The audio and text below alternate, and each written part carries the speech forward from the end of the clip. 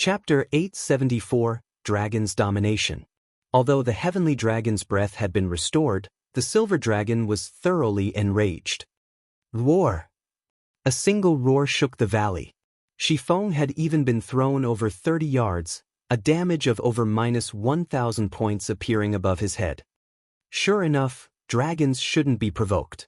As Feng climbed up from the ground, he stared at the towering silver dragon in shock. This was the silver dragon's true power. Its roar alone had caused so much damage. Even throwing several million players at it would be suicide. However, Feng did not know that, if not for the heavenly dragon's breath absorbing a large portion of the silver dragon's power, the dragon's roar would have been more than enough to claim his life. The silver dragon's roar also alarmed the distant mutants and White Knight's team. Big Brother White, the dragon's awake. What should we do? The elementalist, Frozen Dream, asked worriedly, frowning. They were already badly battered from their fight against the mutants, and winning against these monsters was still a huge problem. If the silver dragon joined the fray, it would be their doom. She understood powerful the silver dragon was. Now that they didn't have a magic array to suppress it, even its sneeze could end their lives. They could deal with suffering a single death. However, the quest White Knight had accepted was extraordinary. If they failed the quest, the consequences would be unimaginable. We're still too close to the silver dragon. Let's continue to retreat. I remember a cave being nearby. Let's head there, White Knight commanded after considering the situation. The silver dragon's strength spoke volumes for itself. However, as long as it did not discover them, it wouldn't be a threat. These mutants were still their main problem. Killing one was exceedingly difficult. If not for the advantageous terrain and the large number of magic scrolls and tools they possessed, they would have been dead already. Boss, look, there's someone in the sky. A ranger with sharp eyesight suddenly announced as he looked towards the distant clouds. Huh. White Knight was confused. He unconsciously turned to look where the ranger pointed. They were currently within an abyssal monster nest. They had only arrived here safely due to the teleportation magic array the quest had provided. It was hard to imagine someone else being here. After a close look, White Knight discovered someone flying across the sky. However, roughly 2 seconds later, White Knight's expression darkened. His team members' expressions were similarly grim. They noticed the silver dragon following the player closely. Based on the dragon's appearance, it seemed furious. Moreover, now that the silver dragon was free of the magic array's suppression, it looked far stronger than before. The silver dragon they had previously faced felt like an adorable kitten compared to the prehistoric beast that flew through the sky. Crap, just who is that? As these players watched the figure fight while fleeing the silver dragon, they were stunned. They even wondered if that figure was an NPC rather than a player. However, the green diamond marker above the figure's head confirmed that it was a player. Even if they wanted to deny the truth, they had to face the facts before them. In the sky, Feng had activated Power of Darkness, increasing his attributes by 60% for 10 minutes. In addition, he had activated Wind Rider. Overall, he was slightly faster than the silver dragon. Initially, Feng had despaired, prepared to die and lose the Abyss Ancient Book. However, after examining the silver dragon's information, he breathed a sigh of relief. Due to the heavenly dragon's breath having absorbed a large portion of its power, the silver dragon had fallen into an extremely weakened state. The previous roar had been the silver dragon's last strand of power. Now, both its level and tier had fallen significantly. Silver Dragon, Tier 4. Level 55. Extremely weakened. Although Feng was definitely no match for a level 55, Tier 4 boss, with the power of darkness coursing through him and the partially restored heavenly dragon's breath, his attributes had far surpassed that of a Tier 2 class of the same level. He also had a skill like Wind Rider to boost his speed. Escape was entirely possible. Heavenly Dragon's Breath, Ring, Fragmented Legendary Rank. Equipment requirement, Strength 400, Agility 400, Intelligence 200. When equipped. All attributes plus 50, level 40. strength plus 50%, agility plus 50%, intelligence plus 35%, endurance plus 50%, movement speed plus 35%, attack speed plus 30%, ignore levels plus 15. All item level requirements reduced by 10 levels. Additional skill 1, Dragon's Authority. Suppress all enemies in the surroundings with the might of the Heavenly Dragon, inflicting the fear status onto enemies within a 50-yard distance, reducing their attack power by 40%, attack speed by 40%, and movement speed by 40% for 1 minute. Cooldown, 3 minutes. Additional skill 2, Dragon Breath.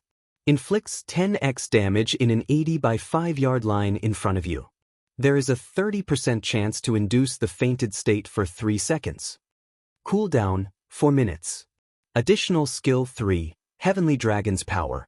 Allows the user to temporarily possess the power of the Heavenly Dragon, increasing HP by 500%, strength by 150%, agility by 60%, and defense by 300%, and grants immunity to all controlling effects for 2 minutes.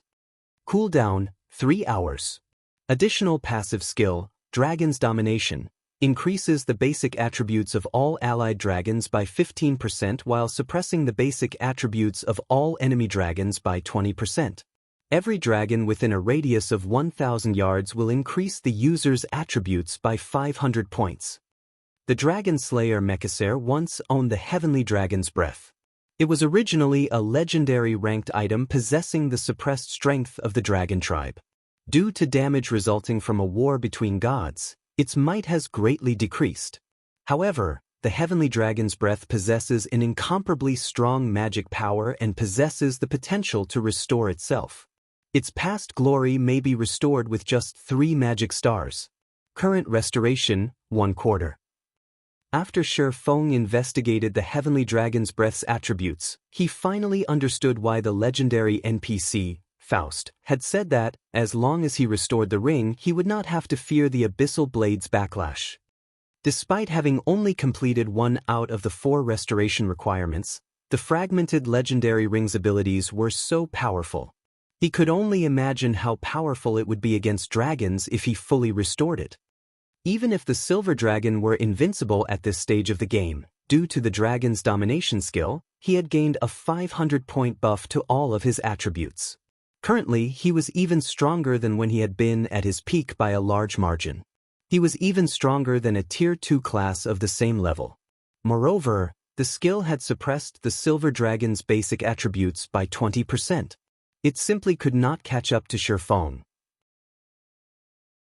Chapter 875, Temple Ruins.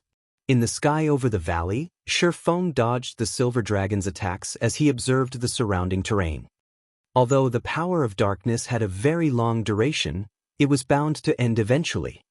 Once he lost the power of darkness's buffs and had to rely solely on the Heavenly Dragon's Breath, escaping the Silver Dragon would be impossible. There it is. Feng quickly found the Silver Dragon's egress. He then turned and dashed towards that area. Dilapidated temple ruins used to occupy the area. However, the dragon's emergence had raised the ruins. Now, there was only a massive crater with the scattered fragments of the temple ruins. The scene reaffirmed Feng's previous assumption. There was a 99% chance that White Knight and the other Owl members' unexpected arrival was due to a quest.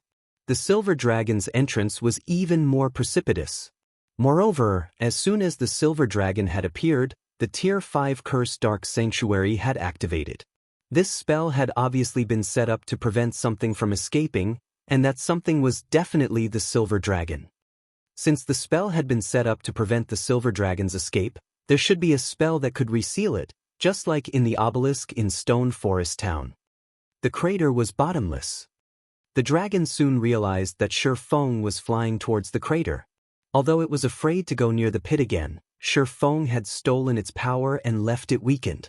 Even if it could still recover, recuperation would take a long time. It wouldn't be able to soothe the hatred in its heart if it did not get rid of this swordsman. Hence, it too flew into the crater after Feng. Once the Silver Dragon vanished, White Knight and his team heaved a sigh of relief. As long as they did not agitate the dragon, they, more or less, had a chance of getting rid of these mutants. Had the silver dragon joined the battle, they would have lost all chance of completing their quest. Just who is that person? He was actually able to stand up to the dragon for such a long time. The members of OWL had been deeply shocked when they saw the scene from before. At the end of the day, a dragon was still a dragon. Even if it was weakened extremely, it was still not an ant that players like themselves could go up against. Previously, they had managed to see very clearly that, although the silver dragon was in a weakened state, the information it displayed showed that it still had the strength of a level 55, tier 4 boss. It would be a piece of cake for the silver dragon to squash them into pancakes, so much so that they wouldn't even have any power whatsoever to resist it. Alright, focus. The dragon has already disappeared. Let's hurry up and wipe out these mutants. Use a magic array to suppress them, right away. We no longer have time to hold back. Feng's performance had likewise shocked White Knight considerably. However, he did not think that Feng could pin down the silver dragon for very long.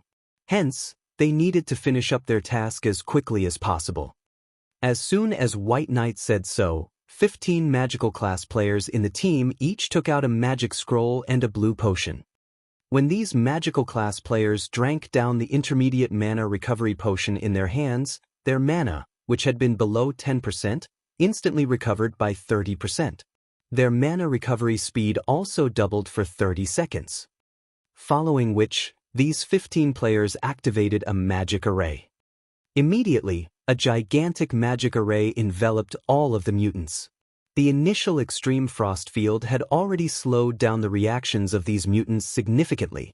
With the effects of the magic array added in, the mutant speeds decreased further by a large margin. Their attributes were also suppressed by 30%. Although the attributes of the mutants were still superior to theirs, they were no ordinary experts. Originally, with just the effects of the extreme frost field, each of them could easily handle a common mutant by themselves. Some of them were even capable of pinning down the elite mutants. Now, against these much slower and weaker mutants, everyone had an even easier time fighting. The appearance of the magic array had instantly turned the tide of the battle. At the bottom of the crater, Feng very quickly discovered a gigantic magic array surrounded by 36 stone pillars over 100 meters tall with numerous divine runes engraved onto them. In addition to these pillars, he also spotted a destroyed altar at the corner of the magic array. It seems that as long as that place gets repaired, I can reactivate the seal. Feng immediately rushed over to the altar. As soon as he arrived before the stone altar, however, he immediately felt as if he had been scammed. To restore the stone altar, he actually needed 1,000 magic crystals as well as the permanent sacrifice of 80 points of all his basic attributes. The number of magic crystals required was nothing to Feng. After all, he always carried several thousand crystals with him in case of emergency. However, the permanent loss of 80 points in all attributes was a different story. To current ordinary players, losing that much in attributes would practically cripple their account. However, seeing the silver dragon already flying over, Feng gritted his teeth and clicked, accept. Anyway, after restoring the heavenly dragon's breath, the ring now provided additional basic attributes. It also received massive improvements in various other aspects. Overall, even after factoring in this loss, he still ended up with a net gain in basic attributes. The instant Feng clicked accept, he immediately felt power draining out of his body. Meanwhile, the silver dragon, which had just arrived before Feng and was about to slap him to death with its claws, suddenly froze, fear flashing in its eyes. At this moment, it distinctly heard the clanging and jangling of metallic chains. All at once, the silver dragon was terrified. It no longer cared about Feng as it instantly tried to distance itself from this place that had once trapped it. You want to escape? At this moment, a cold smile appeared on Feng's face. If he were to let the silver dragon escape now, he would have sacrificed his attributes for nothing. Abyssal bind. Suddenly, over a dozen pitch-black chains emerged from the ground, directly binding the silver dragon. Although Abyssal Bind had little effect on a monster of the Silver Dragon's caliber, it still managed to delay the dragon by half a second. To most, this half a second might not seem like much. To the Silver Dragon, however, this half a second was sufficient to send it falling from heaven straight into hell. The Silver Dragon broke free of the pitch-black chains, but before it could escape the crater, numerous golden chains shot out from the magic array and bound it. No matter how hard the Silver Dragon struggled, it was slowly, bit by bit, dragged back down to the bottom of the crater. At this moment, the Silver Dragon's heart overflowed with despair.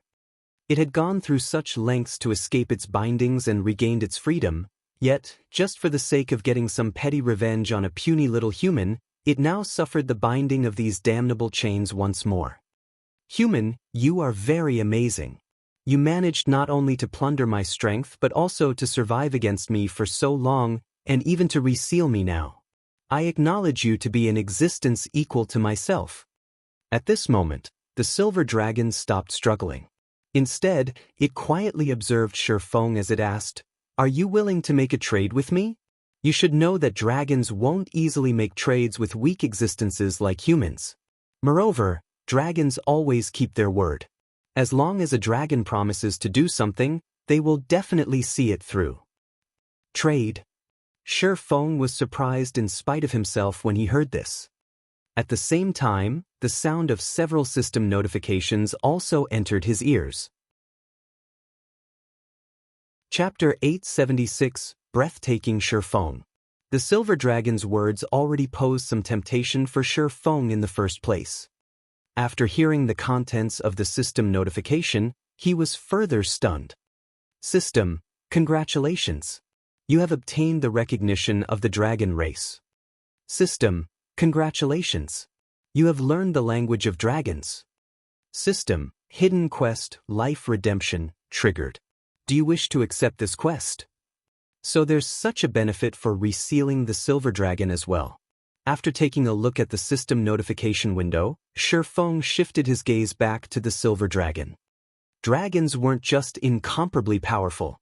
They also loved collecting treasure. If he could complete this quest relating to the dragon race, the potential rewards would definitely be much more bountiful than those from quests given by human NPCs. Originally, White Knight and the others were the ones who should have received this quest. Now, however, Feng had accidentally stolen this opportunity from them. Sure, but what will I get in return? Feng asked, smiling as he looked at the fallen Silver Dragon. In any case, he was not in a rush to go anywhere. Hearing the dragon out wouldn't hurt. I know that you humans are always in pursuit of power. I know of a certain location.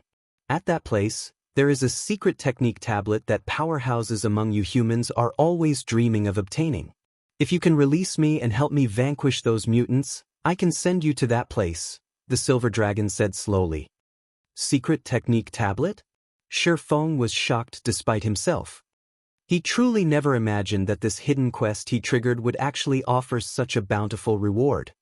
If he could obtain an additional secret technique tablet, he would be able to nurture even more guild experts. All right, I agree to your offer, Feng answered without hesitation. System, hidden quest, life redemption, accepted. Quest content, help the Silver Dragon kill the mutants. Such good opportunities did not come easily. Currently, Feng was still utterly helpless about the Golden Tablet quest. That mysterious youth was simply too powerful. Feng simply had no chance to complete the quest at his current level. Dealing with the mutants, on the other hand, was much less demanding. These mutants had appeared just recently. They had not undergone any growth as yet and were currently at their weakest. Hence, it would be significantly easier to kill them. If he were to give the mutants 10 days or half a month, even he would be helpless to do anything about them. Following which, Feng destroyed the stone altar once more and liberated the Silver Dragon. Though I cannot get too close to those mutants, I can support you from the sidelines. Looking at the chains binding its body disappearing, the Silver Dragon extended one of its massive claws to Feng and said, "Hop on. I will bring you over to the battlefield." Given free rein, those mutants will only grow stronger as time passes. We need to exterminate them as quickly as possible. Without hesitation, Feng hopped directly onto the silver dragon's claw. Indeed, just as the silver dragon had said, even if those mutants did not devour or kill any monsters or players, they would still grow stronger with the passage of time. Without any intervention, they would become a disaster in God's domain in a few days. In his previous life, a mutant that had been left unchecked in Star Moon Kingdom had wreaked devastation on the kingdom. By the time players realized the severity of the situation, that mutant had already grown into a difficult foe to defeat even with more than 100,000 players. Suddenly, the silver dragon spread its wings and flapped them. It then flew straight out of the crater and shot into the sky. "Boss, something's not right with these mutants," a level 38 male swordsman suddenly said. "I keep feeling that they're becoming stronger and stronger." "Yeah, I get the same feeling. Although there aren't any changes to their maximum HPs, my attacks are actually doing less and less damage to them." "Me too. Moreover, their movements and reactions are gradually improving." At first, everyone had thought this was just their own misconception. However, after one person mentioned it, everyone else similarly felt that something was amiss. If they allowed these monsters to continue strengthening, their situation would become increasingly precarious. After all, just from a numbers point of view, they were now at a disadvantage. Initially, there had been 101 mutants. Now, there were still 87 of them. On the other hand, their team, which had started with 100 members, had only 64 members remaining. Most tragically, even until now, they had yet to defeat a single elite mutant. Moreover, they had also used up nearly all the magic scrolls and tools they had brought with them. This was the first time they had encountered such a difficult quest where they could not see any hope of victory whatsoever. White Knight, who had been kiting the chieftain mutant all this time, frowned deeply as well. In truth, he, too, had long since noticed that these mutants were becoming increasingly stronger, especially the chieftain mutant he was kiting. Whether it was in terms of reaction speed, defense, or attack power, these monsters were receiving gradual minor improvements. However, he was also helpless about the situation. He had already made plenty of preparations for the quest this time. He had never thought that they would still end up failing. Just as everyone was falling into the pits of despair, a massive figure appeared in the sky once more, the roar it released making everyone from Owl tremble. "It's over! We're truly finished this time." All their hearts sank into utter despair when they saw the silver dragon flying towards them. A Tier 4 silver dragon was far more powerful than these mutants they were struggling against. They already possessed no chance of victory against these mutants. Now that a silver dragon was joining the fray, they did not even have the heart to try to resist. "Hey, look at the silver dragon's claw. There seems to be a person standing there." Frozen Dream exclaimed as she stared at the distant silver dragon, her beautiful eyes widening in disbelief. The silver dragon was beyond terrifying. It was truly hard to imagine there would be someone capable of standing on the dragon's claw. Hearing Frozen Dream's words, everyone promptly focused their gazes on the dragon's claws. "Isn't that the player from before? I'm not dreaming, right? The silver dragon that was trying to kill him before has actually fallen under his control? Is he even human?" Everyone was thunderstruck when they saw Feng standing on the silver dragon's claw. Once upon a time, they had been prideful over the fact that they were in possession of either a bronze or mysterious iron mount even before reaching level 40. After looking at Feng, however, they were just a bit short of dying from embarrassment. As the silver dragon rapidly approached them, its powerful aura left everyone breathless, despite several hundred yards still separating them. Shortly after, Feng jumped down from the silver dragon's claw and landed before everyone. None of the members of Owl could find it in themselves to speak to Feng. They only observed him quietly with eyes full of fear. Just the thought of the silver dragon hovering above Feng made them shudder. A single snort from the silver dragon would be more than enough to wipe them out completely. One could say that their fates were currently in Feng's hands. "Fellow friend, how may I help you?" At this moment, even White Knight had an incomparably tense expression as he looked at Feng. Setting aside the silver dragon hovering above Feng, just the swordsman himself gave White Knight a feeling of an unreachable existence. Even though White Knight clearly couldn't feel any danger coming from Feng, the aura the latter radiated was actually somewhat superior to even a lord-ranked monsters of the same level. In front of an expert of such caliber, even his prideful self had to tread with great caution. Chapter 877, Brutal Massacre. Feng sent a glance at White Knight and the others, who were currently still locked in combat. From the current state of their battle, they were performing much better than he initially expected. At this moment, Feng had to admit that Owl was indeed an adventurer team on par with the Midnight Tea Party. There was quite a number of capable experts among them. If Zero Wing's main force were the ones fighting here today, they would have long since fallen to these mutants.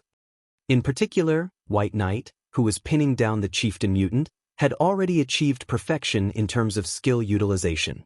Feng estimated that every one of White Knight's skills had a completion rate of at least 90%.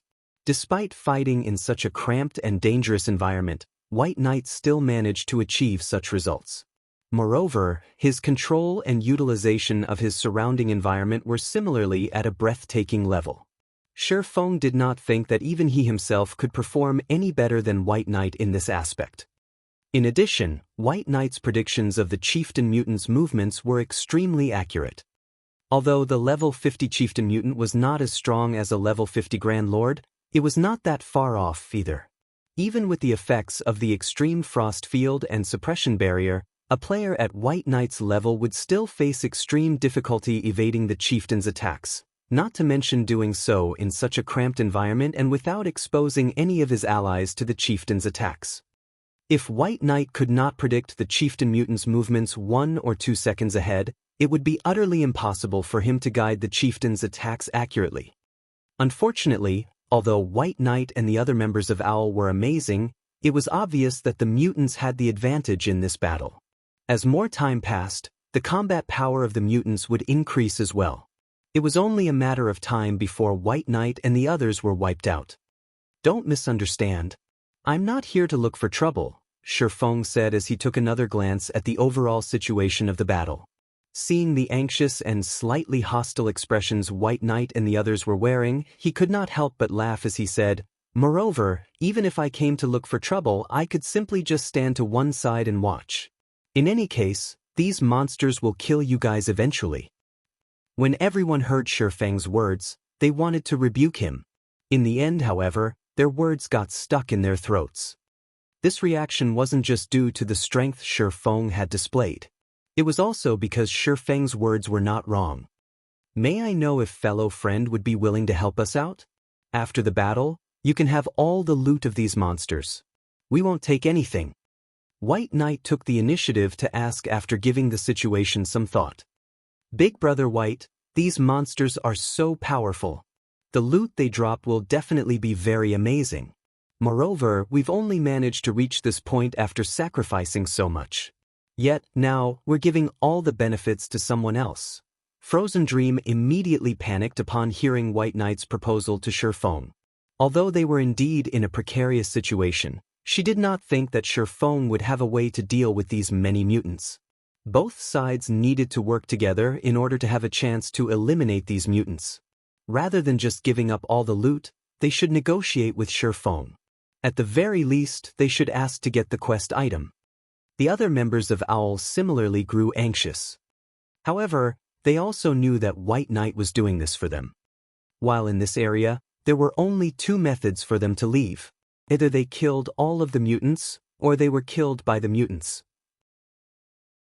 Judging by the current momentum of the battle, it was only a matter of time before they died, and they would suffer significant losses if they died.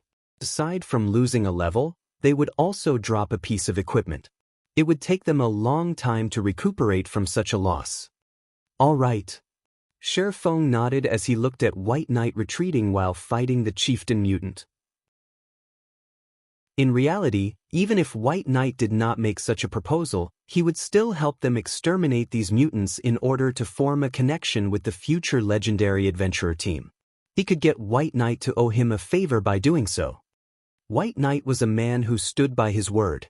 As long as he promised something, he would definitely do it. Back then, the Ranger had owed the Super Guild King's Return a favor.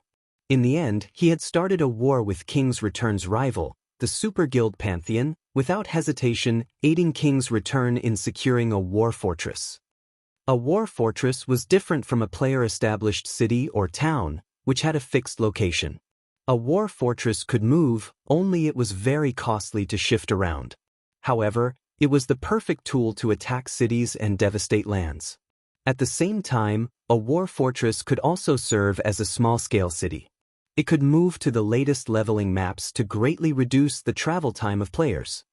The value of a war fortress was far above even that of a legendary item. For this reason, Pantheon had hated Owl down to the very bone. The Super Guild had even mobilized its army to assault Owl's main headquarters. Although Owl ended up winning in the end, the adventurer team had suffered tremendous losses. Meanwhile, although White Knight had not said that he would owe Feng a favor, the Ranger would definitely remember the favor Feng would do him today. Just this point alone was enough for Feng. Many thanks. Upon hearing Feng agree to his proposal, White Knight breathed out a sigh of relief. His teammates might not be convinced of Feng's strength, but if Feng did not possess sufficient strength, how could he possibly have managed to treat the Silver Dragon as a mount? Following which, White Knight had Frozen Dream write out a contract. After both sides signed the contract, they added Feng to the team and appointed him the team leader. What's there to thank him for? Haven't we given him all the benefits already? Frozen Dream silently pouted, feeling extremely displeased as she looked at Feng, who was wearing a black cloak and had his identity hidden. She refused to believe that Feng could truly do anything about these mutants. In the end, he would just be utilizing the strength of the Silver Dragon. However, this was the Silver Dragon's strength, not Feng's own strength. After signing the contract, Feng also informed the Silver Dragon to take action. In the next moment, the Silver Dragon let out a deafening roar, and a gigantic, silver magic array covering a radius of 500 yards appeared immediately, catching everyone within it. As soon as the magic array appeared, the mutants began emitting white smoke from their bodies. Not only did their defense abruptly decrease by a large margin, but even their attack power had weakened significantly. Such a powerful spell. At this moment, everyone fully experienced just how powerful this silver magic array was. Originally, their attacks only dealt around -200 to -300 damage to the common mutants. Now, however, their damages doubled. On the other hand, the damage the common mutants were dealing to their MTs had decreased significantly, instantly going from around -5,000 damage per hit to around -2,000 damage per hit. This sudden development greatly lessened the burden on the MTs and healers. Unfortunately, even with such a powerful spell assisting them, it was still not enough to bridge the gap between the two sides. The HPs of the mutants were simply too high. Just the common mutants already possessed 1,500,000 HP, not to mention the elite and chieftain mutants. The monsters had more than enough HP to exhaust them to death. Let's use you all to test my new strength then. A hint of excitement flashed in Feng's eyes as he looked at the clumped-up mutants. In the next moment, Feng activated Silent Steps and appeared behind a common mutant. Chop. -6,417. Thundering Flash. -3,405. -8,717. -7,004. -10,214. Thunder Flame Explosion. -12,137. The common mutant's HP rapidly flowed away like running water. Even Feng's normal attacks dealt around -2,200 to -2,300 damage.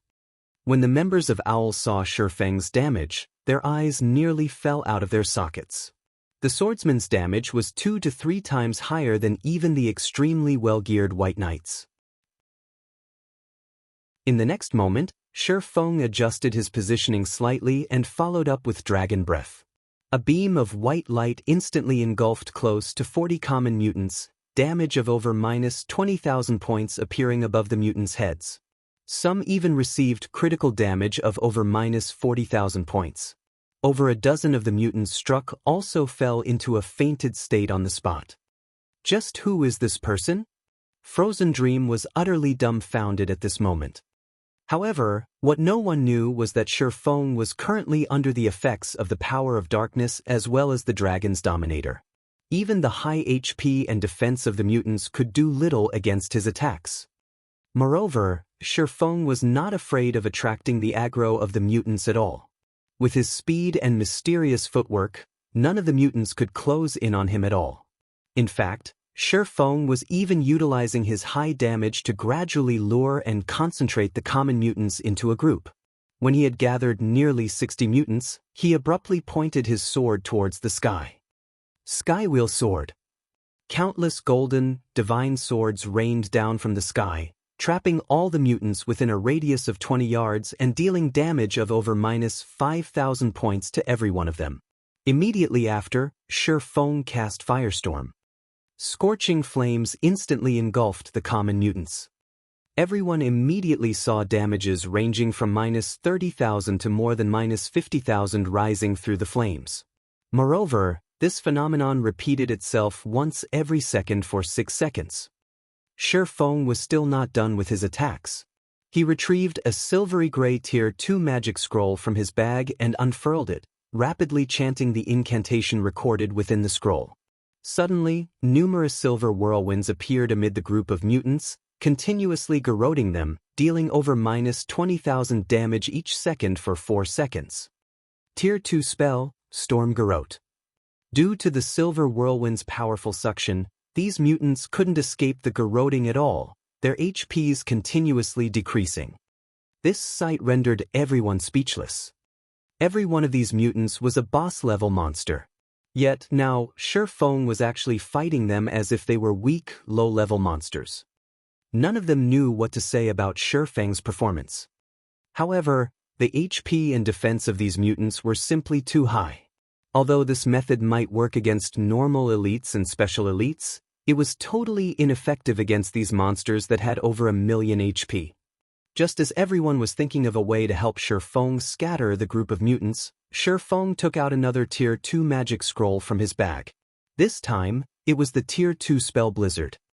Not only did the spell freeze these mutants for 8 seconds, but it also dealt over -40,000 damage to each of them. After using one scroll, Feng would take out another Tier 2 magic scroll. Moreover, it was another AoE attack magic scroll.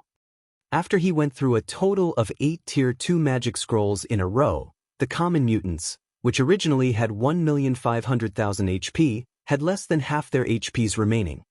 Crap, does this guy run a magic scroll photocopying shop or something? Feng's actions left everyone flabbergasted. They could be considered a top-class adventurer team. Throughout their time playing God's Domain, they had accumulated a significant stockpile of items. They also possessed quite a few Tier 2 magic scrolls. However, even for them, Tier 2 AoE attack magic scrolls were still extremely rare items. Until now, their entire team had managed to collect only 5 of such scrolls, which they had used up on previous quests. Now, however, Feng alone had taken out 8 of such magic scrolls. Just as everyone thought Feng had already run out of scrolls, the latter pulled out yet another Tier 2 magic scroll. Everyone was now at a complete loss for words.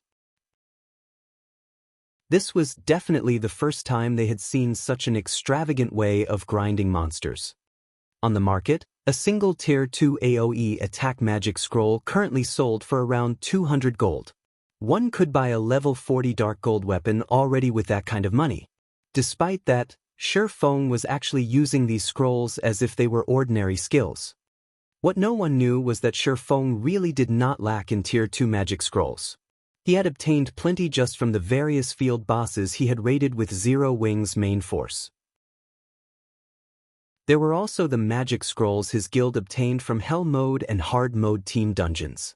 Moreover, as he ventured to new high-level maps, he would often come across bronze or mysterious iron treasure chests.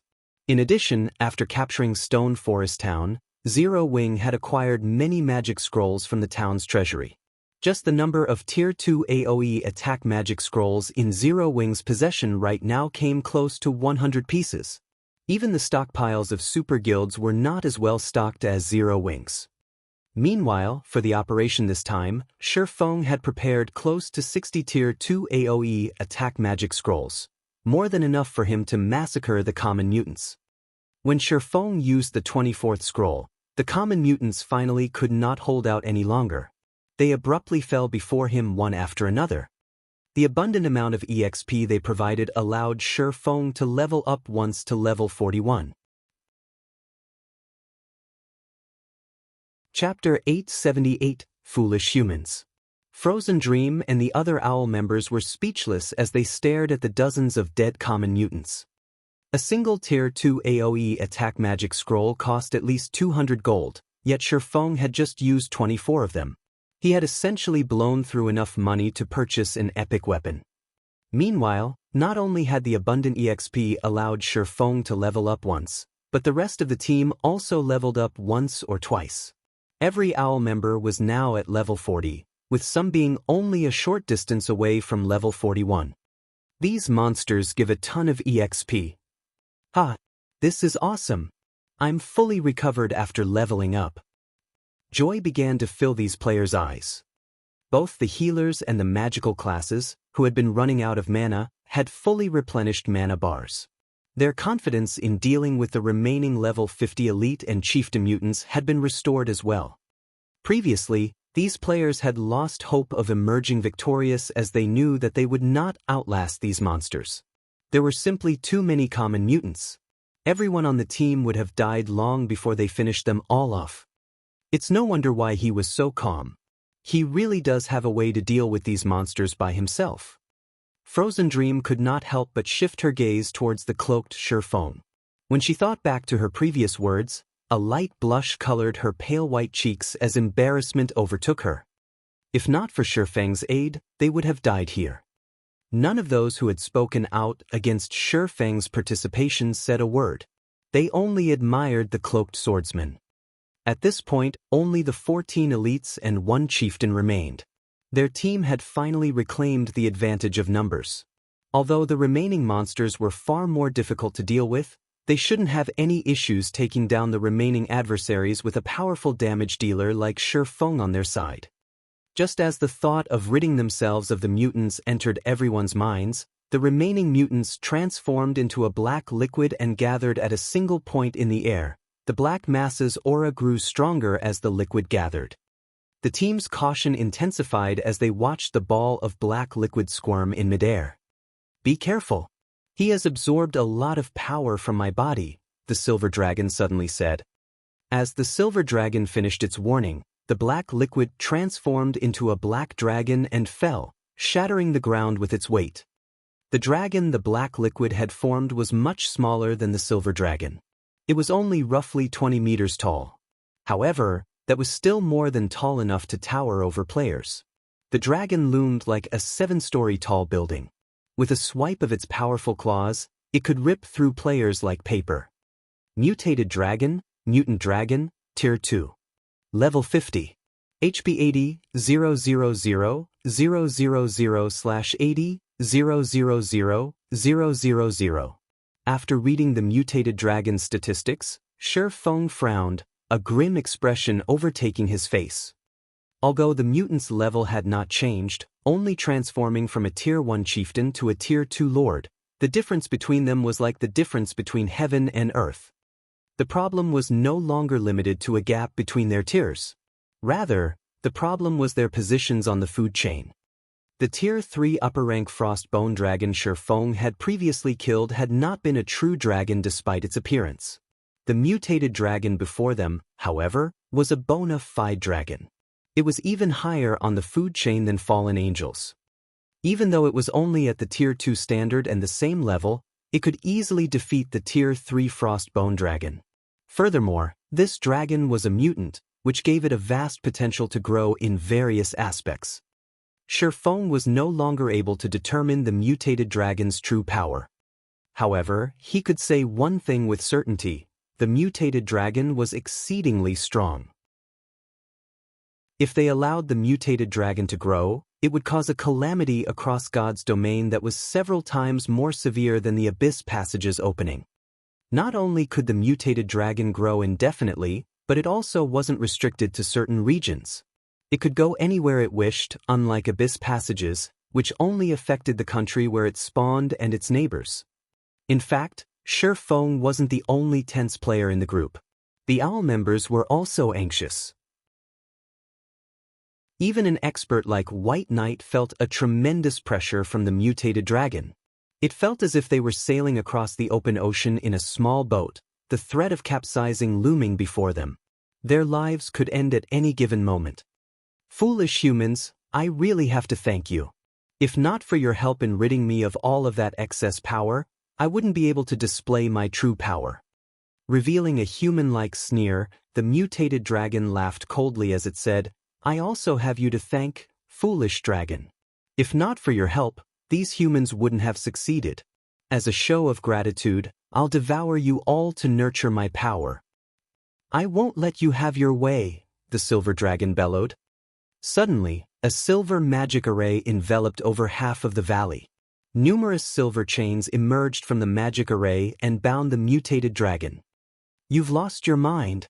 You are actually willing to sacrifice your lifespan to cast this spell? The mutated dragon was flustered as it felt the silver chains drain its strength, yet no matter how hard it struggled, it couldn't even scratch them. So what if you've used this spell? How much of your lifespan can you afford to expend? Once you're exhausted, I will regain my freedom. You cannot stop me. Human, I will leave the rest to you, the silver dragon said weakly. Casting this spell had obviously taken a massive toll.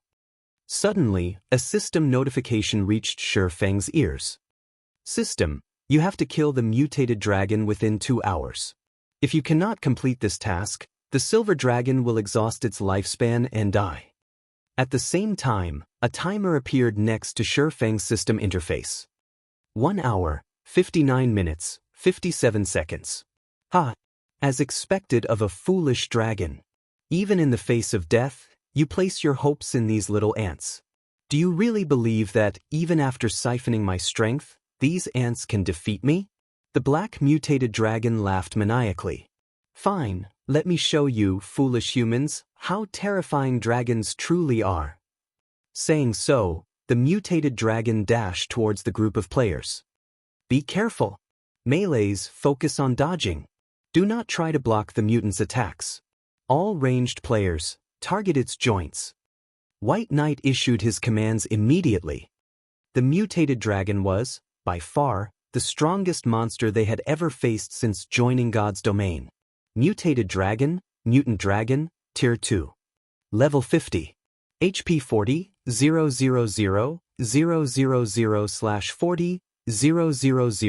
000, 000. They might not have had any hope of victory before, but the silver chains now suppressed the mutated dragon. Both its attributes and mobility had been significantly restricted. Moreover, they had recovered to their peak states and risen to level 40, improving their basic attributes. All hope was not lost. Very quickly, 3 level 40 MTs moved to stand between the mutated dragon and the rest of the team, each one possessing over 18,000 HP. Seeing the mutated dragon swing one of its massive, clawed 4 feet at them, all 3 MTs took evasive measures and activated their life-saving skills simultaneously, reducing the damage they took by half. As the mutated dragon attacked, the distant White Knight used Triple Piercer, the skill with the greatest impact among all his Tier 1 skills. His skill completion rate had even reached 97%, the original 3 arrows merging into one. The newly combined arrow tore through the air as it penetrated the mutated dragon's wrist. Boom! Minus 2,315. Although White Knight's attack struck the joint, it did not affect the dragon's forefoot at all. The claws blurred as they struck a Guardian Knight that had not dodged in time. The Guardian Knight's HP instantly fell by 10,000. If he had not activated his life-saving skill, he would have become mincemeat the moment the dragon's claws reached him. This is after it has been weakened? The players gasped when they saw the mutated dragon's defense and damage. With such high damage, defense, and speed, they had no hope of contending with the mutated dragon as they were right now. As the owl members began to despair, a black figure appeared before the mutated dragon. This figure was none other than Feng. Seeing this, disgust flashed in the mutated dragon's eyes. It slapped at Feng with its forefoot as if it were swatting a fly. Before anyone could react, the dragon's forefoot struck the ground, forming a crater with a radius of over 10 meters. Chapter 879. Overwhelming a Dragon with Force. The players from Owl were stunned when they saw the mutated dragon's strength. They had often seen attacks form craters after hitting the ground. However, this was the first time they had seen an attack form such a massive pit. Moreover, this had been a normal attack, not a skill. Why was he so impatient? Frozen Dream frowned at the crater beneath the mutated dragon's front foot. From the damage their guardian knight had received, she understood that they could not stand up against the mutated dragon in a head-on clash. They could only rely on the melees to kite the dragon while the ranged players dealt damage and whittled down its HP. Only by doing so would they have any hope of emerging victorious, yet Feng had stubbornly rushed up to the dragon, dying with a single swat. Now, their team had lost a powerful ally, reducing their chances of defeating the dragon even further. However, as the mutated dragon lifted its claws, these players discovered a figure beneath the giant forefoot. How? The team was astonished.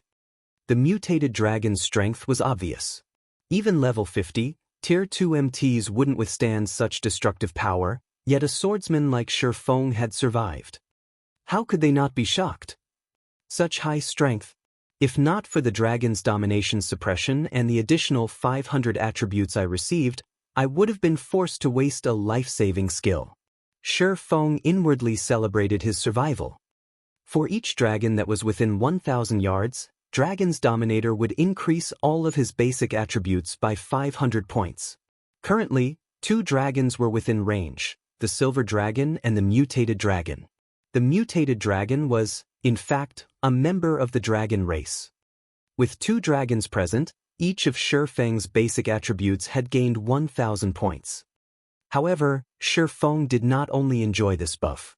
As the Heavenly Dragon's breath increased his attributes by a percentage, his strength, agility, and endurance had increased by another 50% and his intelligence by 35%. Moreover, as he still had the effects of Power of Darkness, Feng's current attributes had long since exceeded that of a level 50, Tier 2 metric tons. Blocking the weakened mutated dragon's attack wasn't an issue. However, it was somewhat strenuous.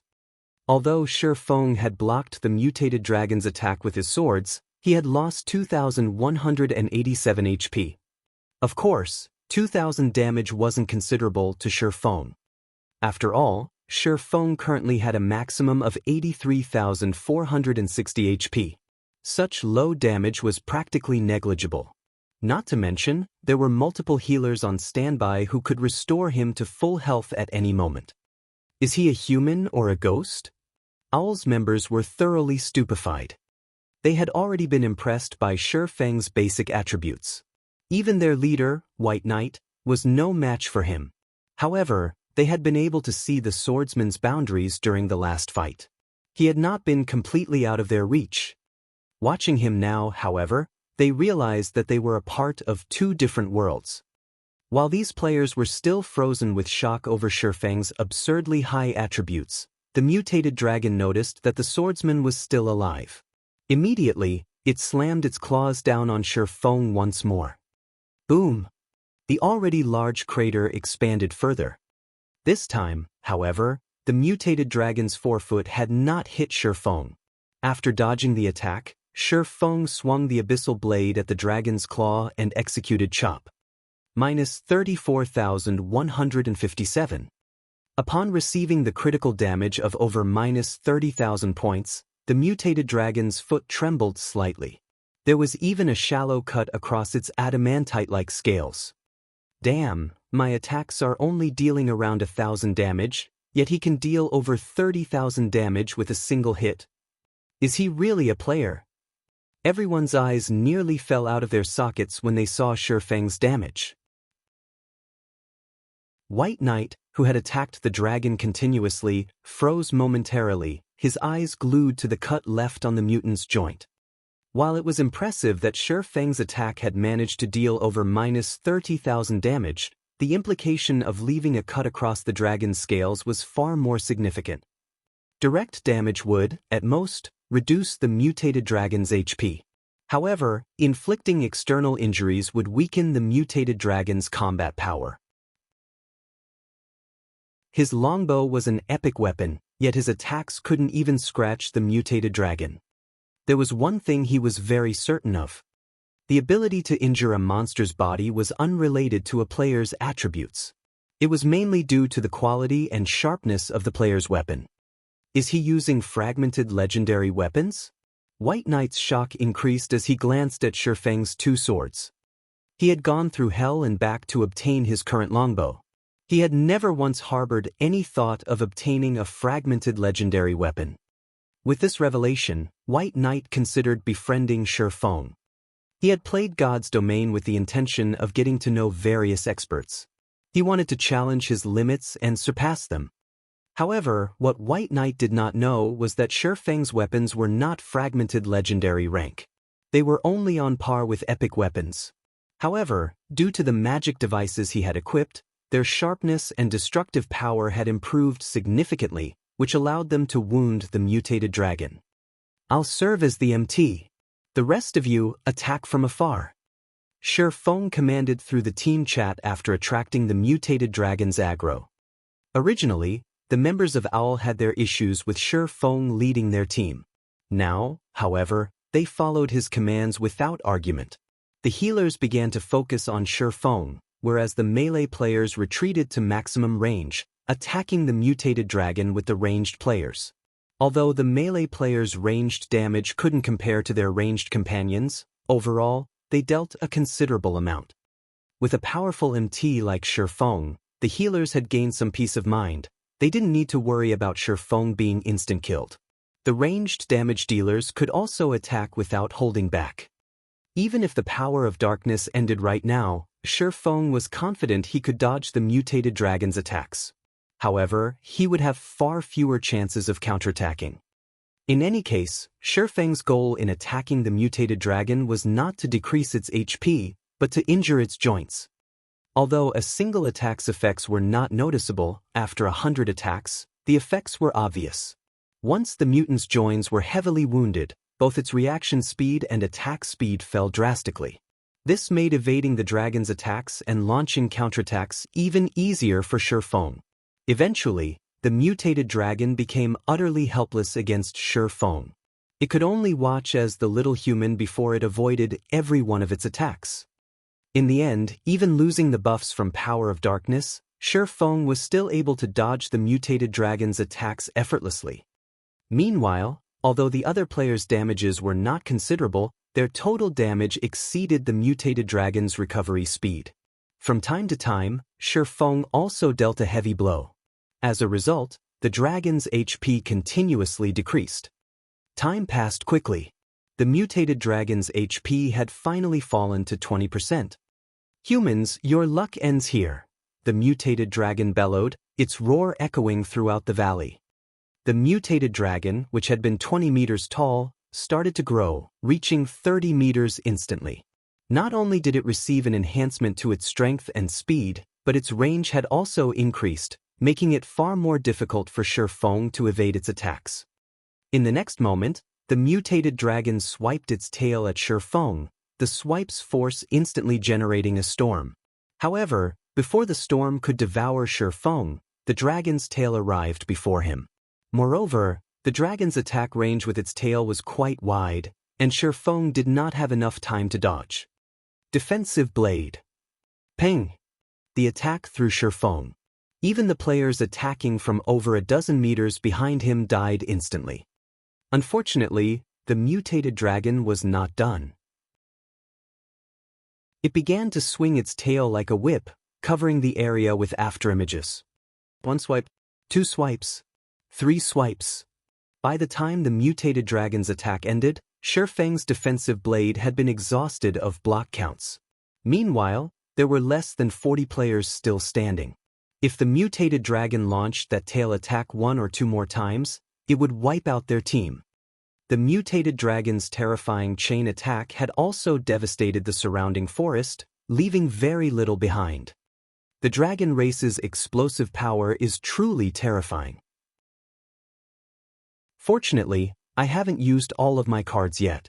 Feng released a sigh of relief, following which he activated Heavenly Dragon's power. Chapter 880, Slaying a Dragon. Boss, the dragon's defense and reaction speed have improved quite a bit. With our remaining numbers, I'm afraid that we can't survive another round of chain attacks, a green-robed, level 40 male summoner anxiously reported. Once the mutated dragon went berserk, a single round of whipping its tail had annihilated all of his summoned creatures. Even their attacks were becoming less effective. Previously, they had been able to, more or less, hit the dragon, each of their attacks dealing around -1,000 damage. Now, however, the mutant blocked over half of their attacks with its tail. Even when their attacks struck the dragon, they only dealt around -600 damage. After factoring in the members they had lost and the healers, their overall damage could not overcome the mutated dragon's regeneration. It was only a matter of time before they team-wiped. This is the final push. Throw everything you have at it. White Knight had been watching the battle from the rear. Excluding Feng's hidden statistics, he had run through various simulations in his mind based on his team's statistics and calculated their probability of taking down the mutated dragon. However, no matter how many simulations he ran through, they were no match for the mutated dragon. The difference between them was simply too massive. He had never expected the mutated dragon to be so terrifying after going berserk. Ordinary bosses generally gained around a 30% increase to their combat power after going berserk. However, the mutated dragon's overall combat power had increased by 50% at the very least. White Knight even suspected that the mutated dragon had doubled its strength after going berserk. Even after Feng had joined, they had barely stood against the dragon. Now that the dragon's strength had grown, they had no hope of victory. Hearing White Knight's orders, every player began to use their most powerful moves against the mutated dragon. Some even activated berserk skills. Although not every OWL member possessed a berserk skill, the remaining 40 or so members were all experts with the highest strength among the team. Over a dozen had learned berserk skills. Immediately, these dozen or so players attribute soared. White Knight and Frozen Dream experienced the greatest improvements, their main attributes increasing by 100%. Buy me some time. Frozen Dream shouted. Immediately, she began to chant an incantation, the surrounding mana gathering rapidly around her. Okay, everyone, aim for the dragon's joints. White Knight shouted. Their survival now depended on this very moment. Either the mutated dragon would wipe them out while it was still berserk, or they would finish off the mutated dragon's 8 million HP while they were berserk. Spells and arrows flew at the mutant. Seeing this, the dragon swiped its claws. Ping. The dragon's massive forefoot blocked over half of the attacks easily. Only extremely accurate attacks like those from White Knight had struck the dragon. -3,348. -1,448. -1,279. -1,354. Although numerous attacks had landed, only White Knight's attacks broke past the 3,000 threshold. Everyone else only dealt around -1,000 damage. Their overall damage barely made a dent in the dragon's remaining HP.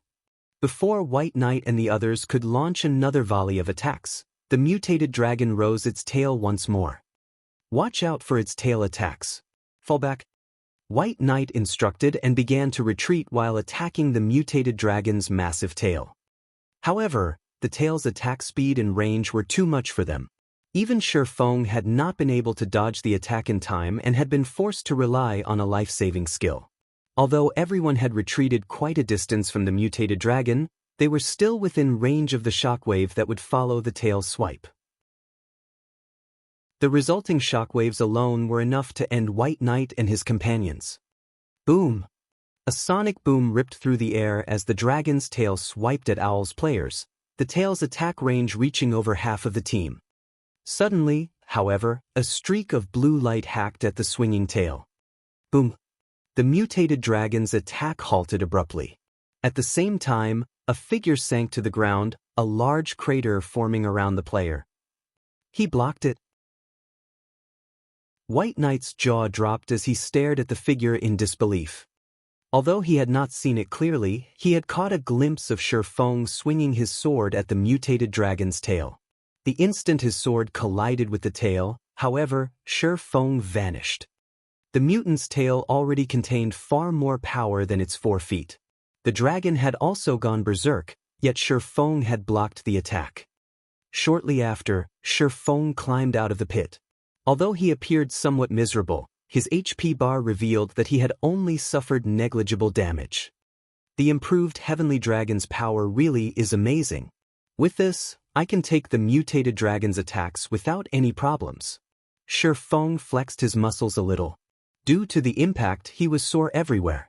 Overall, however, his combat power had not been affected overmuch. Not only had Heavenly Dragon's power increased his HP by 500%, but the skill also increased his strength by 150%, agility by 50%, and defense by 300%. Currently, he had over 260,000 HP. With his enhanced defense, he had only received around -3,000 damage after receiving the direct hit. Even without the healer's assistance, he could easily withstand several hundred such attacks. He didn't need to fear the berserk mutated dragon at all. Following which, Feng activated Silent Steps and appeared behind the mutated dragon. He then used Phantom Kill and 9 Dragon Slash. Flame Burst! In the next moment, the twin swords Feng wielded and those of his doppelganger transformed into dazzling miniature suns. Scorching, white rays of light then slammed brutally into the back of the mutated dragon's neck, one after another. -62,487. -43,718. -127,496. -43,587. 30 consecutive scorching blades bit into the mutated dragon's neck, all 30 strikes hitting the same location. In addition, a dozen abyssal blade phantoms continuously assaulted the mutant, each dealing up to -6,000 damage. The mutated dragon released an agonized cry as it slammed into the ground. The mutated dragon's HP had instantly fallen from 8 million to 5,640,000. Immediately after, Feng used Firestorm and Dragon Breath. The mutated dragon's HP fell below the 5 million threshold. This is insane. The witnessing players were nearly speechless as they stared at the fallen dragon. White Knight was just as shocked. He could not figure out how many cards Feng had kept hidden. Feng alone was savagely beating a boss that his entire team had been helpless against. At this time, Frozen Dream finally completed her chanting as she waved her staff. A deep blue magic array suddenly appeared above the mutated dragon. A gigantic ice spear then emerged from the array and descended on the mutant.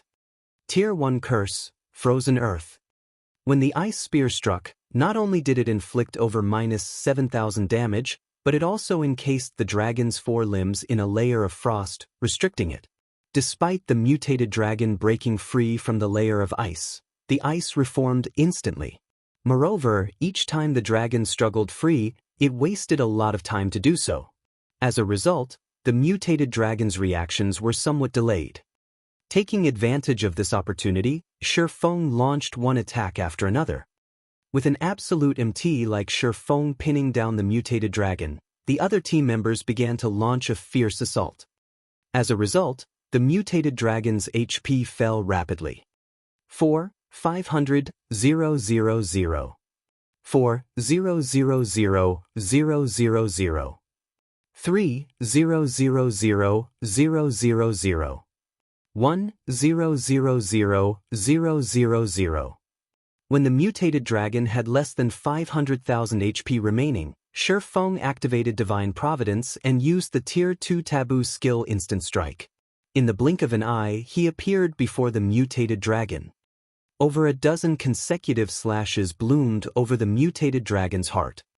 The mutated dragon's HP hit rock bottom instantly, falling to the ground with a loud boom. Over a dozen shining items dropped around its humongous body. Suddenly, a golden glow surrounded Feng's body as he reached level 42. Chapter 881, 3-Star Promotion Order. As the golden glow engulfed Feng's body, the rest of the team experienced the glow as well. Some even experienced the phenomenon twice, their levels launching from 40 to 42. The bountiful EXP that the mutated dragon had provided stunned them all. Even at their level, the mutated dragon had awarded them enough EXP to level up at least once. They had just saved several days of effort. Success! We won! Everyone cheered as they looked at the motionless mutated dragon. The mutant had been far stronger than any monster they had faced before. They shouldn't have survived it at their level, yet they had defeated it. Although they had relied on Feng's strength, they were excited. Some of their excitement was also due to the system notification they received after the dragon had died. System, congratulations! You have received the Dragon Slayer title. Wielder of this title will gain a 10% increase to their humanity reputation. Although this title did not affect their combat power, many players dreamed of the buff it provided. In God's domain, humanity reputation was crucial.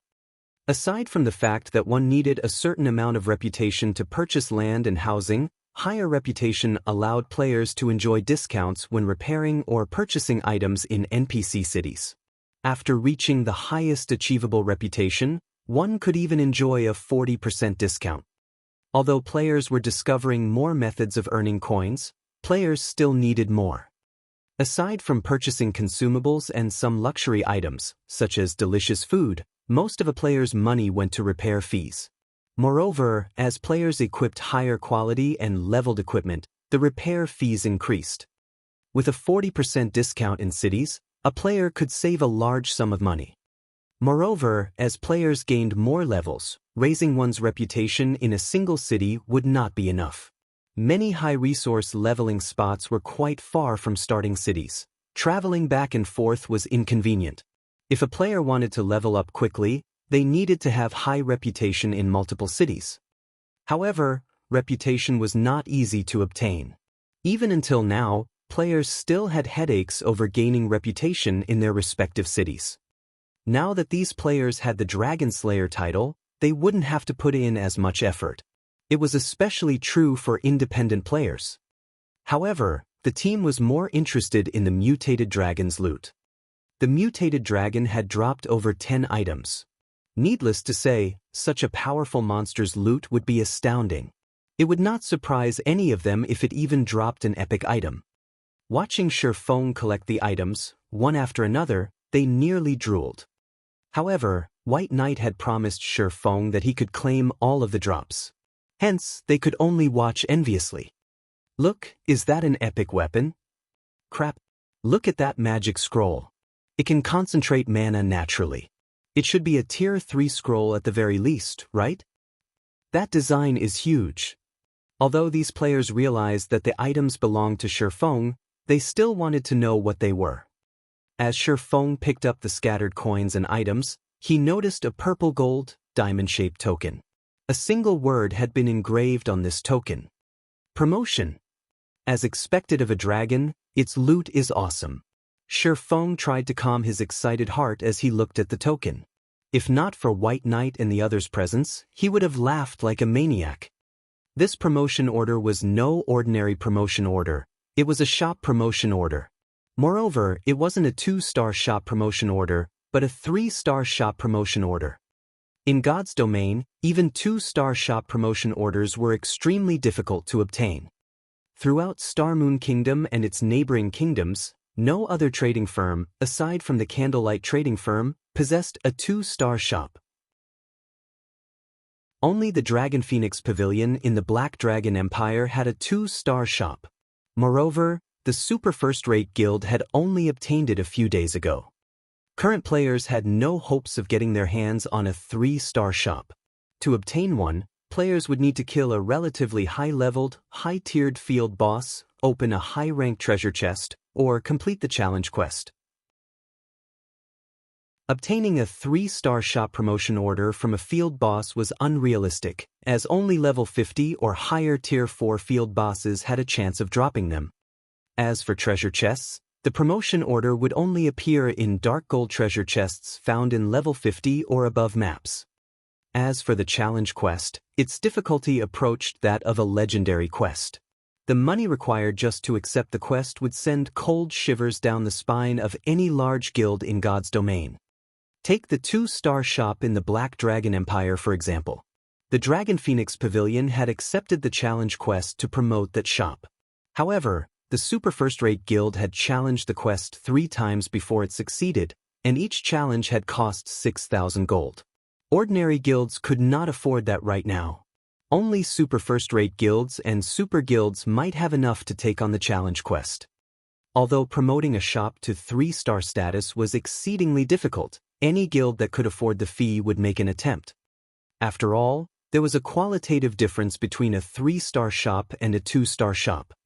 The greatest difference was that, when a shop reached 3-star status, its 1-star shops could be promoted to 2-star status. This one aspect was more than enough to throw the various large guilds into a frenzy. Aside from this, a 3-star shop offered far more functions than a 2-star shop. After reaching 2-star status, a shop would gain access to the special workshops. At 3-star status, a shop would gain access to the basic meditation room. As the name suggested, the meditation room was a space that allowed players to process their thoughts. Moreover, due to the dense mana inside the meditation room, players could maintain a clear state of mind, allowing them to better exert their abilities. The special workshop, on the other hand, only altered the environment to adjust one's mood.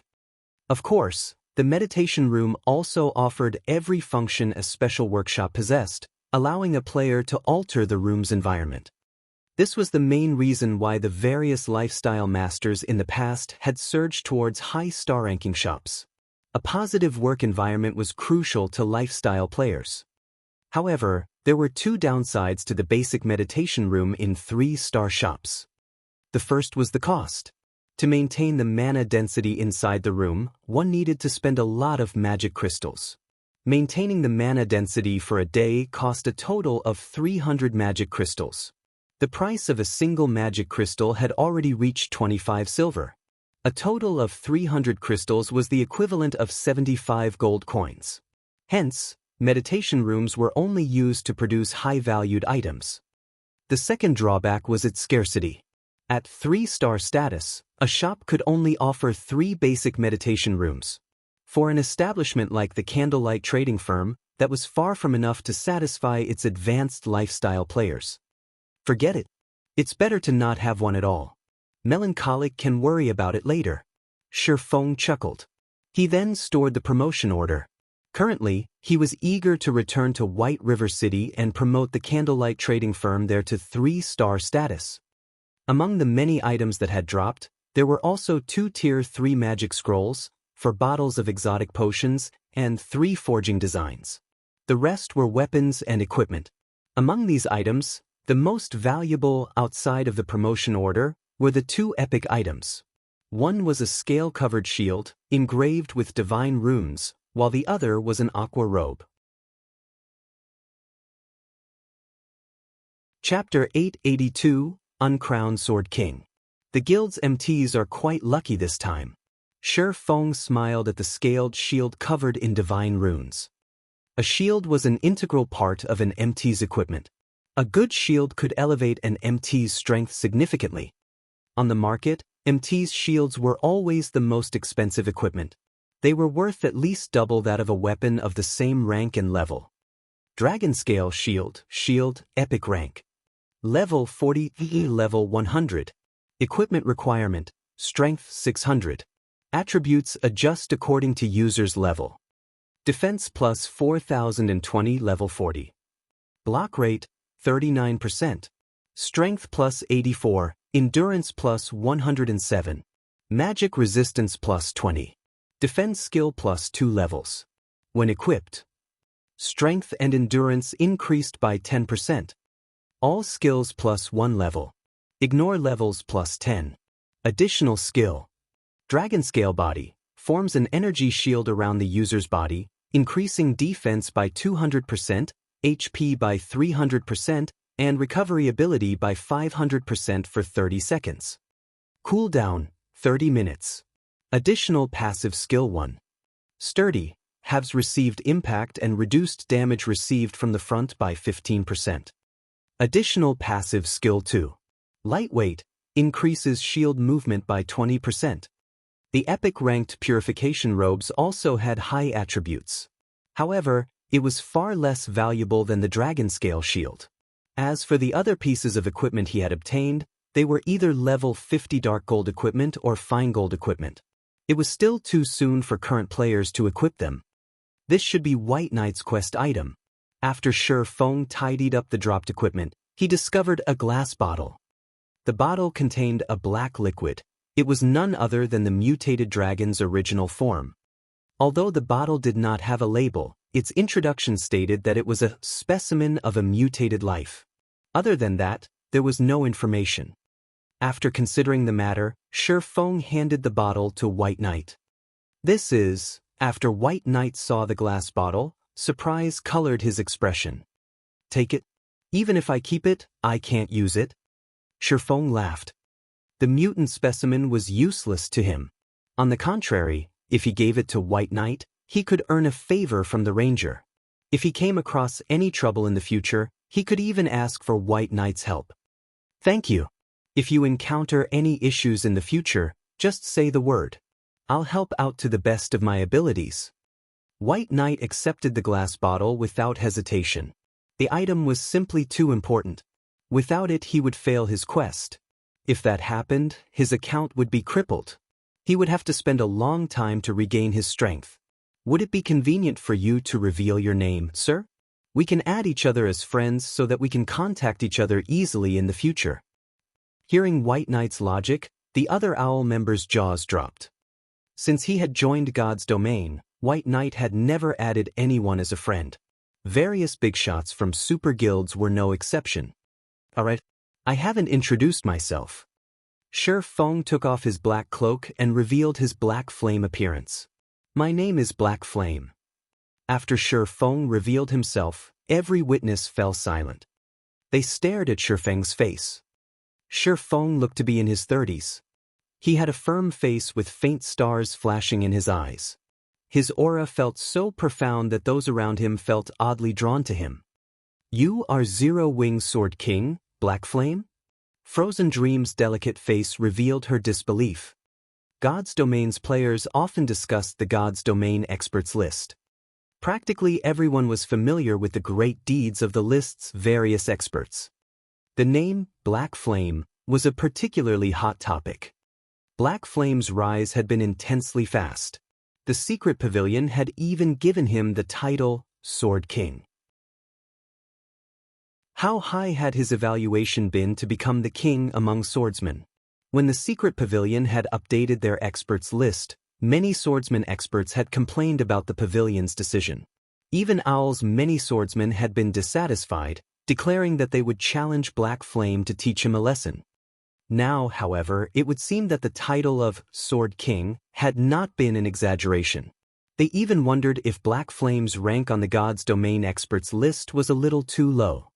The strength Black Flame had just displayed had far surpassed the secret pavilion's evaluation. Even some of the swordsmen, who had previously intended to challenge Black Flame, were dumbfounded. Strong Slash, didn't you say that you wanted to challenge Black Flame? This is your chance. A few of the owl members teased their companion, grinning at a youth in silver light armor. In terms of strength, Strong Slash ranked 15th among their adventurer team. Although his battle records weren't necessarily stunning, He was undefeated in their home city's underground arena. He had already won 99 battles with a perfect winning streak. His defeated opponents even included large guilds' well-known experts.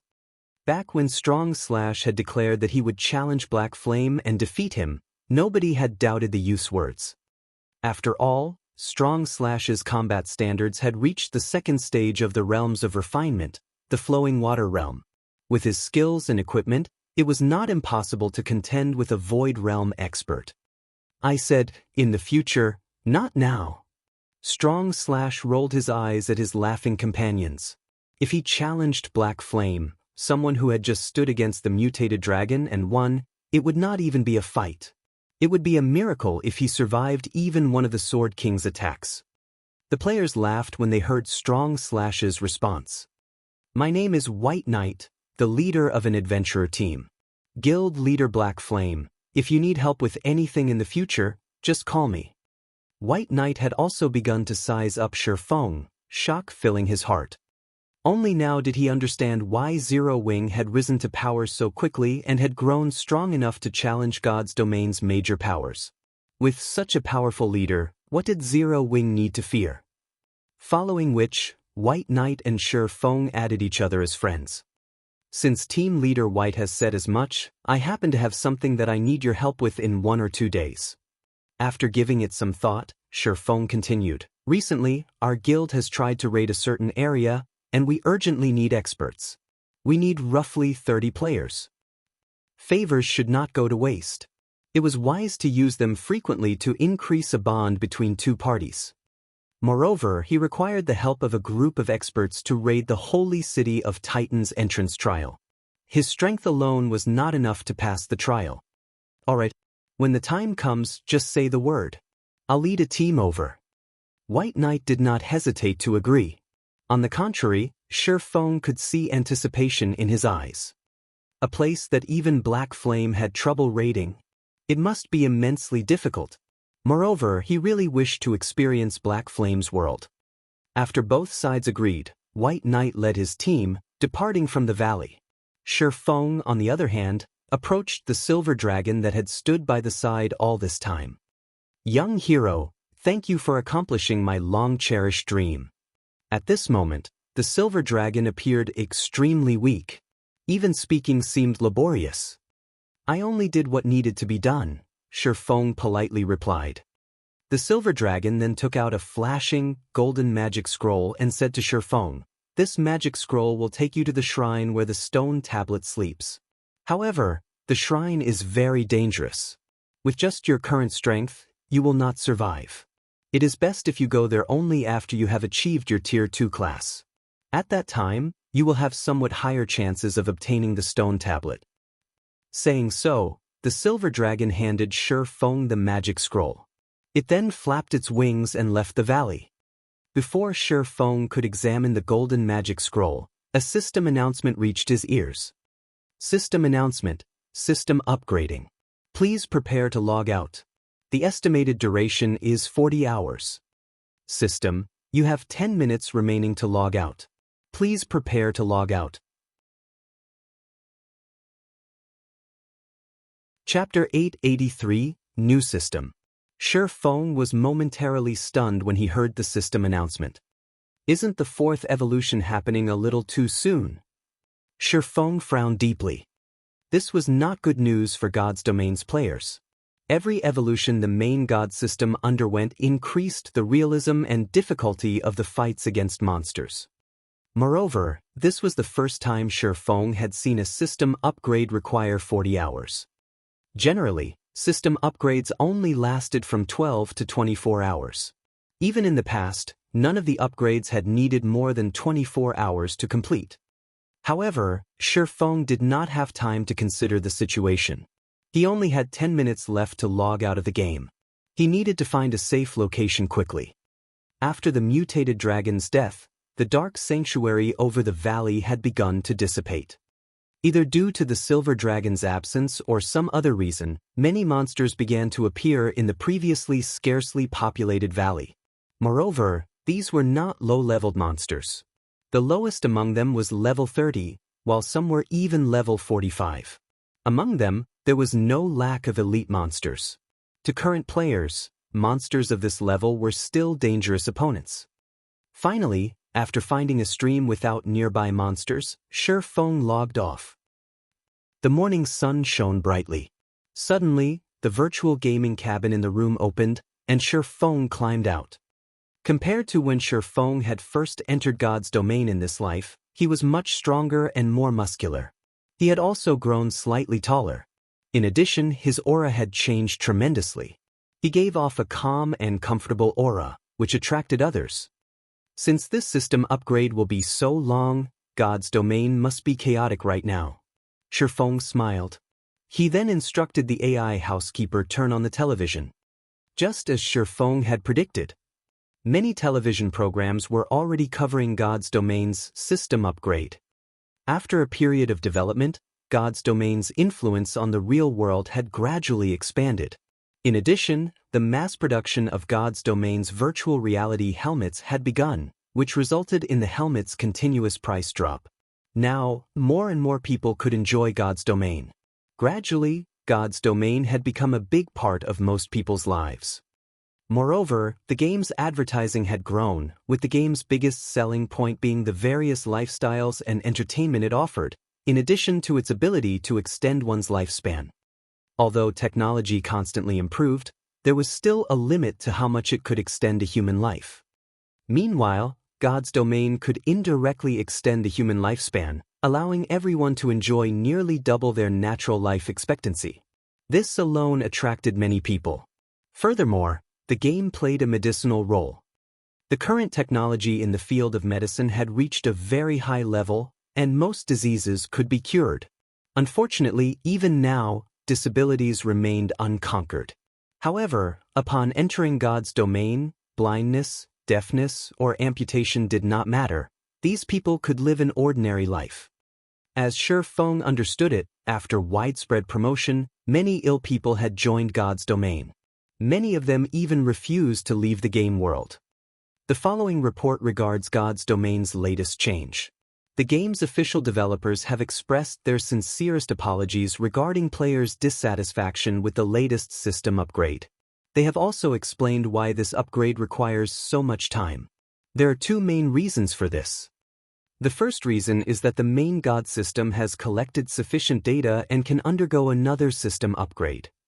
The inclusion of the mind space system is the second reason. This system will attract even more people to this virtual reality game in the future, turning it into a true second world. When the reporter mentioned this, Feng was taken aback. He couldn't believe what he had just heard. Didn't this new system only launch 2 years after God's domain's release? Feng glared at the holographic screen's message. The mind space system was also known as the Realm of God. In the past, during God's domain's first year, the game had been very popular. However, its influence on the real world had been limited. The most the game had achieved was the expansion of the virtual gaming industry's influence on the real world, growing from a niche industry to a household concept. However, the Realm of God's appearance had pushed God's domain to its peak as an industry. Due to the Realm of God, any God's domain player could create their own virtual space. If players did not want to play the game, they could enter their virtual spaces for some rest and entertainment. While in a private space, they could adjust the environment to their liking. However, the more realistic the environment and the larger the space was, the more resources one needed to pay. One could even go as far as adjusting the flow of time inside their personal space. As far as Feng knew, one could adjust the flow up to 10 times that of natural time. In other words, 10 days in one's personal space was the equivalent of a single day in the real world. Hence, theoretically, it was possible to extend one's lifespan by up to 10 times. Meanwhile, while in one's personal space, a player's body would remain at its peak health. Age would not limit their enjoyment. Due to this reason, God's domain had become irreplaceable in the real world. Countless people had gone crazy over this new system.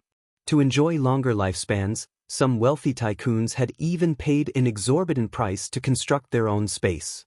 God's domain had truly raked in the money once it released the Realm of God. In Feng's previous life, he, too, had set up his own space and often invited his friends for get-togethers. However, Feng's space had been quite average.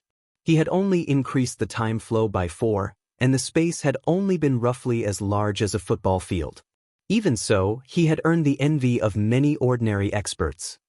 Constructing a personal space was not as simple as establishing a guild residence, where one only needed to purchase a plot of land and invest some coins. To construct a personal virtual space, one needed memory. Players could not simply construct a personal space because they desired it. Sustaining a personal space placed a heavy burden on the system. The more luxurious and spacious the space was, the more memory its support required. In God's domain, memory had a different, well-known name: mana. Constructing a personal space required mana. However, it required more than just a little. Players could not use the low-quality mana from magic crystals. Rather, one needed 7 luminaries crystals. However, 7 luminaries crystals were insanely rare in God's domain. This was clear just by looking at Star Moon Kingdom. Throughout Star Moon Kingdom, one could only find 7 luminaries crystal in the capital. Furthermore, 7 luminaries crystals were astonishingly expensive. An ordinary expert could only look on, powerless, with their measly finances. If an ordinary player got their hands on a few, selling them, they could live the rest of their lives without any concern for money. This was why Feng had been so excited when he had reached the Forgotten Lands and encountered the 7 luminaries mountain in the god's grave. Unfortunately, his strength had been limited. He hadn't been able to leave that area with a single, small chunk. After the news report regarding God's domain ended, Feng ate a casual meal. He intended to check on the newcomers Lei Bao had been training during this time. Zero Wing could not compare to super guilds, where the latter had a perfect expert nurturing system and no shortage of talents. Fortunately, Zero Wing now had the Big Dipper Training Center to support it, providing an excellent training environment. Feng had a few of Zero Wing's newcomers sign a series of agreements and directed them here to undergo special training. They were the experts that Zero Wing nurtured internally. Unfortunately, Zero Wing's funds were limited. It could not afford to train enough newcomers. To a large guild like Zero Wing, these few were like a drop in the bucket. Feng's female assistant, Liang Jing, suddenly called him and reported, "Master Feng, a gentleman named Yuan Tiexin has arrived, looking for you. He claims to be an acquaintance of yours. Do you wish to meet him? He sure moves quickly." Feng smiled faintly. "Have him wait for me in the main hall's reception room. I'll head over right away."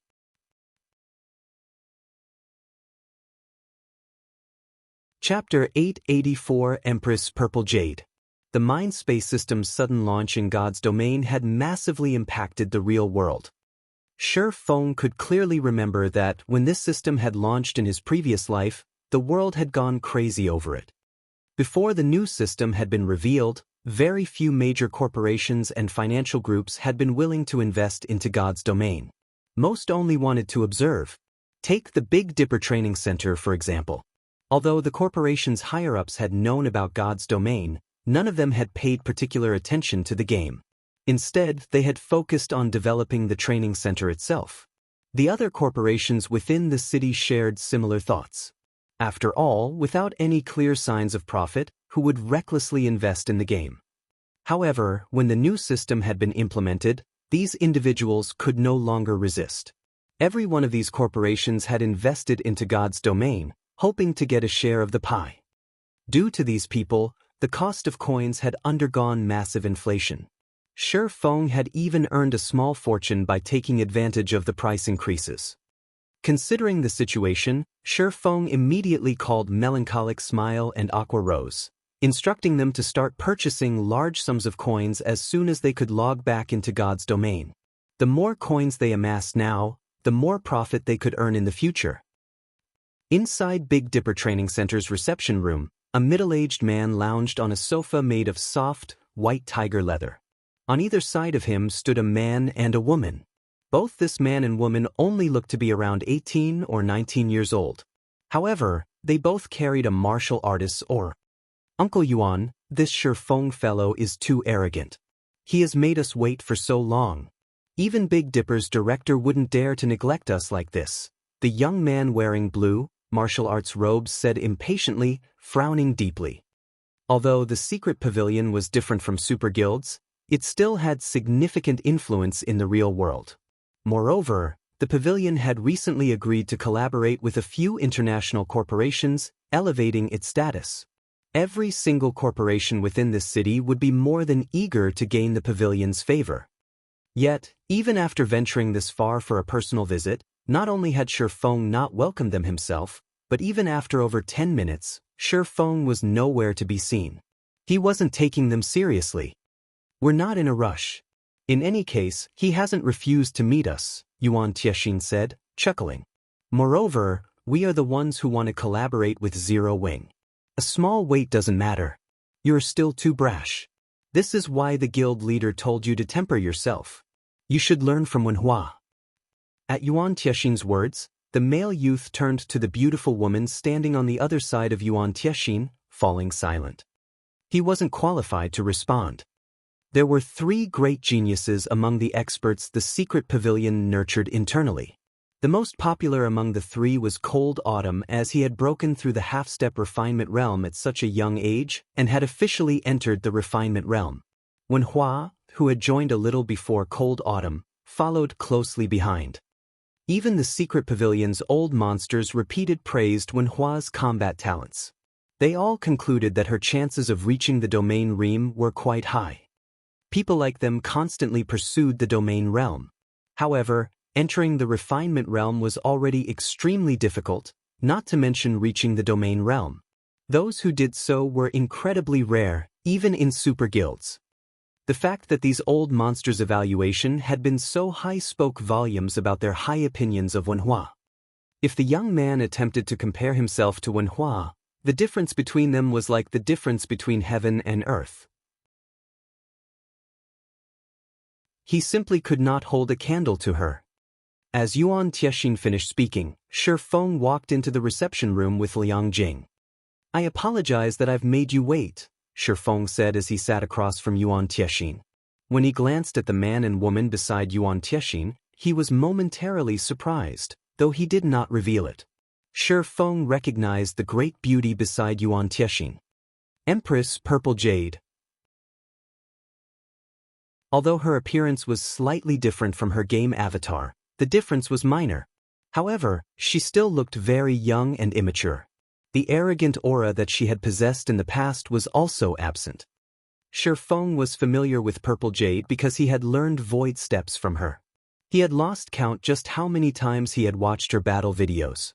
Even if her physical appearance was slightly different, he still recognized her with a glance. Why is she here? Feng wondered. As Feng understood it, Purple Jade was one of the secret pavilion's 3 great geniuses. The pavilion's upper echelons had favored her, and her status within the pavilion had been on par with the guild elders. To put it bluntly, her position was not any lower than Yuan Tiexin's. Why did the secret pavilion allow such a gem to come here? Moreover, she stood by the side as if she were a bodyguard. Although Feng had hidden his observation, it had not escaped the notice of an old fox like Yuan Tiexin. Noticing Feng's reaction to Wenhua, Yuan Tiexin's mouth hooked up into a smile. Their guild leader had sent Wenhua for the sole purpose of shocking Zero Wing. Recently, Zero Wing had gained too much momentum. Not only was the guild rapidly developing, but the guild's performance in the Dark Arena had also been stunning. Zero Wing did not appear to fear any guild. If the secret pavilion wished to collaborate with Zero Wing, they had to slow Zero Wing's progress, teaching the upstart guild that entities such as themselves were not as simple as they appeared. By doing so, they would have an easier time negotiating. However, Feng's perception had surprised Yuan Tiexin somewhat. He had not expected the youth to notice Wenhua's strength so quickly. May I know what business you wish to discuss with me? Feng asked after recovering from his surprise. Didn't I tell you that the secret pavilion views Zero Wing favorably? To put it simply, I've come here seeking cooperation. Hence, I'd like to ask you to introduce us to Guild Leader Black Flame, or one of the guild's upper echelons who has the authority to approve such decisions, Yuan Tiexin slowly explained. Seeking cooperation? Feng continued, asking, excellent. What kind of cooperation does the secret pavilion have in mind? We are interested in cooperating with Zero Wing in secret. Can you make a decision like this?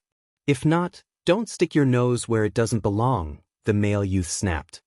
Yuan Tiexin made no attempt to rebuke the youth's words, only watching the situation play out. It was no doubt that he agreed with the youth's words, thinking that Feng was just a busybody. Although Yuan Tiexin felt that Feng had great potential, qualifying to preside over the affairs of Zero Wing's workshop at such a young age, in the end, he was only a part of Zero Wing's middle management. He did not qualify to join discussions of cooperation between guilds. Fortunately, Feng did not allow the young man's tone to rile him. After all, to outsiders, he only appeared to be a member of the guild's management team. I understand your concerns. However, I do possess the authority to make a decision on any matter of cooperation you wish to discuss. If you don't believe me, you can contact our guild leader in God's domain.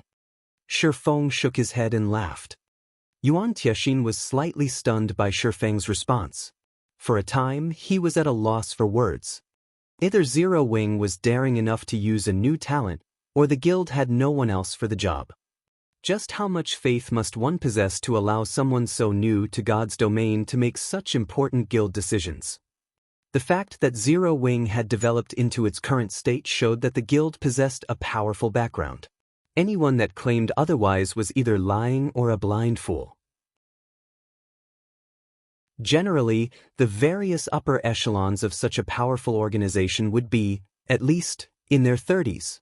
Any exception was either a frightening talent or someone with a very powerful background. However, Yuan Tiexin had investigated Feng thoroughly, and no matter how he looked at the results, Feng was neither. May I know your game ID? Yuan Tiexin asked softly. Chapter 885, Guild Secret. When Yuan Tiexin had met Feng for the first time, he had investigated the youth thoroughly. The results had surprised the old man. Feng was just an ordinary person.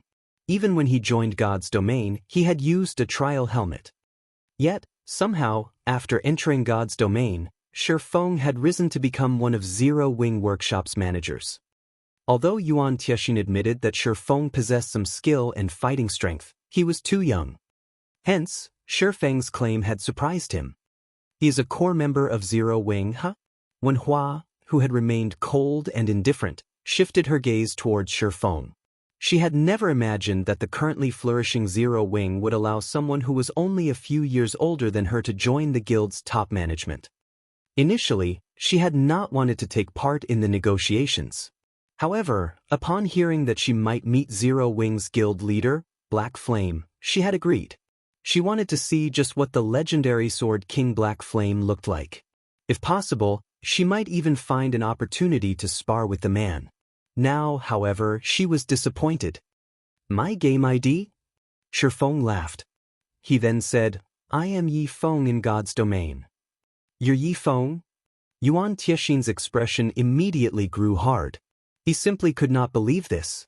Hurriedly he asked, Are you really Zero Wing's Yi Feng?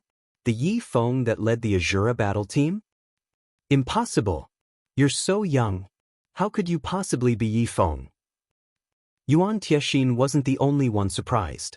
The male youth and Wenhua's eyes both went wide with shock as they stared at the ordinary-looking man before them. The name Yi Feng might not mean much to ordinary experts. They might not even know this name at all. However, among God's domain's major powers, almost everyone knew the name. This was particularly true for the Secret Pavilion, which was known for its information network. The Secret Pavilion had even created an exclusive database that collected information on Yi Feng. Based on what they knew so far, although Yi Feng looked young, no one believed it. No youth in his early 20s could reach the Void Realm. He should be at least 24 or 25. Even so, he was considered an extremely talented individual. God's Domain's various major powers also suspected that Yi Feng had been secretly nurtured by whatever major power stood behind Zero Wing. Otherwise, he never would have defeated the Battle Wolves' Wolf King Sirius. Meanwhile, even now, Yi Feng's identity was shrouded in mystery. They would never have dreamed that the Shi Feng before them was actually the Yi Feng who had caused such a commotion among God's Domain's major powers. I'm young. Shi Feng scratched his head awkwardly as he glanced towards Wenhua. Wenhua was only 19 years old, while he approached 22 years old. Yet she had called him young. I didn't mean it that way. I just don't believe that you are Yi Feng, Wenhua replied seriously, shaking her head. She was most proud of her age and strength. Within her age group, no one could stand shoulder to shoulder with her. She did not even take the pavilion's #1 genius seriously. However, if Shi Feng had truly defeated Sirius at such a young age, his talent was truly terrifying. Even she could not afford to take him lightly. Hearing Wenhua's honesty, Shi Feng was momentarily at a loss for words. It had never crossed his mind that they would refuse to believe him even when he revealed the truth. If he told them that he was also Black Flame, they would most likely deem him a con artist. I'm truly sorry for Wenhua's rude behavior, Yuan Tiexin apologized as he tugged Wenhua's sleeve and sent the girl a glance. He then returned his gaze to Shi Feng, smiling as he said, I have come here representing our guild leader, and we would like to keep the subjects of our talks absolutely secret. Hence, Wenhua has spoken out of hand. Since we've confirmed that there are no issues, let's discuss business. Although Wenhua had fallen quiet, her interest in Shi Feng grew. A passion-fighting spirit filled her eyes when they landed on Shi Feng. He felt as if she would challenge him to a duel at any moment. If Wenhua's past admirers could see this, they'd probably tear Shi Feng apart. Understanding Yuan Tiexin's intentions, Shi Feng looked towards Liang Jing and said, Liang Jing, head down for now. Liang Jing sighed helplessly as she left the room. Truth be told, she was very curious about who Yuan Tiexin and his companions were. Rather than fear or awe over Shi Feng's identity as a martial arts master, the two youths had been shocked by his game ID. After watching Liang Jing leave the room, Yuan Tiexin adopted a serious tone as he said, You are aware that the various super guilds and super first-rate guilds in God's Domain have their own expert training programs, correct? Thanchen, I know a little about it. After selecting a few talented youths, these guilds have them sign an agreement and put them through a training regimen, helping them become peerless experts. Shi Feng nodded. These powerful guilds' internal nurturing programs were no secret. However, the majority of virtual gaming guilds could not establish their own programs. You are correct. But that is only on the surface. Regarding cost, many first-rate guilds could easily do the same, Yuan Tiexin said, smiling. You're saying that it is not a matter of funding? Shi Feng was slightly surprised. As he understood it, one needed a specialized training venue and expert instructors to nurture expert players. In addition, one needed a large supply of advanced nutrient fluids. All of these aspects required money. Without sufficient capital, it was simply impossible to nurture a large number of experts. That's right, it's not an issue of capital. A simulated training system is far more important. This is a system that the various super guilds and super first-rate guilds have developed on their own. They have collected information on countless experts with this system, and with it, can allow their newcomers to spar with the simulations at any time. Think about it. Which has not had to experience countless life-threatening battles to reach their current status, a real martial artist or a virtual gaming expert. The main reason behind the Secret Pavilion's transcendental status in the virtual gaming world is our dabbling in the sales of information on various gaming experts, a practice that other guilds rarely implement. With this information, one can realistically reproduce these experts in their simulation training system. You understand now, right? No matter how much capital those first-rate guilds manage to obtain, as long as they do not possess the simulation training system, they can't progress, and they will never become true powerhouses in the virtual gaming world. I believe that you are aware that there are multiple first-rate guilds in the virtual gaming world that are even stronger than a few super first-rate guilds, yet they have failed to be recognized as super first-rate guilds themselves. The reason for this is their lack of a simulation training system. Yuan Tiexin's explanation had shocked Feng once more. At the same time, Feng now had answers to many of the issues he had faced before. Meanwhile, there is a defining difference between a super guild and a super first-rate guild.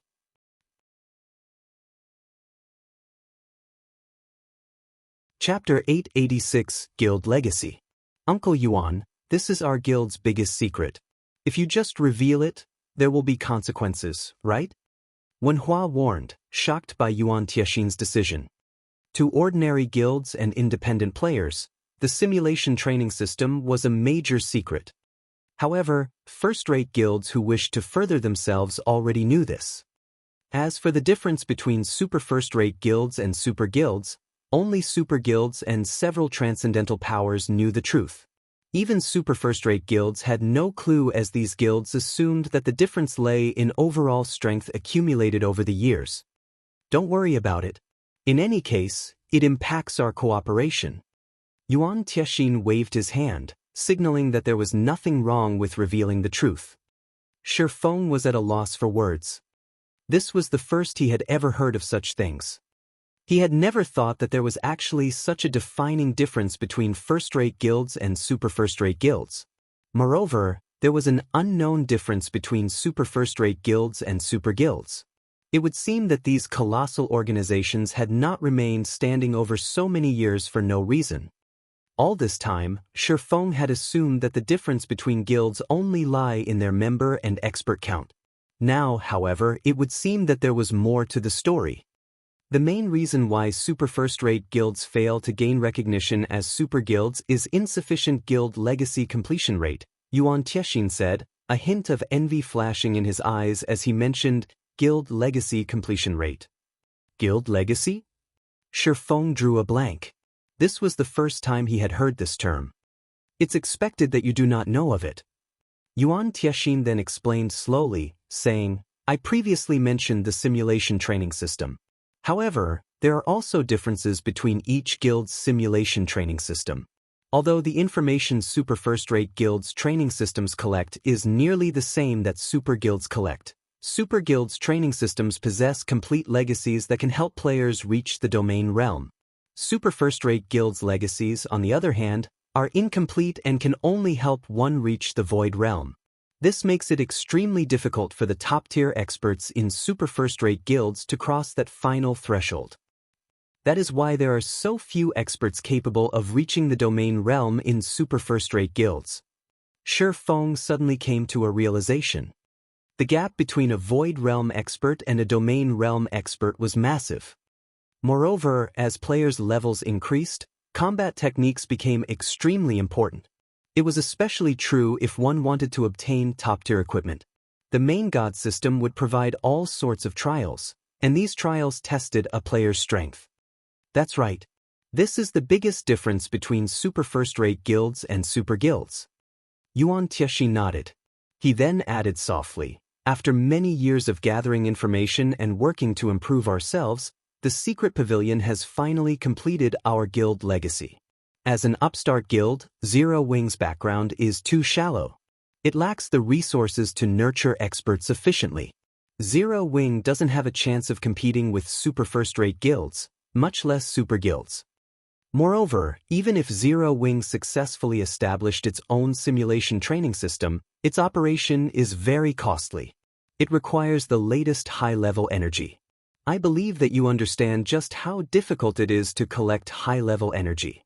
Like the S-rank nutrient fluid, one cannot purchase it with money alone. The secret pavilion is trying to expand and requires a large number of talented players. We believe that Zero Wing has great potential, and we have decided to invest in Zero Wing. In exchange for 50% of Zero Wing's shares, not only will we supply significant funding, but we will also offer various support using the secret pavilion's connections. This will allow Zero Wing to rise instantly and significantly.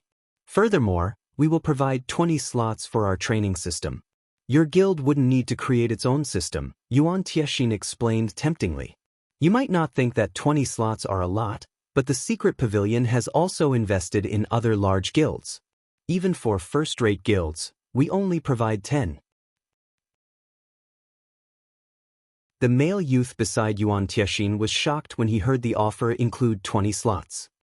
His performance in the secret pavilion was already quite impressive. Even so, he had barely earned a slot for himself.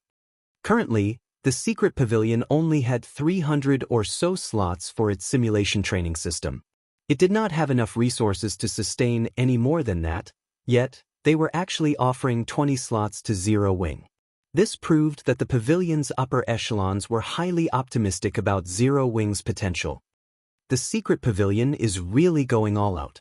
It's actually willing to offer so many generous benefits. Although Feng did not fully understand the significance of these 20 slots, seeing Wenhua's and the male youth's reactions, it was obvious that these slots were extremely valuable. However, he had his own plans. I apologize, but Zero Wing rejects your offer. Rejects? But Yuan Tiexin unconsciously rose from his seat. Even first-rate guilds hunger for an offer like this. Moreover, the secret pavilion is only asking for 50% of Zero Wing's shares. We will not involve ourselves in Zero Wing's management or development. As long as Zero Wing obtains these 20 slots, with the potential the experts in your guild, it should not be long before they reach the refinement realm. At that time, you will have the foundation to expand to other countries. Zero Wing might even become a super first-rate guild in the future. 50% of Zero Wing's shares is simply too high, Feng responded as he shook his head. However, I am very interested in your simulation training system. I would like to buy a few slots. Is that possible? The secret pavilion's price was indeed tempting.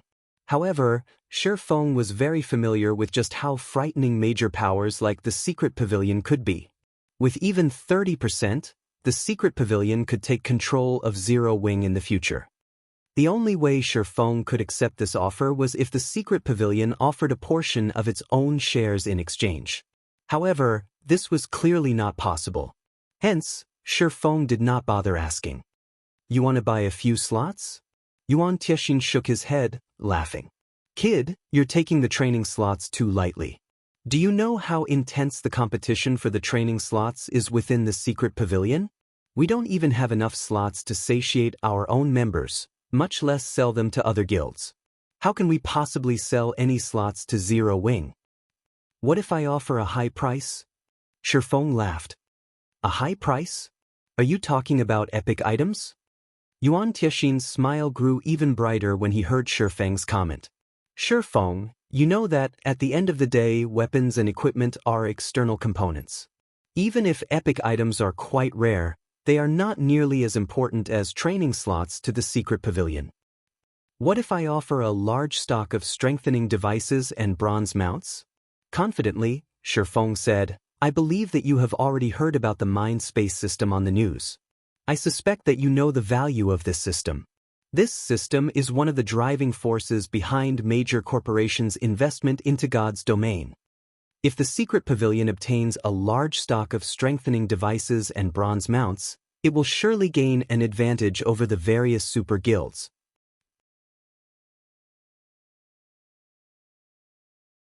Chapter 887, Black Card. Are you serious? Yuan Tiexin was visibly moved. The strengthening device had only appeared on the market recently, and there were still very few available. Not only could it extend a player's time in combat, but it could also help players save meaningless travel time and some repair fees. Various large guilds were also hungering after bronze mounts. Unfortunately, obtaining a bronze mount was immensely difficult. Even the secret pavilion only had a few thus far. By the time the guild members reached level 40, most of the guild's experts would only have common mounts. One should not underestimate the difference between a bronze and a common mount. Although a bronze mount was only slightly faster than a common mount, the former could assist players in battle. It could significantly impact a player's combat capabilities in the field. As for guild mounts, Various super guilds already had a massive headache over obtaining the stable design, much less taming amount. Meanwhile, Zero Wing's guild mount was one of the major reasons for the Secret Pavilion's optimistic view of the guild. Zero Wing's advantage would surface as God's Domain's players reached level 40. With the Secret Pavilion's resources, Zero Wing could quickly expand into the several surrounding countries and stand to rival super first-rate guilds.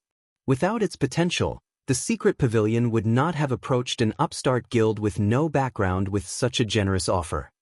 Of course, I'm just not sure if the Secret Pavilion is interested, Feng said, laughing.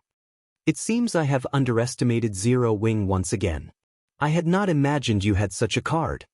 Yuan Tiexin scratched his head awkwardly. If Feng had offered anything else, the Secret Pavilion would have undoubtedly rejected the offer. There would be no rooms for negotiation whatsoever. However, the pavilion was interested in the strengthening devices and bronze mounts. I'll need to consult with our guild leader. Sure. Feng understood that Yuan Tiexin did not yet qualify to make such important decisions. Yuan Tiexin left the reception room alone, returning after 15 minutes or so. His gaze, which had been hesitant, was now firm. I've contacted our guild leader about this. We will provide 5 training slots.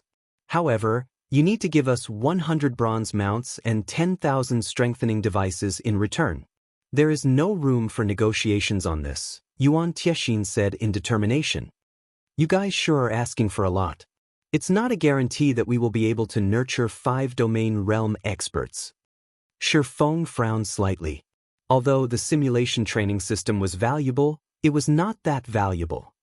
Based on the current market price, a bronze mount was worth roughly 300 gold.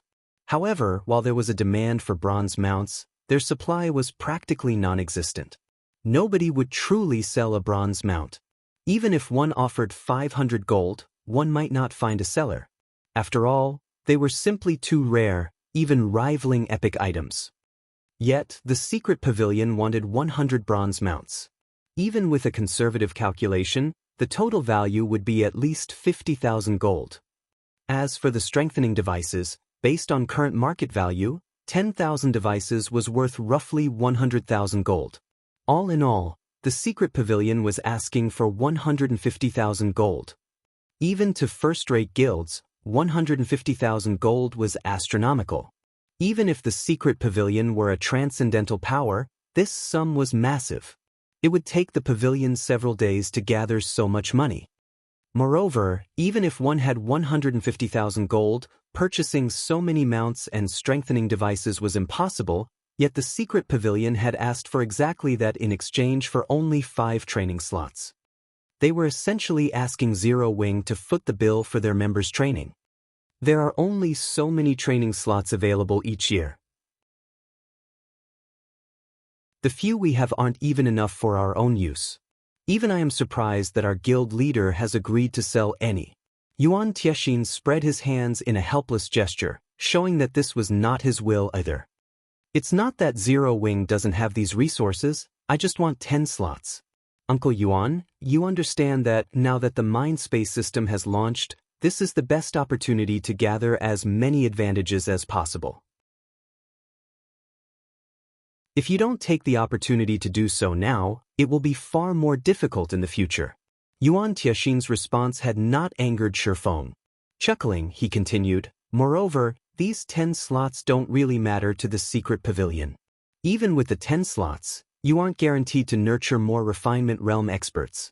It is even more unlikely that you will successfully nurture a monster with a domain. On the other hand, by losing these 10 slots, the Secret Pavilion will have a head start over the other major powers. It will also be easier in the future to attract major corporations' investments. Isn't that so? When she heard Feng's logic, Wenhua shot him a contemptuous look. The man was speaking as if the training slots were worth nothing at all when, in fact, countless first-rate guilds yearned for an opportunity like this. How could anyone compare them to cabbages that one could buy on the street? Limited high-level energy sold annually. The money the Secret Pavilion spent to obtain what they needed each year was astronomical.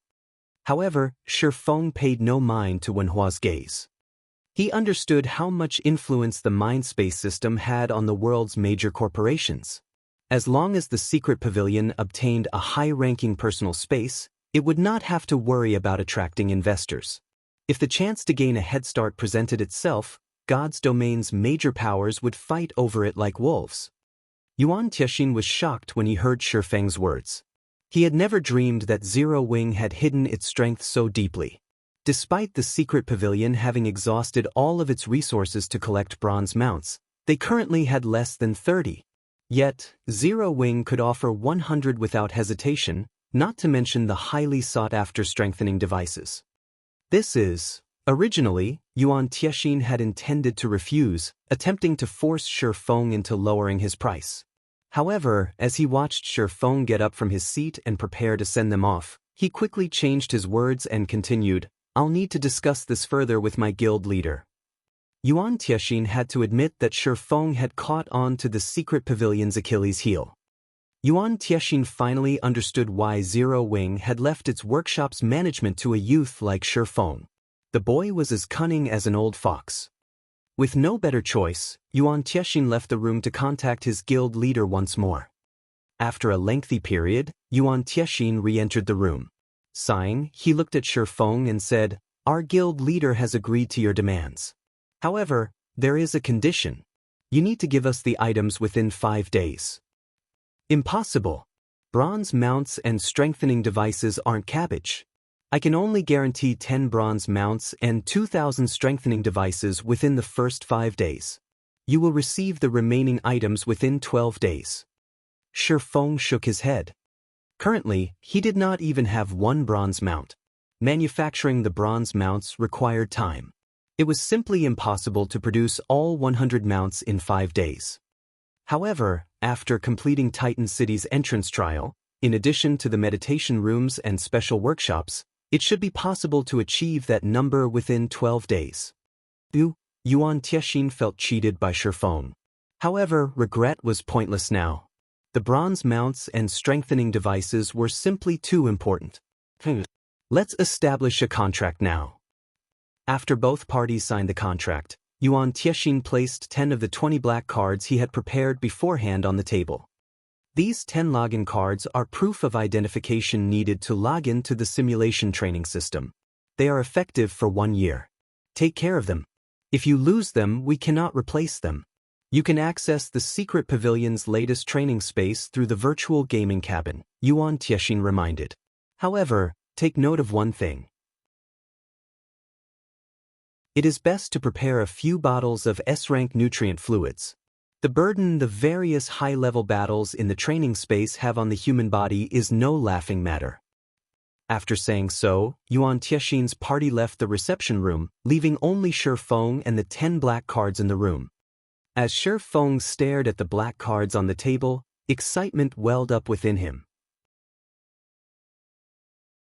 After suppressing his emotions as much as he could, he called out for Liang Jing, who stood just outside the room, saying, "Liang Jing, call Fire Dance and the others here."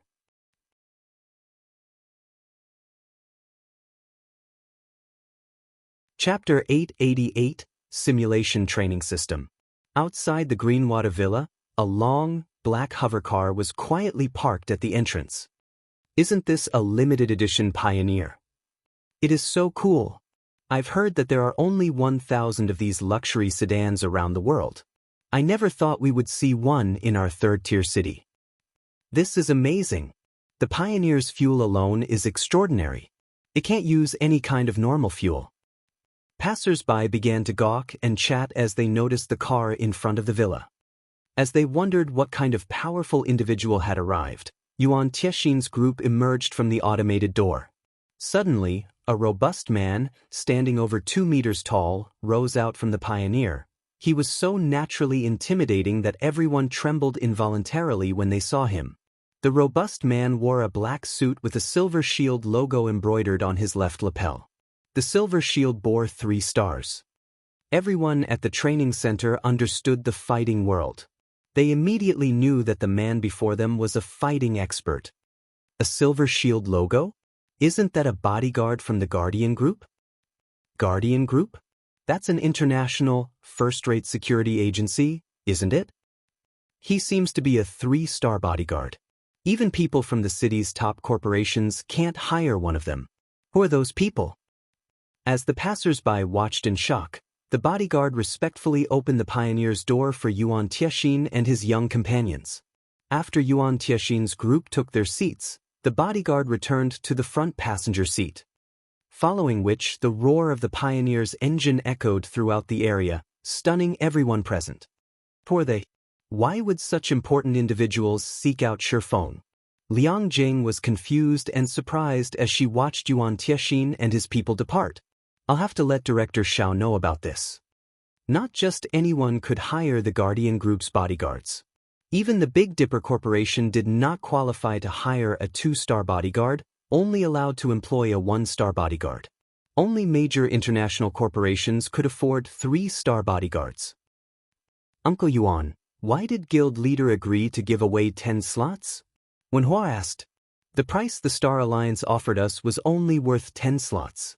On the other hand, we gave Zero Wing the same without obtaining a sliver of its shares. This is the Guild Leader's will. As for the Guild Leader's thoughts, even I don't know. However, the items Feng offered are extremely important to the secret pavilion.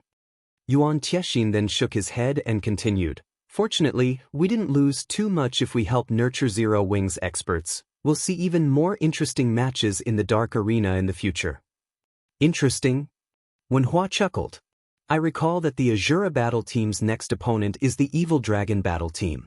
Although there are a few experts in that team, overall, they are significantly weaker than the Glorious Lions battle team.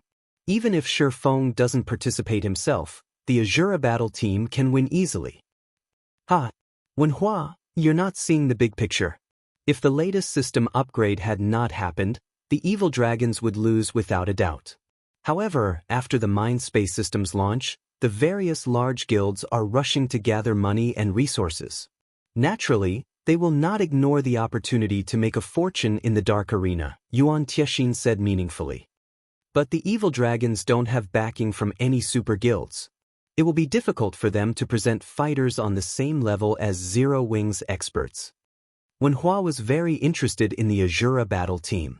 Hence, she had investigated their next opponent, hoping for another exciting match. However, the outcome had disappointed her. I don't expect you to know. The corporation backing the Evil Dragons has hidden itself quite well. Even we only discovered it a few days ago, but it turns out that said corporation had invested in the Miracle Guild in secret. When it comes time for the Dark Arena match, the Miracle Guild will make its move. Winning will not be easy for the Azura battle team, Yuan Tiexin said, a hint of anticipation flashing in his eyes. If the Azura battle team can force Miracle to display its true strength, the secret pavilion will benefit. The Miracle Guild? That Miracle Guild actually agreed to give away a portion of its shares. When Hua exclaimed in surprise. Although the Miracle Guild was not a super guild, it was in no way inferior. However, its guild legacy was incomplete. Hence, it had failed to become a super guild. However, it was still stronger than the Dragon Phoenix Pavilion, who could not yet rival super guilds. Haven't you wanted to witness Yi Feng's battles personally? This is a good opportunity to do so. Yuan Tiexin then handed Wen Hua a list of names. Mad Sword Miracle Dragon, who you've wanted to defeat, might even make a move. Shortly after Yuan Tiexin's group left, Feng handed the black cards to Fire Dance and the others. Guild leader, what's this for? Fire Dance, who wore short-sleeved sportswear with her long hair draped over her shoulders, asked curiously. Fire Dance wasn't the only one curious about the black cards. Cola, Violet Cloud, Flying Shadow, Yiwumian, Rampant Blade, and Blackie were also confused. This is a treasure, Feng laughed. Haven't you all wanted to strengthen your combat techniques? This can help you do so quickly. However, how much you actually learn will depend on you.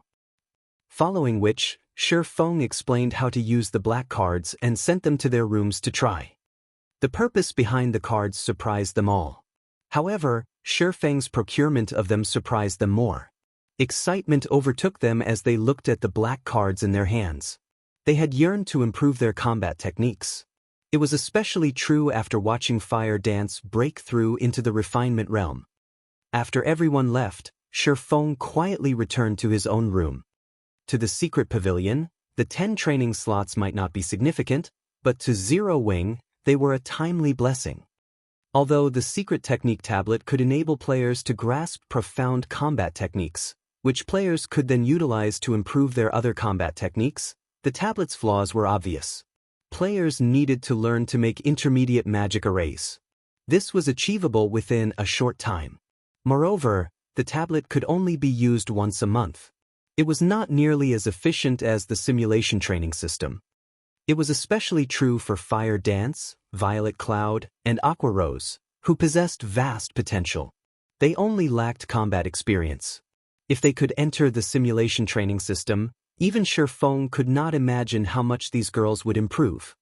Moreover, the simulation training system was useful to him personally. He was currently stuck at the Void Realm. He had no idea whatsoever how to take the next step. Fortunately, the simulation training system could guide one to the Domain Realm. Feng was satisfied with the cost he had paid due to this fact alone. On the surface, although it seemed as if he had paid a massive price for the black cards, that was limited to market price.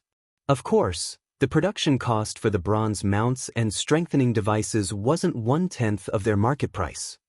Throughout this time, he had also been training frantically in the real world. He had already pushed his body to its very limits and could not improve any further. Even Lei Bao had been surprised by his progress, looking at him as if he were a monster. Feng understood that his body was no longer a limiting factor. Only he did not know what was. After all, he had never truly interacted with any of those old monsters and relied on himself to fumble and improve. After refilling the virtual gaming cabin's nutrition solution, Feng inserted the black card into the machine's card slot. He then lay in the cabin and launched the system connection, accessing the simulation training system.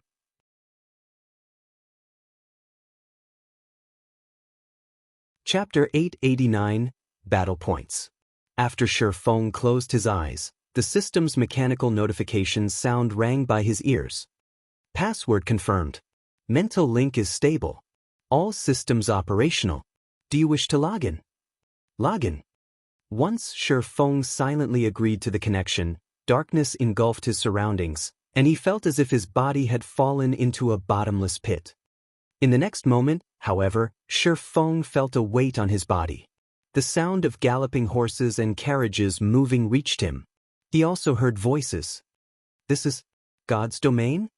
Feng was surprised when he opened his eyes. Western-style buildings rose up around him. Traffic covered the surrounding streets, and he could see many pedestrians wandering about wearing armor and carrying weapons. It felt as if he was in God's domain. The only difference Feng noticed was his current appearance. Rather than his usual armor, he wore commoner's linen clothing. He did not possess a single weapon. Physically, he appeared exactly as he did in reality. His system interface was also different. Although the method to call up the interface was the same, he only had options to log out, adjust the pain settings, and a clock that displayed real time. There was nothing else. Neither his HP bar nor name was displayed. Moreover, he felt very weak. In terms of the basic attributes of God's domain, Feng felt as if they were all set at roughly 100 points. These were the only differences from God's domain that he noticed. Look, another newbie has arrived. There sure are a lot of newbies these past few days. I heard that our secret pavilion has been implementing some major plan and has recently been annexing other guilds. The upper echelons must have promised training slots to those guilds in return. What a waste. We fight tooth and nail every day just for one slot. Aside from eating and sleeping, we spend all of our time training. These people, on the other hand, obtain a slot without any effort. They sure have it good. I know, right? The training system isn't easy to mingle in. These people are wasting their time and our resources by coming here. Several people sitting beneath a gazebo outside of a bar began chatted merrily as they watched Feng. These people looked relatively young, only around 20 years old. However, they wore lavish clothing. Rather than linen, they donned exquisite silk clothing. As if they wanted Feng to hear their conversation, these people did not bother to control their voices as they considered. Their tones were contemptuous when they spoke of players from other guilds such as Feng. I wonder where Fire Dance and the others are? I should find them before we start researching this simulation training system. Feng paid no attention to these people's belittling comments. However, he did feel a headache begin when he noticed that the training system lacked a communication function. Although this place seemed like a city in God's domain, it was much smaller. This place was roughly the size of a town. Feng also noticed a massive fortress looming in the city's heart. He could probably see the very edges of the city from the top of that fortress. Just as Feng was about to head to the fortress to investigate, a deep, heavy voice came from behind him. "You have just arrived today, right?" Feng turned at this question, noticing 3 people, similarly dressed in linen clothing, approaching. The 2 men and 1 woman looked to be around 20 as well. Meanwhile, the person that had called out to him was a tall, powerful-looking man. The man smiled and gave off a friendly aura. "That's right. Do you have some business with me?" Feng nodded. "Hello, my name's Uncrowned, and these 2 are my friends, Huajiang and Du Exin," the man named Uncrowned introduced, smiling. "Like yourself, we belong to other guilds and have recently arrived. We aren't like the people from the secret pavilion, who have been in here for over a month. As a newcomer, if you aren't careful, you might suffer." "Suffer?" Feng grew curious. He then asked, "Isn't this place meant to gain combat experience and nurture techniques?" "In the beginning we thought the same," Uncrowned said, shaking his head. "However, after being here for some time, you'll learn that things aren't as simple as the people from the secret pavilion made it out to be. You can't just spar with top-tier experts as you wish. The training system mimics God's domain. The more powerful a simulation expert you choose to fight, the more energy the system consumes. The secret pavilion can only get its hands on a limited amount of high-level energy. There is simply not enough to go around. Not to mention, the secret pavilion has expanded its influence recently and has increased the number of available training slots for its system, straining the system's energy consumption. Hence, the pavilion introduced a battle point system to cope. With these battle points, one can choose their opponent. Of course, the more powerful an opponent is, the more battle points you have to spend. A lot of newcomers don't know about this yet, so the secret pavilion's veterans scam them. If one loses the starting battle points they receive, it becomes harder to earn battle points in the future. Hearing Uncrowned's explanation, Feng came to a realization. It's no wonder why Yuan Tiexin was so willing to hand over those 10 slots. So, the pavilion still had such a card to play. Feng inwardly cursed the secret pavilion's guild leader for being a sly, old fox. However, after giving it some thought, Feng realized that it was actually quite reasonable. He had been a fool to think that he could fight monster-level experts stored in the system's database without limit and gain a wealth of combat experience. Such a generous opportunity wouldn't exist. "Thank you for your warning," Feng said as he looked towards Uncrowned.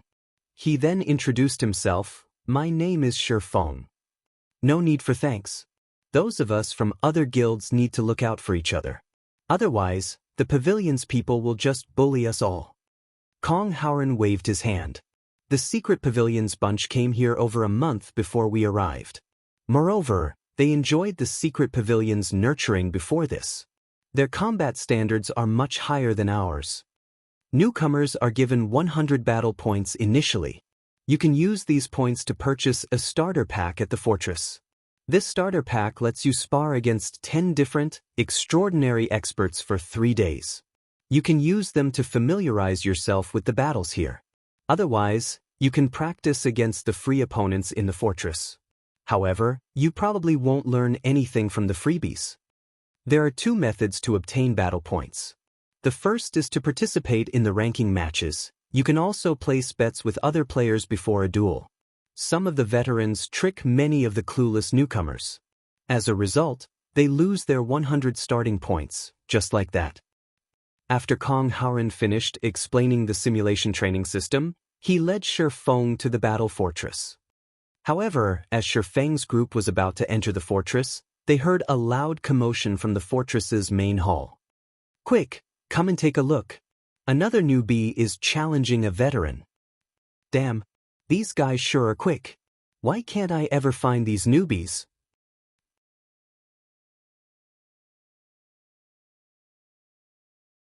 Chapter 890, Deep Foundation.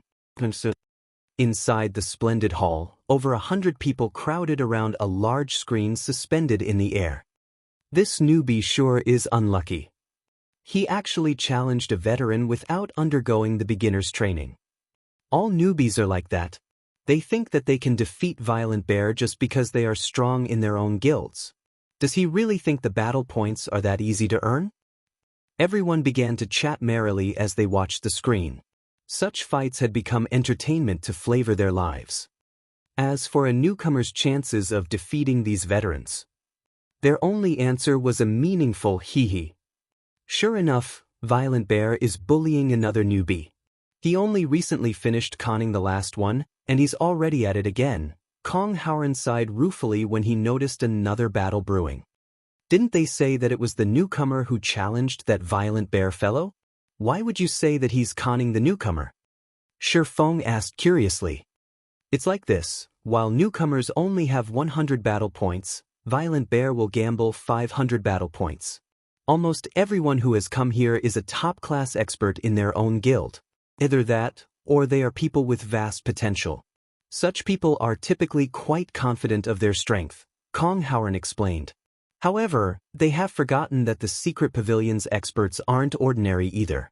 Only the pavilion's leading fighters can earn a slot in this training system. There is a huge possibility that these people will become members of the secret pavilion's middle management in the future. Moreover, even before they entered this training system, they were all strong enough to be top-class experts in any first-rate guild. After training in here for over a month, their combat standards have grown significantly. Violent Bear is quite strong. Among the 350 training members, he ranks 141st. Newcomers shouldn't try to provoke him.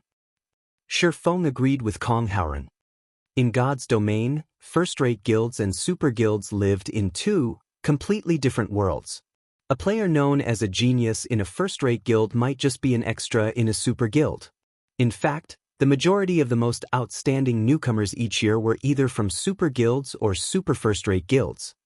Even if an outstanding newcomer emerged in a first-rate guild, it would be due to their innate frightening talent alone. Gentle Snow would be one such example. "This is interesting," Feng muttered, smiling as he watched at the image on the screen. On the large screen, a man taller and more robust than even Cola stood to one side. The man wielded a battle axe and had chosen the Berserker class. Meanwhile, Feng recognized the man standing across from the Berserker. It was the elementalist Red Feather from the Star Alliance. Red Feather looked exactly as he did in God's domain. It was clear that he had not modified his appearance when he had joined God's domain, unlike Feng, who looked quite different in God's domain. In the recent update of the God's domain experts list, Red Feather had been ranked 934th. Although his rank had fallen slightly due to the emergence of new experts, he should not be underestimated. The simulation training system mimicked God's domain's classes to near perfection. However, in the training system, everyone's basic attributes were normalized and their levels set to 30. Their equipment did not provide any additional attributes either, and the skills they possessed were limited to their class's basic skills. There were no special skills in this system. The fights here relied on one's techniques. As soon as the battle began, Red Feather launched a fierce assault on Violent Bear, using frost arrows to attack and ice walls or ice spheres to hinder the Berserker's movements. Ordinary experts would not be able to cope with such a two-pronged approach. However, Violent Bear remained unperturbed.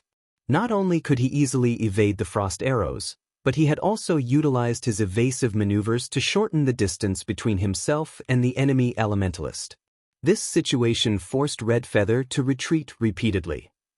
In just 10 seconds, Red Feather had lost half his HP. In contrast, Violent Bear had only lost around 10% from blocking a few frost arrows and fireballs with his axe. Moreover, Red Feather had exhausted his blink charges and was now at the Berserker's mercy. In Feng's opinion, Red Feather had performed quite well. If he had faced an ordinary expert, he would have long since emerged victorious due to his unending assault and ice walls. Unfortunately, Violent Bear was no ordinary expert. Ordinary experts lacked sufficient physical control. Against Red Feather's attacks, they would busy themselves with dodging and blocking. Violent Bear, on the other hand, had excellent control over his body. He could make the necessary movements during crucial moments, easily avoiding Red Feather's accurate attacks while closing in on his enemy, slowly but surely, forcing the Elementalist into a corner. Even before the battle had begun, the outcome had been determined. Red Feather currently had yet to reach the half-step refinement realm. He simply stood no chance against Violent Bear, someone who had reached the refinement realm. The difference between their combat techniques was like the difference between heaven and earth. With both sides having equal attributes and no special skills or tools, Red Feather had no chance of winning. Sure enough, in less than half a minute, Violent Bear approached Red Feather with a charge and claimed the Elementalist's life with a whirlwind slash. Ha!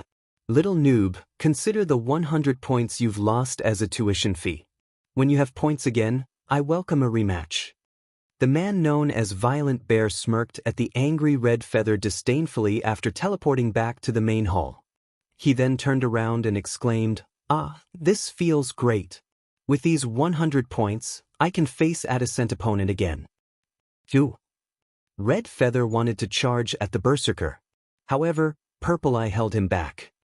"Red, you're no match for him right now. He has already reached that realm," Purple Eye advised sternly, her voice containing both helplessness and excitement. Although she was slightly stronger than Red Feather, her strength was limited. There was still a massive gap between herself and Violent Bear.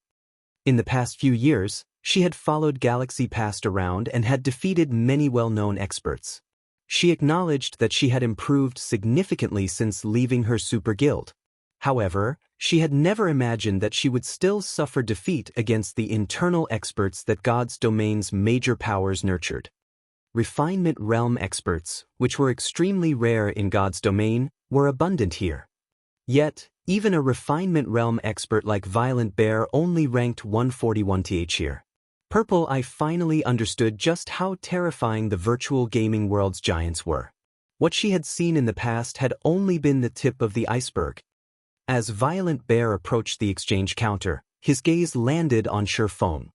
He immediately walked up to the swordsman, smiling brightly as he said, "Oh, I've never seen you before. You must be new to the training system, right? Interested in a match against me? If I win, I want your 100 points. If you win, I'll give you 500. What do you think? I'll teach you how precious the battle points here are. Those ranked beyond 300th place only get 20 points each day, 50 points if you rank between 201st and 300th, 100 points if you rank between 151st and 200th, 200 points if you rank between 101st and 150th, and 300 points if you rank between 51st and 100th. And don't even dream of reaching the top 50 ranks. How about it? With 500 points, you can spar against top-tier experts for an entire day." Kong Howren stepped forward and growled, "Violent Bear, that's enough of you."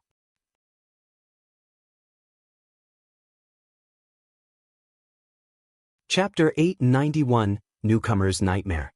Violent Bear's explanation of the daily battle point allotment was correct. However, it had been a petty move from the secret pavilion. It was true that there were a total of 350 slots for the simulation training system this time.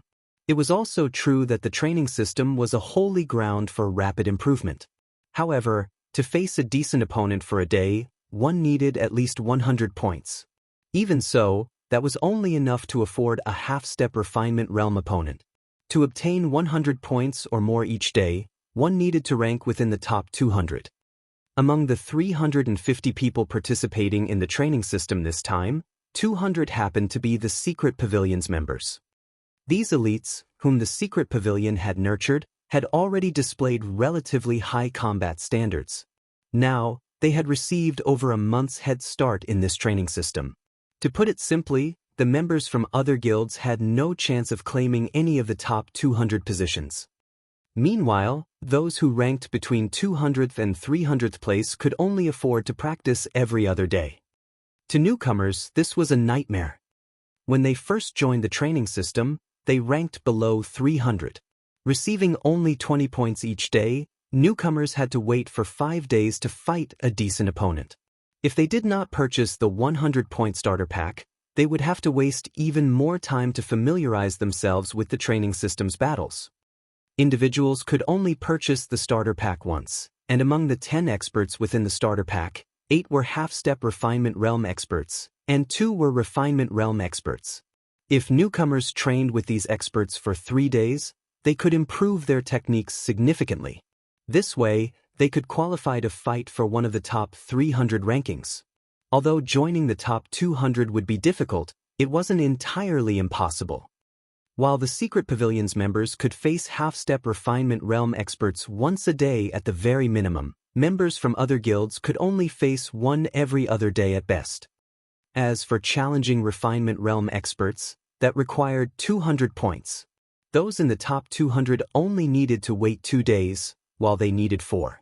As time passed, the difference between both sides would only grow. Sure, Feng, don't let him trick you.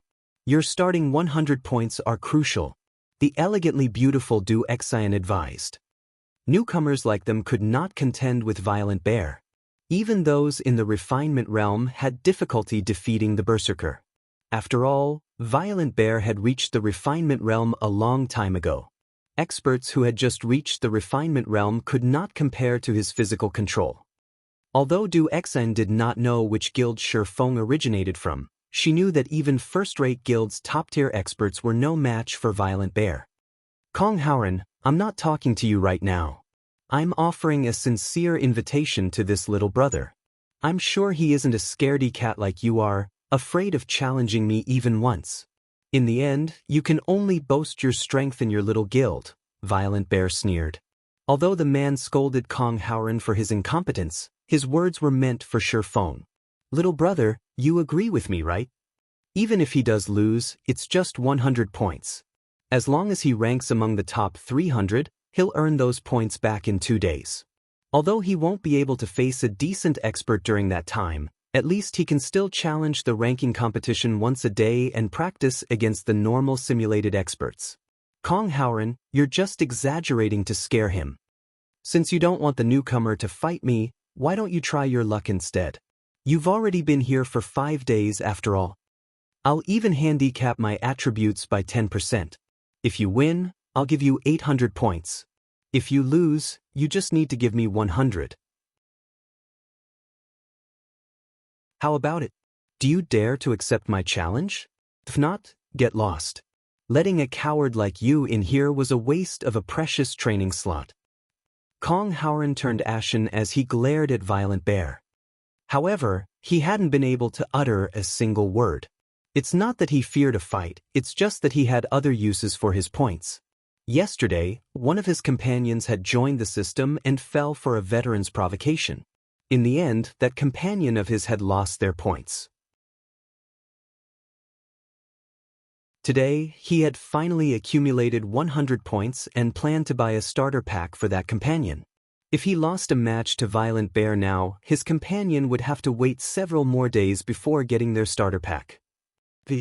You're a coward till the end. Violent Bear cast a disdainful look towards Kong Howren when the man turned to leave. Fellow brother, aren't you being insincere? You're willing to lower your attributes and raise your bet to 800 points, yet against me, not only did you not offer to use a handicap, but your bet was also only 500 points, Feng said softly as he glanced at Violent Bear. Oh, you want a match? Violent Bear's gaze shifted back to Feng, and he began to size up the swordsman. Laughing, he continued, Sure. If you want to fight me, I'll offer you the same terms. following which, Violent Bear led Feng to the battlefield. Why is he so impulsive? Didn't he see how miserably Violent Bear beat his previous opponent? Du Xin asked, slightly frustrated. He might have done it because he didn't want Violent Bear to continue humiliating me, Kong Howren responded, feeling somewhat guilty as he watched Feng depart. After interacting with Feng for some, he could tell that Feng was not impulsive. Moreover, he had not seen any anger or pride within Feng's gaze. On the contrary, he had appeared extraordinarily calm as he challenged the berserker. This showed that he was aware of Violent Bear's strength and had only challenged the man after considering it calmly. Violent Bear is so lucky. He's going to haul in 200 points in one day. With this, he can take on a refinement realm expert for an entire day. However, that newcomer is pretty smart. He got Violent Bear to lower his attributes by 10%. Violent Bear has already set foot into the refinement realm. Against a newcomer, a 20% handicap wouldn't change anything, much less 10%. Without also having reached the refinement realm, that newcomer doesn't stand a chance. Everyone in the main hall had their gazes glued to the massive screen, envy flashing in their eyes as they watched Violent Bear. Red, don't you think that newcomer looks kind of familiar? Purple Eye asked. As she watched Feng on the screen, she felt as if she had seen him somewhere. Familiar. Red Feather's loss vexed him, so he was in no mood to pay attention to the new duel.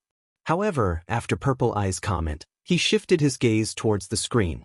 Immediately, he fell into deep thought as he muttered, "Indeed. He does feel familiar, but I can't recall where or when I've met him before." As Purple Eye and Red Feather watched Feng's duel with Violent Bear began. The battlefield was set in a desert. It was a standard, open battle with no terrain to benefit either player. Feng had chosen the swordsman class for this match, while Violent Bear stuck with the berserker. However, Violent Bear had reduced his overall attributes by 10%. In terms of strength, he was roughly on par with a swordsman of the same level. As the battle began, Violent Bear used charge at Feng. "Brat, I'll show you just how powerful I am." Violent Bear tightened his grip on his battle axe and swung the weapon at Feng violently. Although the axe did not seem to move quickly, it vanished halfway to Feng. Second acceleration. Violent Bear was quite confident of his melee combat capabilities. Even with reduced attributes, with his second acceleration technique, he could defeat a swordsman of the same level easily. Even a melee expert who had also reached the refinement realm would find it immensely difficult to block his attacks, not to mention a newcomer like Feng.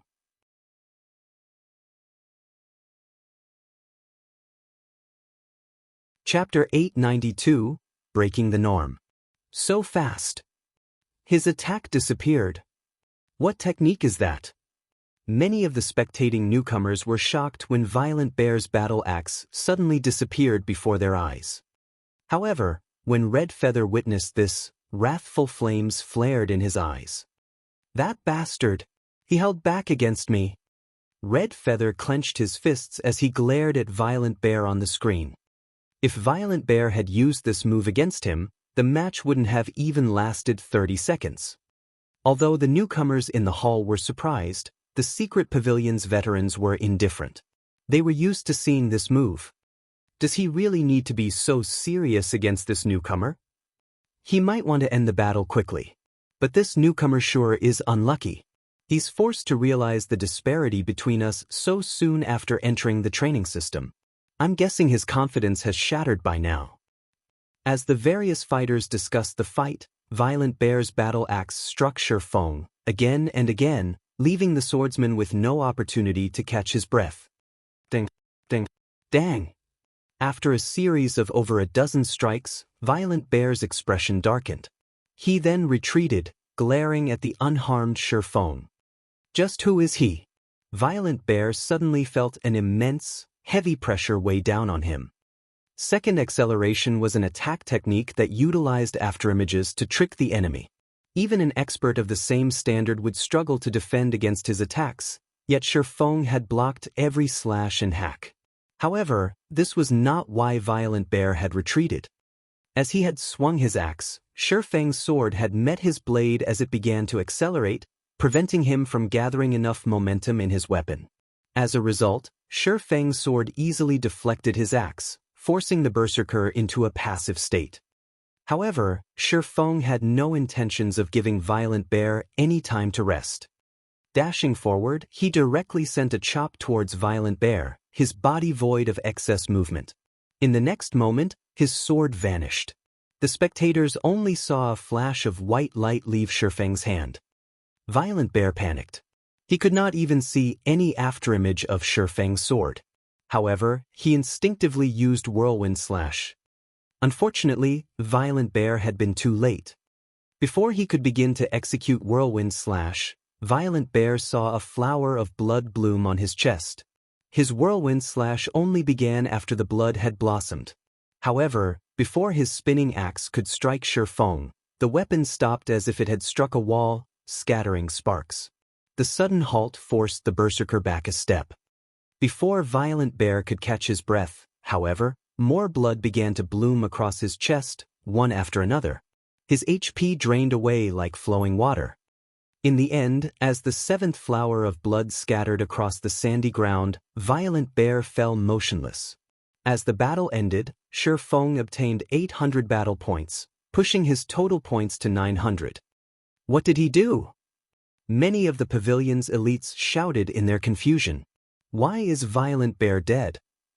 Today, Feng broke the norm of newcomers' helplessness against veteran bullying. Violent Bear had clearly been on the offensive throughout the match, yet he had retreated, and Feng had given chase, spilling the berserker's blood. Seeing the gashes decorating Violent Bear's body, it was obvious that the berserker had been cut. However, none of them had seen even an afterimage of a sword leave Feng's hand, striking Violent Bear. A deathly silence overtook the main hall. Everyone stared at Feng, who was just returned from the battlefield, with dumbfounded expressions. Yi Feng. That's right, he is Yi Feng. After seeing Feng's attack, Red Feather realized where he had seen that familiar face.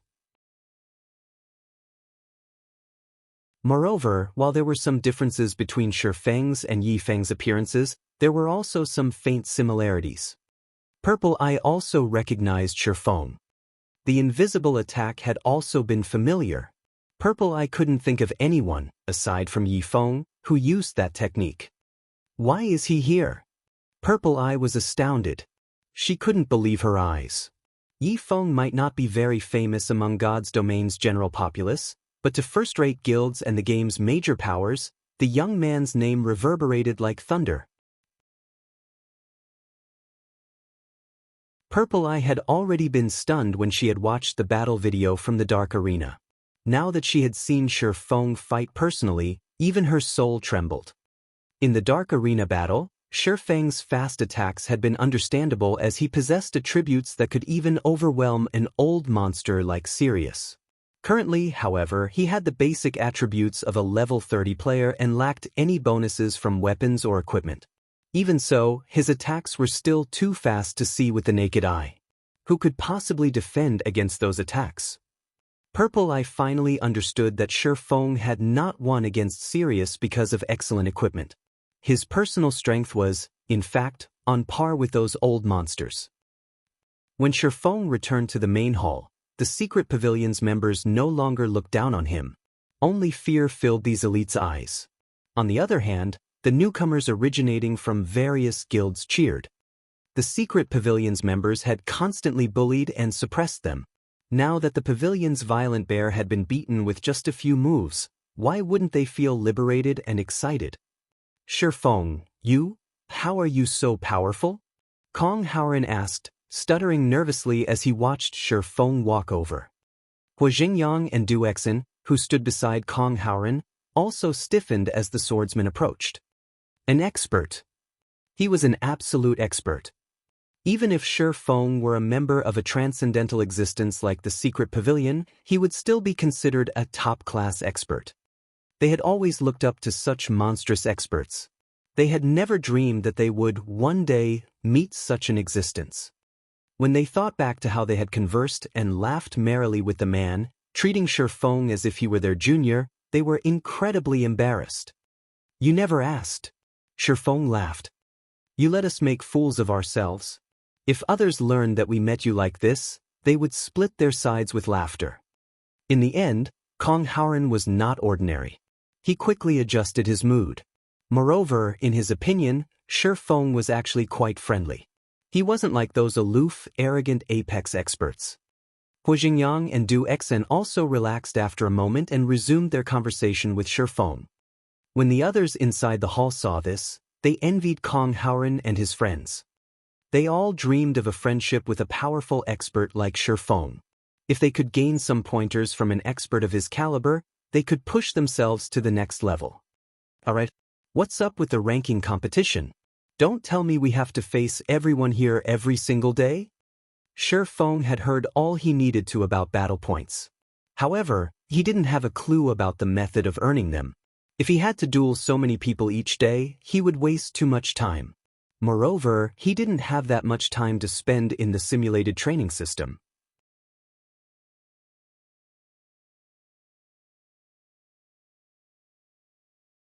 Chapter 893, Battle Tower. Kong Howren and his companions laughed when they heard Feng's question.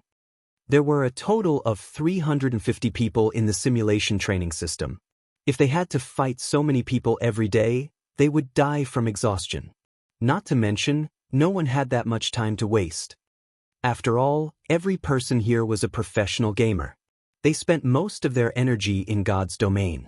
A player's strength did not only rely on combat standards and techniques. Weapons, equipment, and tools also factored into a player's combat power. Otherwise, players wouldn't pursue better weapons or equipment. The simulation training system's ranking competition isn't a competition between players. Rather, it depends on your results in the Battle Tower. The Battle Tower is somewhat like the Divine Colosseum's Trial Tower, Kong Howren explained. He then pointed towards the large portal in the middle of the hall, saying, "That's the Trial Tower that decides our ranks." The Battle Tower has a total of 7 floors. The higher the floor you reach, the more combat points you will earn. In the end, the system uses the battle value to determine our ranks. Inside the Battle Tower, everyone's attributes are normalized. However, you can only enter the tower once per day, and the ranks are determined every midnight. Generally, you must be prepared before challenging the tower. Otherwise, you'll likely be eliminated and waste your chance. So, that's how it works. Feng could not help his growing interest in the Battle Tower. He shifted his gaze back to Kong Howren and asked, "Which floor have you guys reached so far?" "This?" Kong Howren scratched his head. Awkwardly, he replied, "We're still on the first floor." "Is it that difficult?" Feng asked in surprise. He could tell that Kong Howren's combat standard was quite high. Although the man was no match for Red Feather, he was not far off. In a first-rate guild, he would be considered a top-class expert there. In terms of the Divine Colosseum's Trial Tower, Kong Howren would be a 6th-floor expert at the very least, yet such an expert was stuck on the Battle Tower's first floor. How difficult was this tower? In truth, all of the newcomers are stuck on the first floor. Only the Pavilions group have reached the 2nd floor. Violent Bear, for example, is on the 2nd floor. However, he ranks among the top of those on that floor, Kong Howren explained. The experts who have reached the 3rd floor rank within the top 100. Their ranks practically never change. The most we can do is fight for the top 200 spots. The top 100 are monsters. The Battle Tower's difficulty has been set incredibly high. I really don't know why the secret pavilion made 7 floors. I've heard that, even so many years after the pavilion created this training system, nobody has the 7th floor. The highest record is the 6th floor. When they spoke of the tower's difficulty, both Hu Jingyang's and Du Exion's expressions twisted into something ugly. They were their guild's prided geniuses in God's domain. Countless players looked up to them, yet upon joining this simulation training system, they had been stuck at the bottom of the food chain. Although Kong Howren had entered the top 300 ranks, it was beyond these two, and they were limited to a pitiful 20 points each day. The record holder has only reached the 6th floor? Feng was even more surprised. A transcendental power like the secret pavilion should have a few old monsters who had, at the very least, reached the domain realm, yet even they had only managed to reach the 6th floor. It was hard to imagine just how difficult the 7th floor must be. As he learned more, Feng's curiosity about the battle tower grew. Since Feng currently had 900 points, he had no interest in the starter pack. At the very least, he needed a Void Realm expert as a decent opponent. However, simulating Void Realm experts required 1,000 points. As for Domain Realm experts, facing them cost 2,000 points. Following which, under Kong Howren's guidance, Feng entered the battle tower. As Feng entered the battle tower, news of his overwhelming victory over Violent Bear spread like wildfire. After all, this was the first time a newcomer from another guild had defeated a secret pavilion elite. Furthermore, Violent Bear was an expert that ranked among the top 150. Many people, curious about how well Feng would fare in the battle tower, rushed to the battle fortress to watch. Since this brat had easily defeated Violent Bear, he shouldn't have any problems reaching the 3rd floor. If he does, someone's going to get kicked out of the top 100. How can that be? The 3rd floor isn't easy to reach. Moreover, Violent Bear had handicapped 10% of his attributes in that battle. Damn, which guild did that guy come from? He's so strong. If he reaches the 3rd floor, he'll place a new record. Meet him. I recall that the best record an expert from a different guild had set on their first try was the 2nd floor. However, that person is a true genius. Even the pavilion is trying to recruit them. The battle fortress's main hall exploded with commotion as everyone focused on the ranking lists before the battle tower. Even now, people streamed into the main hall, all talking about Feng. For a time, Feng was the fortress's focal point. Quick look, isn't that Wenhua? Why is she here? Are you kidding me? Is she here to watch Feng? Who is this guy? As everyone discussed Feng, a beautiful woman in purple-red martial artist robes appeared in the hall. Instantly, the focus shifted towards her. Everyone's, including Kong Howren's group and Purple Eye, who rested in a corner, jaws dropped. Most people in God's domain might not recognize the woman, but in this simulation training system, Wenhua was a celebrity. Everyone knew about her. Why is she here? Did she discover Feng's identity as well? Watching Wenhua slowly walk into the hall, becoming the center of attention, an indescribable sense of jealousy and admiration welled up in Purple Eye's heart. In terms of appearance, Wenhua could even stand shoulder to shoulder with the snow goddess of Ouroboros, Gentle Snow. In terms of talent, however, Wenhua surpassed Gentle Snow by leaps and bounds. Wenhua was very young, much younger than Gentle Snow. To experts, age was a form of capital. Some people could reach the refinement realm at the young age of 18, while others only did so after turning 20. Although there was only an age difference of 2 years, this time gap could determine how far a player would go. Although both were considered geniuses, the difference in talent was massive. If one reached the refinement realm at the age of 18, there was a high chance for them to reach the peak of the virtual gaming world during their lifetime. They would likely become an old monster, becoming a domain realm expert in the future. However, those who managed to enter the refinement realm at the age of 20, without any special opportunities, would, at most, become an ordinary upper echelon in some super guild. Meanwhile, at the young age of 17, Wenhua had reached the refinement realm. Currently, at 19, she had reached the peak of the flowing water realm. The pavilion's old monsters commented that Wenhua was lacked inspiration and could break through to the Void Realm at any moment. A 19-year-old Void Realm expert would have endless opportunities in their future. The secret pavilion had treated Wenhua like a rare, precious seedling and spared no expense to nurture her. The pavilion's old monsters often offered her pointers. She was likely to become the secret pavilion's future heir. Meanwhile, such an amazing woman had actually shown up to watch a newcomer. Why wouldn't this be shocking?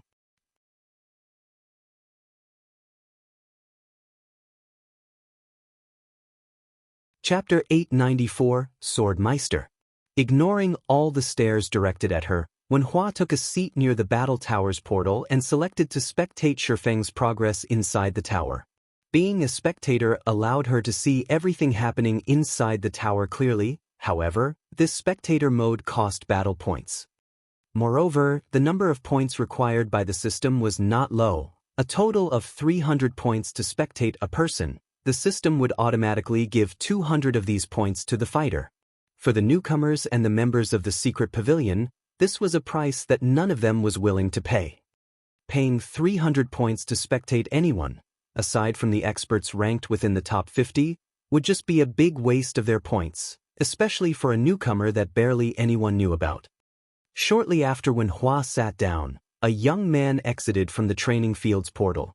When this young man spotted Wenhua, he hurriedly made his way over to her.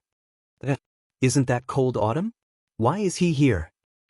I heard that he's been training like a madman ever since his trip to Star Moon Kingdom. He must have received some kind of stimulation there. Now, he spends nearly all of his spare time fighting inside the training field. The members of the secret pavilion were shocked when they saw Cold Autumn, who had appeared out of the blue, walking over to Wenhua. The three great geniuses of the secret pavilion were individuals that were usually very hard to meet, yet two of them had actually shown up in the battle fortress. It was truly a rare sight to behold. Sister Wenhua, why do you suddenly have time to come here? Cold Autumn asked when he reached Wenhua. After taking a seat, he continued, didn't Uncle Yuan say that you are going to challenge Sanctuary's Gale Sword Meister, Ruthless Sky? Aren't you going to rest and prepare for that battle? No matter what, he is one of Sanctuary's 8 sword meisters. I've heard that Ruthless Sky has made significant advances recently, and his rank on the experts list has already gone up from 131st to 117th. Moreover, he even replaced one of his weapons yesterday, and the higher-ups suspect that it could be an epic weapon. This will increase his combat power even more. Sending a glance at Cold Autumn, Wenhua said in a casual tone, I know all that. Even so, I will still defeat him. Compared to her upcoming battle, she was more interested in this battle of Feng's. Previously, she had viewed Feng's battle with Sirius many times. However, at the end of the day, a video recording was still a video recording. The experience was far from comparable to watching in person.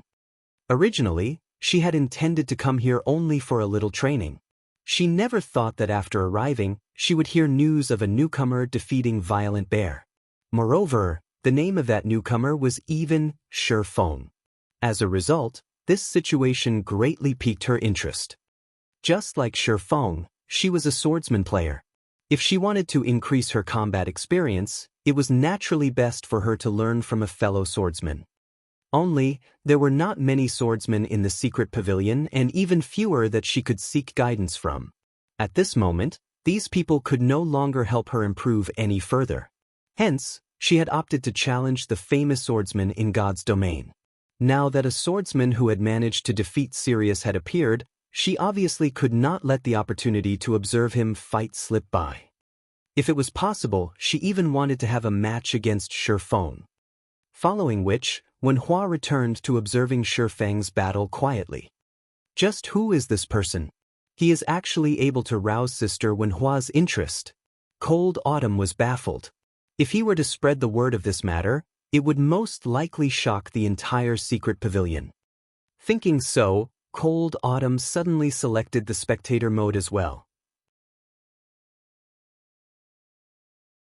Moreover, the person he chose to spectate was the newcomer Feng. 300 points might be a lot to an ordinary expert of the secret pavilion, but to him, it was still barely acceptable. Damn, this is just insane. Two of the great geniuses are actually spectating Feng's battle. This can't be real, right? Isn't he just a powerful newcomer? Even reaching the 3rd floor is a problem. Is it really worth spending 300 points to watch him? The mouths of the players in the main hall hung wide open as they watched Wenhua and Cold Autumn quietly sitting beside the battle tower's portal. Damn it! Purple Eye clenched her fists as she looked at Wenhua and Cold Autumn. It would be great if we had come here a few days earlier. It's just impossible to gather 300 points right now. She knew who exactly Feng was. If she missed this opportunity to witness his battle, who knew when she would get another chance? Why don't I go borrow some points? I heard that aside from duels, the members of the secret pavilion will also loan battle points. However, we'll need to pay an additional 30% interest when paying back the points, Red Feather said, gritting his teeth. Purple Eye promptly nodded in response. Compared to paying an interest rate of 30%, being able to watch this battle was much more important. This scene bewildered the members of the secret pavilion. They could not understand just what kind of attraction Feng held to rouse the interest of not only the pavilion's geniuses but also the newcomers. Inside the battle tower, Feng was currently standing in the middle of an endless plain with a total of 49 prairie lions and 1 prairie lion king surrounding him. Prairie lion, elite rank. Level 30. HP 60, 000/60, 000. Prairie lion king, special elite. Level 30. HP 200, 000/200, 000. System: defeat all monsters to progress to the next floor. Every prairie lion killed will reward you with 1 combat point, and killing the prairie lion king will reward you with 10 combat points. No wonder Kong Howren's group weren't able to clear the first floor, Feng thought as he swept a glance at the lions besieging him. He then took a look at his own attributes. Currently, his attributes were roughly equal to those of a level 30 swordsman geared in bronze weapons and equipment. Right now, he was the very definition of an ordinary player. The difficulty of defeating this pride of lions would be extremely high. Moreover, this place was an endless grassland, offering no terrain whatsoever that players could take advantage of, which further increased the difficulty. Roar! The prairie lion king bellowed angrily and advanced. Simultaneously, the prairie lions surrounding Feng pounced at him as well. An ordinary player would usually panic if faced with attacks coming from all sides. They would instinctively attempt to rush out of the encirclement. As for expert players, they would choose to fight while retreating, slowly but surely killing these monsters. However, Feng did neither of these things. With an ordinary level 30 player's attributes, he simply had no chance of outrunning the prairie lion king. On the contrary, attempting to do so would place himself in a disadvantageous situation. Facing the incoming pride of lions, Feng began brandishing the twin swords in his hands. In the next moment, countless streaks of sword light flashed around Feng, forming a barrier of sorts around him. Any lion that came at him would have their joints struck by Feng's swords. Although Feng's strength was insufficient to repel the prairie lions, he still managed to deflect their attack trajectories slightly. Seen from afar, the half-dozen prairie lions attacking Feng appeared to be intentionally circling the swordsman, their attacks all landing on thin air. As these prairie lions moved past Feng, a streak of sword light would strike at their bodies, causing over -1,500 damage to the elite monsters. As the battle continued, the prairie lions died one after another. This person is clearing out the prairie lions so quickly. Cold Autumn was filled with shock as he observed this scene. Just who is this person? He knew full well just how hard it was to deal with these prairie lions. Simply dodging their attacks was very exhausting, yet Feng was actually toying with these elite monsters like they were kittens right now. Despite Feng having the same attributes as he did when he challenged the first floor, Feng's clearing speed was at least double his. These prairie lions posed no threat to Feng at all. Only the prairie lion king, whose speed was much faster and strength was much greater than the prairie lions, presented a challenge for Feng. However, utilizing his positioning to guide the prairie lions, Feng turned the prairie lions into shields for him, having the elite monsters receive all the attacks of the prairie lion king instead. After each successful block, Feng would also follow up with a counterattack, each of his blows dealing over -1,200 damage to the special elite. The prairie lion king's HP fell at a rate visible to the naked eye. In the end, the special elite died without even managing to land a paw on Feng, its body lying motionless on the ground. Meanwhile, the players present in the main hall of the battle fortress suddenly fell silent, every one of them staring at the record board of the battle tower's first floor with a dumbfounded expression. At this moment, the first floor's original fastest clear record of 47 minutes 27 seconds had actually been broken.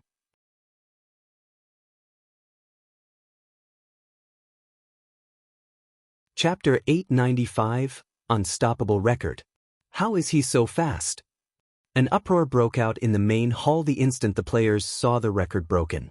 None of them dared to believe it was true. The clear record for the battle tower's first floor had stood for a very long time now. Most people required nearly 2 hours to deal with the monsters on the first floor, taking at least double the record time. Even the personal bests of the 3 great geniuses of the secret pavilion were relatively far away from the record clear time. Yet, Feng had broken it easily. 37 minutes 24 seconds. Everyone grew extremely curious as to what had happened inside the battle tower when they saw this new record.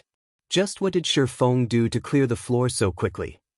Sister Wenhua, just who is this person? Cold Autumn could not help but ask when he saw this new record. The battle tower's record had remained unchanged for many years now.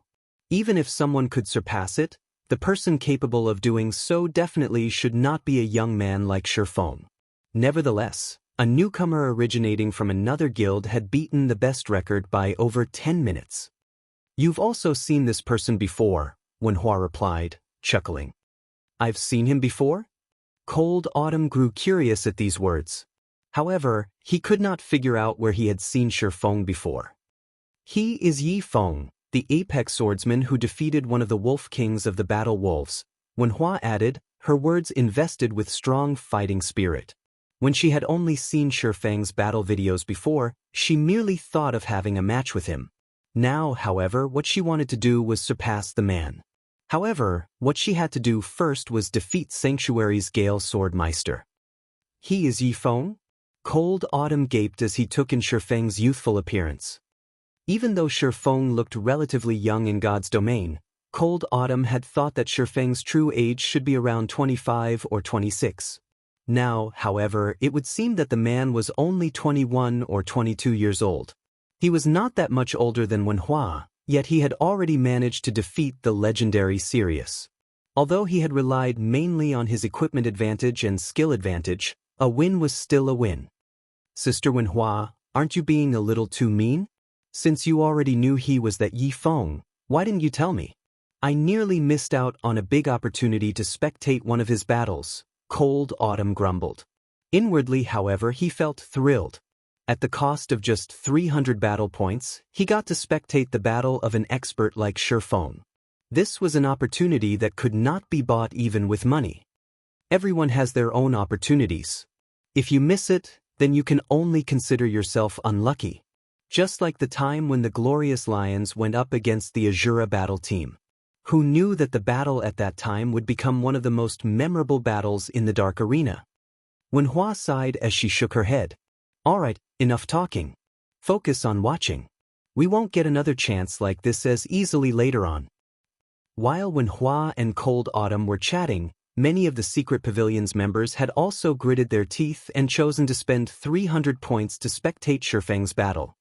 A person capable of breaking the record of the first floor definitely possessed extraordinary abilities. After just a short moment, the number of people spectating Feng's battle grew to a total of 13, instantly increasing Feng's battle points to 3,500. Inside the battle tower, when Feng progressed to the second floor, he was transported into a dark nest. Visibility was very low, and his vision only extended to 10 yards at most. He could also hear rustling coming from all around him, the sounds being hair-raisingly creepy. Although there aren't a lot of monsters on the second floor, roughly only 20, this dark environment makes it much more difficult to evade the attacks of these monsters. I also had to attempt and train on this floor many times before I got used to this environment. Cold Autumn revealed a smile when he saw Feng standing still after arriving on the second floor. Although he was not present on the battlefield, his viewing angle was not that far from Feng. Moreover, as a spectator, he had a much clearer view of the battlefield than Feng, and his field of vision was nearly 3 times that of Feng's.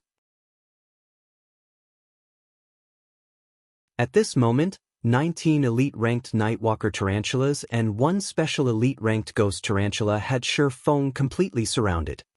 Nightwalker Tarantula, Elite Rank. Level 30. HP 70, 000/70, 000. Ghost Tarantula, Special Elite. Level 30. HP 240, 000/240, 000. Feng could get 2 combat points for every Nightwalker Tarantula he killed, while the Ghost Tarantula would give him a total of 40 points if killed. The points these monsters gave were much more than those for the monsters on the first floor. With a visual range of 10 yards, players would have an exceedingly short time to react to any attacks from the tarantulas. Here, even taking a breath at a wrong time could result in one's death. Even if players were just going up against monsters of the same level, the difficulty of the second floor was significantly higher than the first floors. Hence, the number of experts that had managed to clear the second floor among the participants of the training system this time around was extremely low. Even a Refinement Realm expert like Violent Bear had failed to clear it. To Feng, however, this floor was child's play. After reaching the Void Realm, even having his sense of sight weakened would hardly affect his combat power. Although Feng could not visually perceive the situation beyond 10 yards, the vibrations and sounds passing through the air allowed him to pinpoint the positions of all the monsters within the nest. Before the monsters even got to 10 yards of him, Feng had already started taking appropriate countermeasures.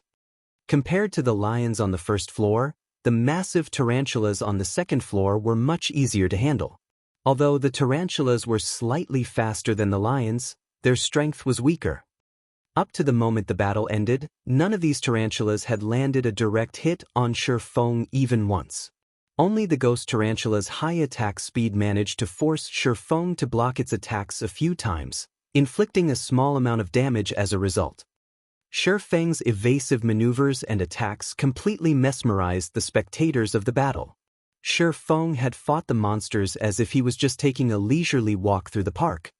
Aside from these feats, Feng had also broken the clear record of the second floor. The original record time was 32 minutes 54 seconds, whereas Feng's clear time was 27 minutes 35 seconds. Following which, the number of people spectating Feng's battle increased by 15, boosting Feng's battle points further by 3,000. The third floor was a fiery hell. The majority of the ground on this floor was scorching red. Stepping on a patch of red immediately imposed burn damage. Only the areas scorched black were safe. However, there were very few of such areas in this fiery valley. Players would have their movement greatly restricted while fighting on this floor. Meanwhile, Feng's opponents for this floor were drastically different from his previous ones. Although there were only 10 monsters on this floor, all 10 of them were hovering around in the air. Flame Falcon, Elite Rank. Level 30. HP 60, 000/60, 000. Flame Eagle, Chieftain Rank. Level 30. HP 900, 000/900, 000. They say that the third floor is a major threshold, and until now, only a few experts have managed to clear the third floor. Just how far will he be able to go? Looking at Feng remaining motionless, many people began wondering how he would avoid the attacks of the Flame Eagle. A chieftain was much stronger than a special elite. Dodging attacks from such a monster was already extremely difficult, to begin with, not to mention the various constraints the environment placed on Feng's movements. Without a proper method to cope with the Flame Eagle, Feng would very quickly lose his life on the third floor. This is rather interesting. It's no wonder they say that the battle tower plays a crucial role in guiding one through the various combat realms. As Feng took in his surroundings and the Flame Eagle hovering above him, he suddenly understood what was going on in the battle tower.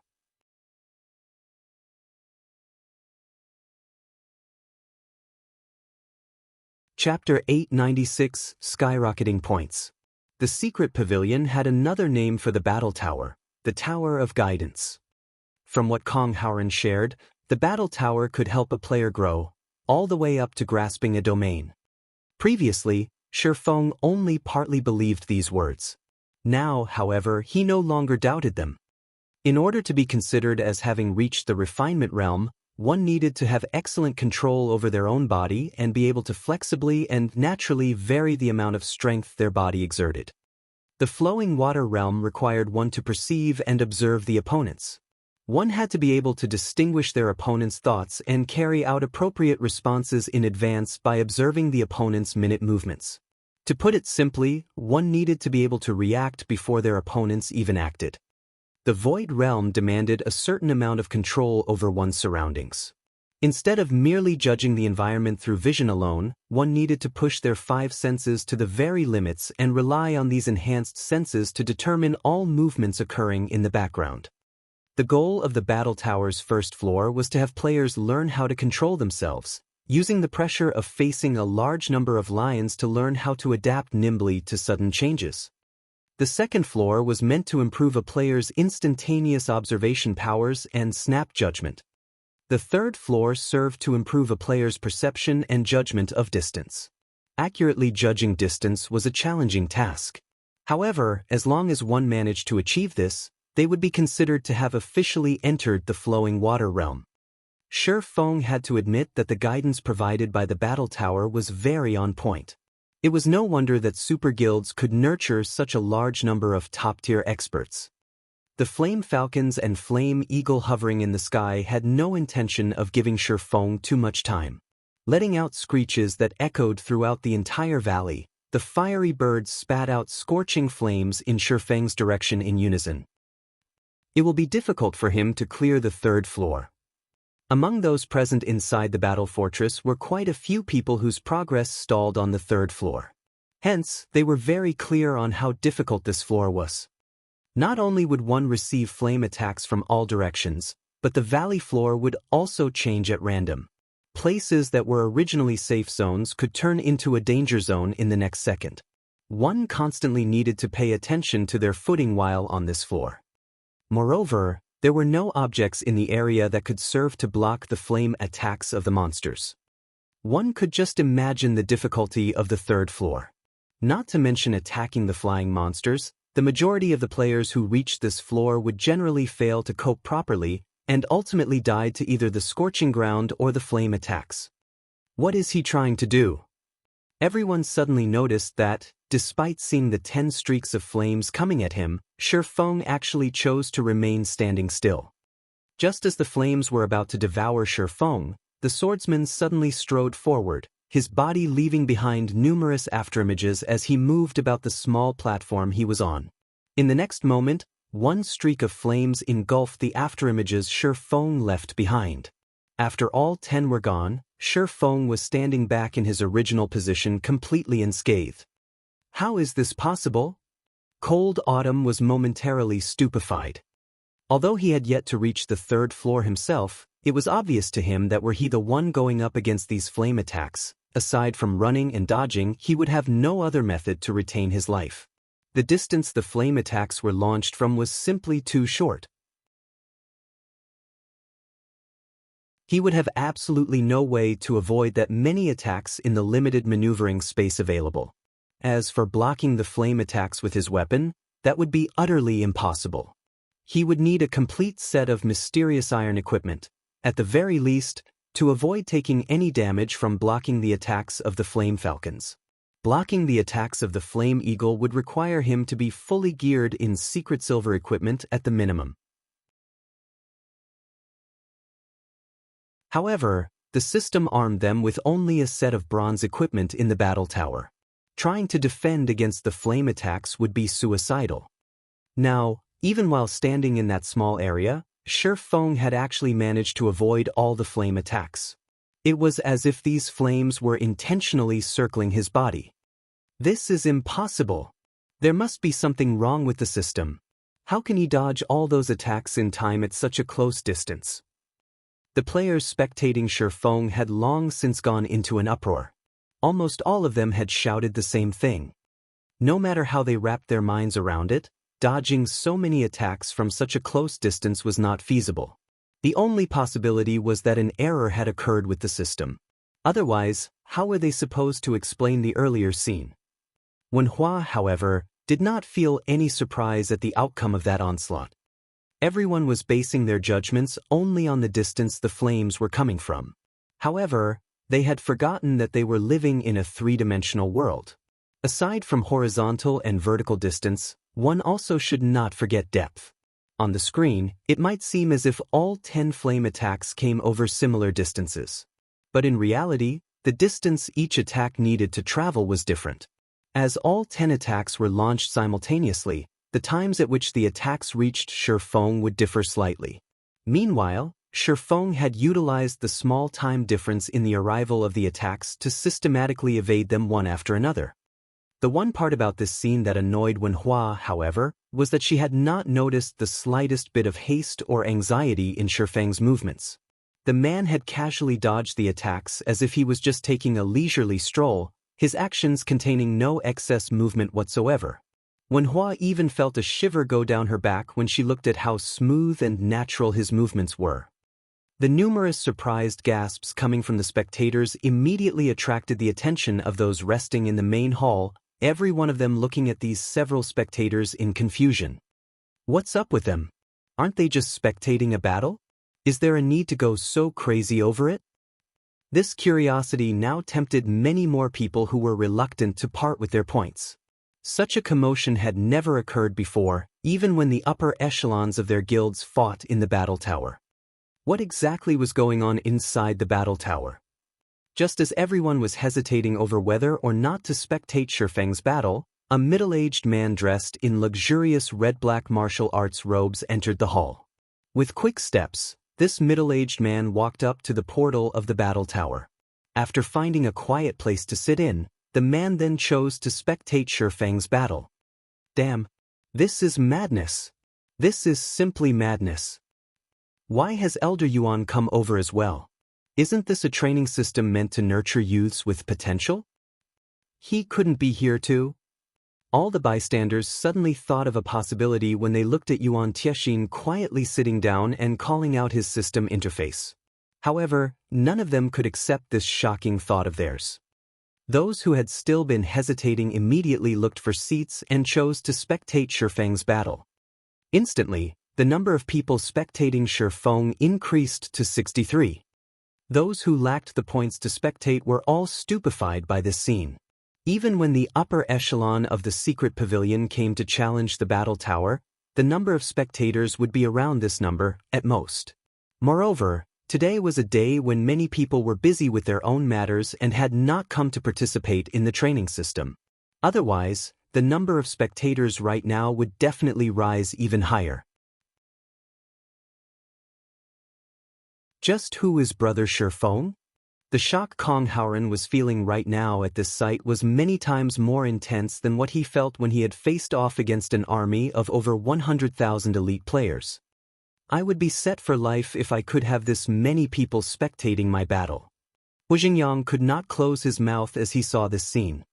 Just how many battle points could he earn if he had this many people spectating his battle as well? Even if he fought against a refinement realm expert every day, those points could last him for 2 whole months. On the 3rd floor of the battle tower, Feng repeatedly dodged the flame attacks sent at him. Even when the terrain changed, he managed to reach a safe zone immediately. Occasionally, he would also attack with a flying dart. Although the damage he caused was low, only minus 500 points or so, none of the monsters in the battle tower had the battle recovery ability. Hence, he could slowly but surely wear down these monsters. Following which, one Flame Falcon's HP continuously decreased. The battle had already fallen under Feng's complete control. That's enough experimentation. It's about time things ended. He then threw out the last dart that took away the final strand of HP of a Flame Falcon. As a result of one Flame Falcon dying, the number of attacks Feng had to face at a single time decreased from 10 to 9, making dodging the attacks much easier for him. With no suspense whatsoever, he whittled down the remaining Flame Falcons and Flame Eagle, once again easily clearing a floor. Only, as Feng was not playing a ranged class, his attacks were a lot less effective compared those of ranged classes. Hence, he had not managed to break the record clear time for the third floor. Even so, he still stupefied all his spectators. The reason for everyone's shock was because Feng's clear time for the third floor was only marginally slower than the current record holders. If his ranged weapon had been slightly better and he had learned a few more good skills, he could have easily broken the record. Following which, Feng entered the fourth floor of the battle tower. This was also the highest floor the current batch of trainees had reached.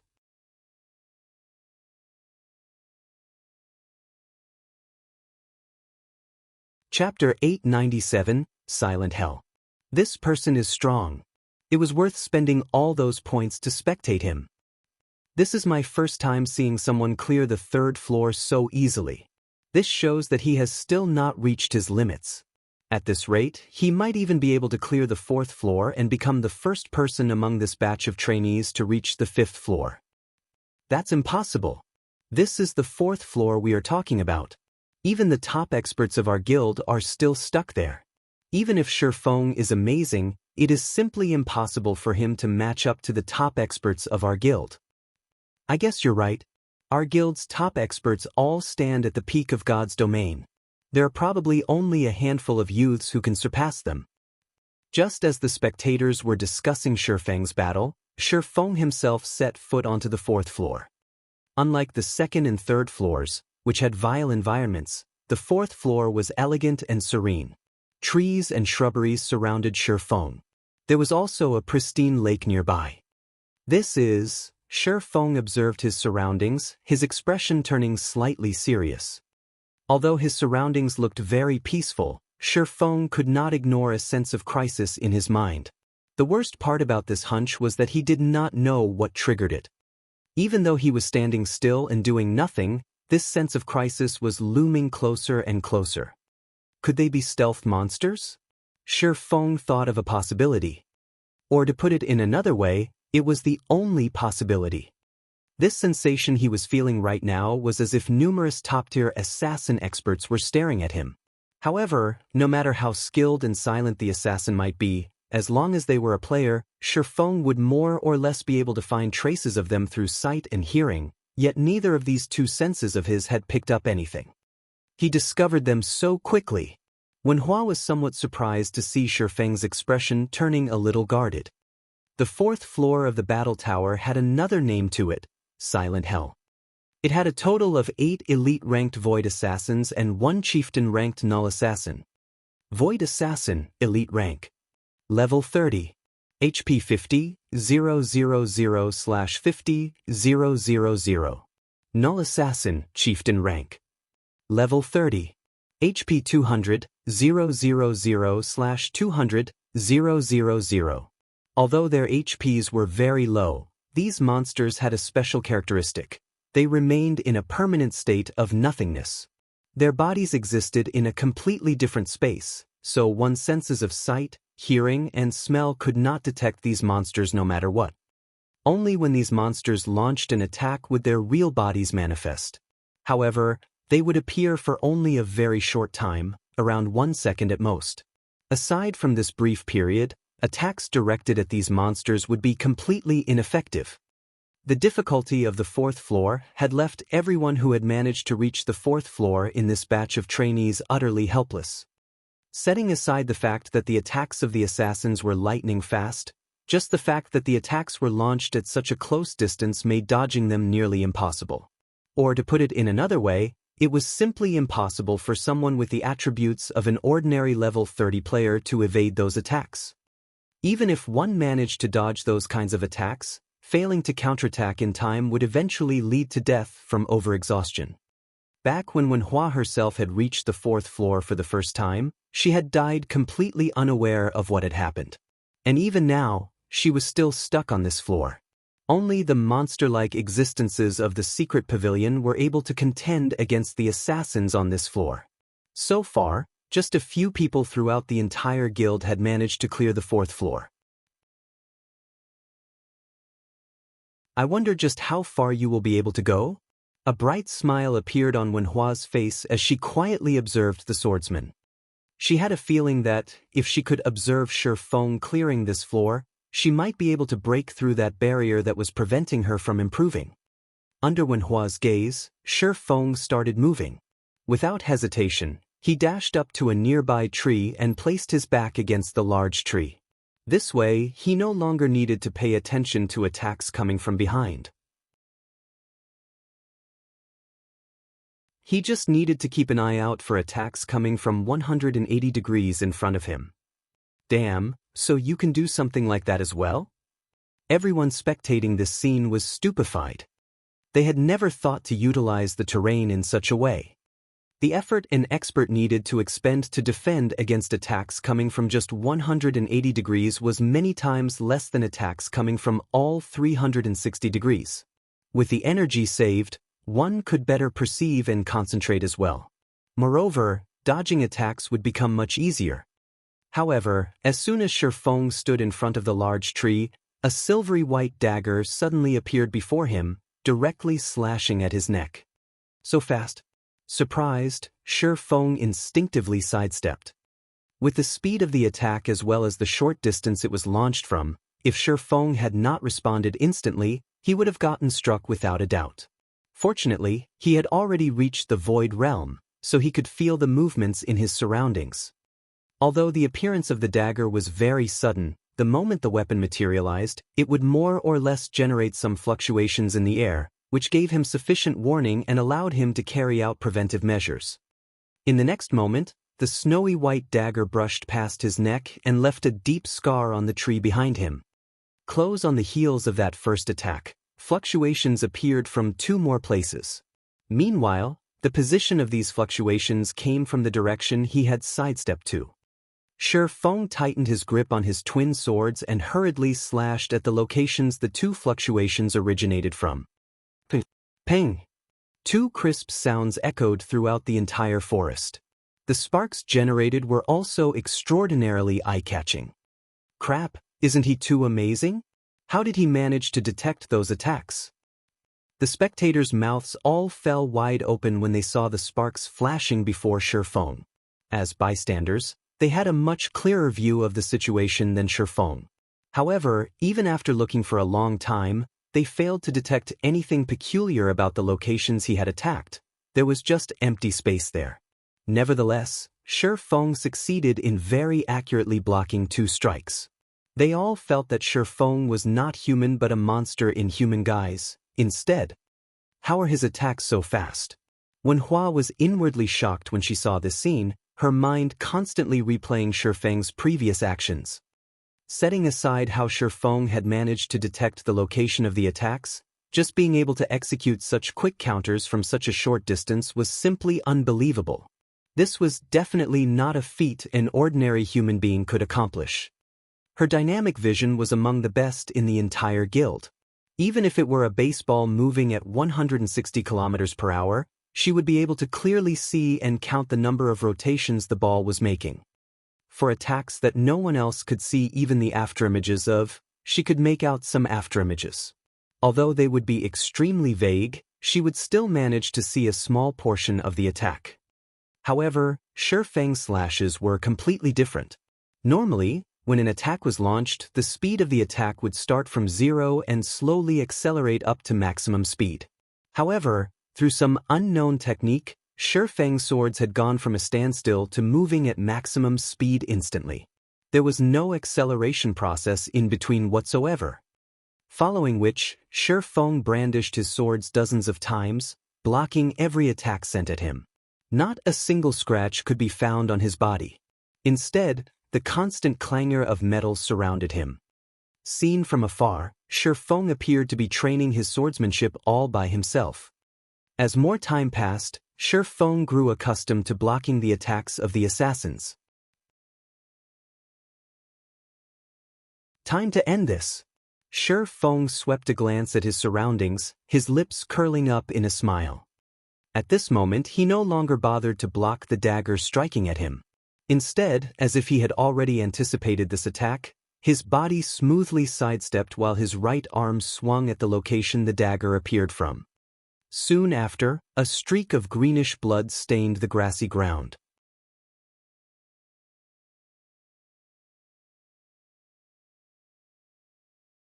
Chapter 898, Unseen Improvement. -1327. The instant this damage emerged, a blurry figure also appeared, the dark green HP bar above the figure's head shortening slightly. A moment after the HP bar showed up, however, the figure disappeared once more. Even when Feng tried launching another attack at the same position, the only thing his sword hit was air. There's only a 1.3-second period for a counterattack. That really is short. No wonder so many people have failed to clear this floor. Feng was slightly surprised. He had never expected these monsters to have such a characteristic as well. Originally, it was already very difficult to grasp the attack trajectories of these monsters. Moreover, there wasn't just one monster attacking him. Based on Feng's perception, at least 5 monsters were attacking him. Yet, not only did he have to dodge the attacks of these monsters, but he also needed to launch a counterattack within such a short time frame.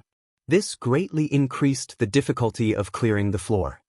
Having no better choice, Feng could only continue silently blocking the attacks while searching for opportunities to counterattack. He often had to block over a dozen attacks before he got the opportunity to launch a counterattack. If he failed to grab this opportunity, he would have to block another dozen, or even 2 or 3 dozen attacks. If an ordinary person were standing in Feng's place right now, they would surely feel bored at the moment. Feng, however, was actually joyous. He could not help but admit that the guidance provided by the battle tower was indeed excellent. All unawares, Feng had focused his full concentration on detecting the spatial fluctuations.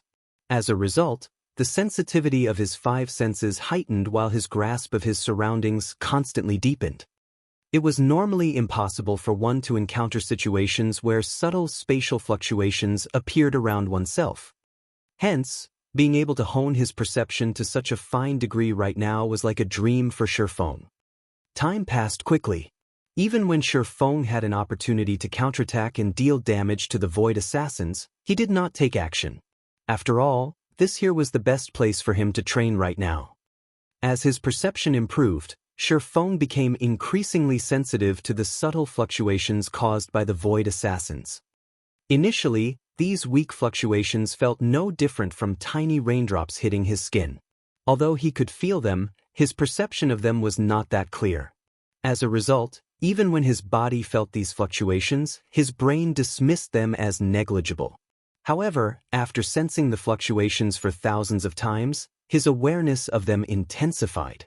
Now, these fluctuations felt more like little pebbles hitting his body. Instead, the pain more than sufficient to grab his attention. Even without his brain making any conscious decisions, he would instinctively react and turn towards the direction the fluctuations came from. It's no wonder super first-rate guilds and super guilds can nurture so many apex experts and even monsters that grasp a domain. Sure enough, they are not existences that even well-funded first-rate guilds can threaten. Feng inwardly sighed emotionally. He had profited massively from the trade with the secret pavilion this time. If not for this trade, he most likely would have remained unaware of just how frightening the major powers of God's domain were. Although he currently had a secret technique tablet and even an epic guild quest that could send him to the ancient battlefield, the Holy Land for experts, neither of those things could even compare with the battle tower. The value of the secret technique tablet lay in the fact that it allowed players to learn advanced combat techniques, which would, in turn, greatly increase their combat powers. The improvement in combat standards was only a bonus. Whether players could actually gain inspiration from learning the combat technique was a different matter altogether. As for the Holy Land, although Feng had never been there before, based on what he had heard about the place, the improvements one could gain there should be roughly equal to, or even inferior to, those from the battle tower. However, as the number of people the training system could accommodate was limited, the Holy Land seemed very valuable. Otherwise, the major powers of God's domain might not even bother to compete over entry to the Holy Land. What a pity! I thought he would clear the 4th floor as well. Now, it seems that it isn't possible. At the rate at which he is counterattacking, his stamina and concentration will run out before the battle is over. Didn't I say so already? That place is the silent hell. If even so many of our guild's top experts can't clear it, how could a newcomer like him possibly clear it? But the fact that he has lasted for so long is already plenty amazing. This is my first time seeing someone survive this long against those monsters. Indeed, the attacks of those monsters are simply impossible to predict. If it were up to me, I'd probably be dead in less than 5 seconds. Moreover, among our batch of trainees, not a single person has managed to last as long as Feng on the 4th floor. With this, he can be considered the number 1 player among us.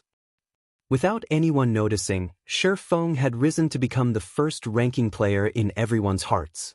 At this moment, the members of the secret pavilion no longer looked at him arrogantly, all of them feeling only admiration for the swordsman.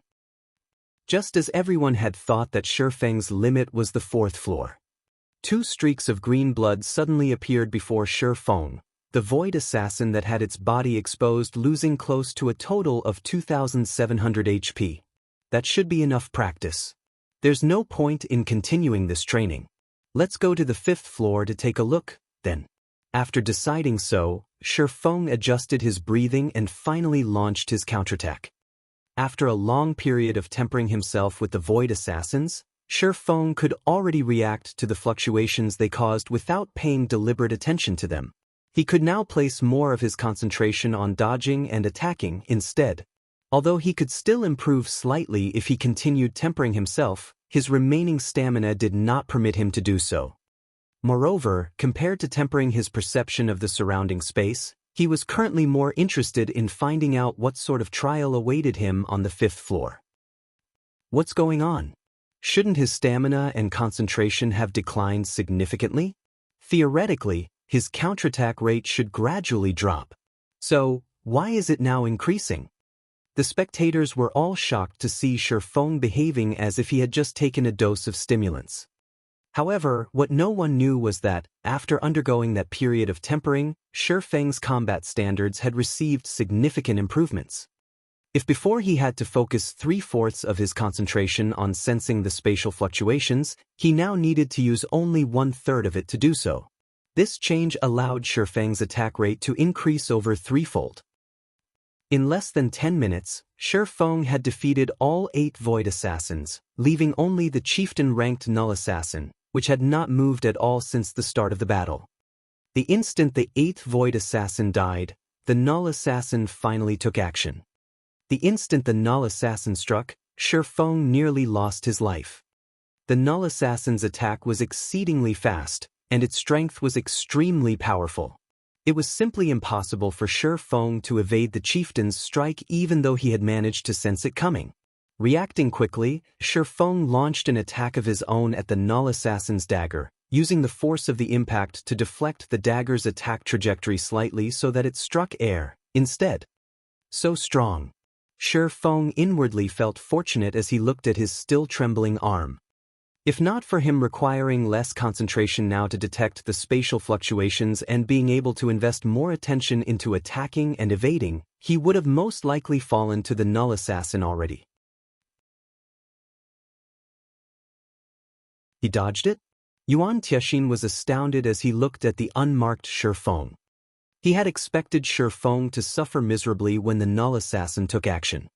The reason for this assumption of his was because he understood just how powerful the null assassin was. Although he, too, was a Void Realm expert, he had suffered hundreds of defeats at the hands of the null assassin. Only after a long period of arduous training did he manage to defeat the null assassin. Moreover, even until now, his win rate against the null assassin was still not 100%. Hence, he never imagined that Feng would actually manage to deflect the null assassin's attack on his first try. The scariest part about the null assassin was its first attack. If one could avoid its first attack, the subsequent battle would become much simpler. Sure enough, after a short adjustment period, Feng launched his counterattack on the Null Assassin, continuously dealing damage to the chieftain. In the end, after a dozen minutes or so of strenuous battle, he depleted the Null Assassin's 200,000 HP.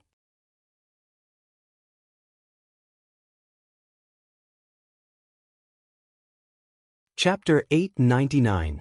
Ranking Competitions Number 1. What? He cleared it, just like that? All of the spectators were stupefied as the Null Assassin's corpse appeared on the ground.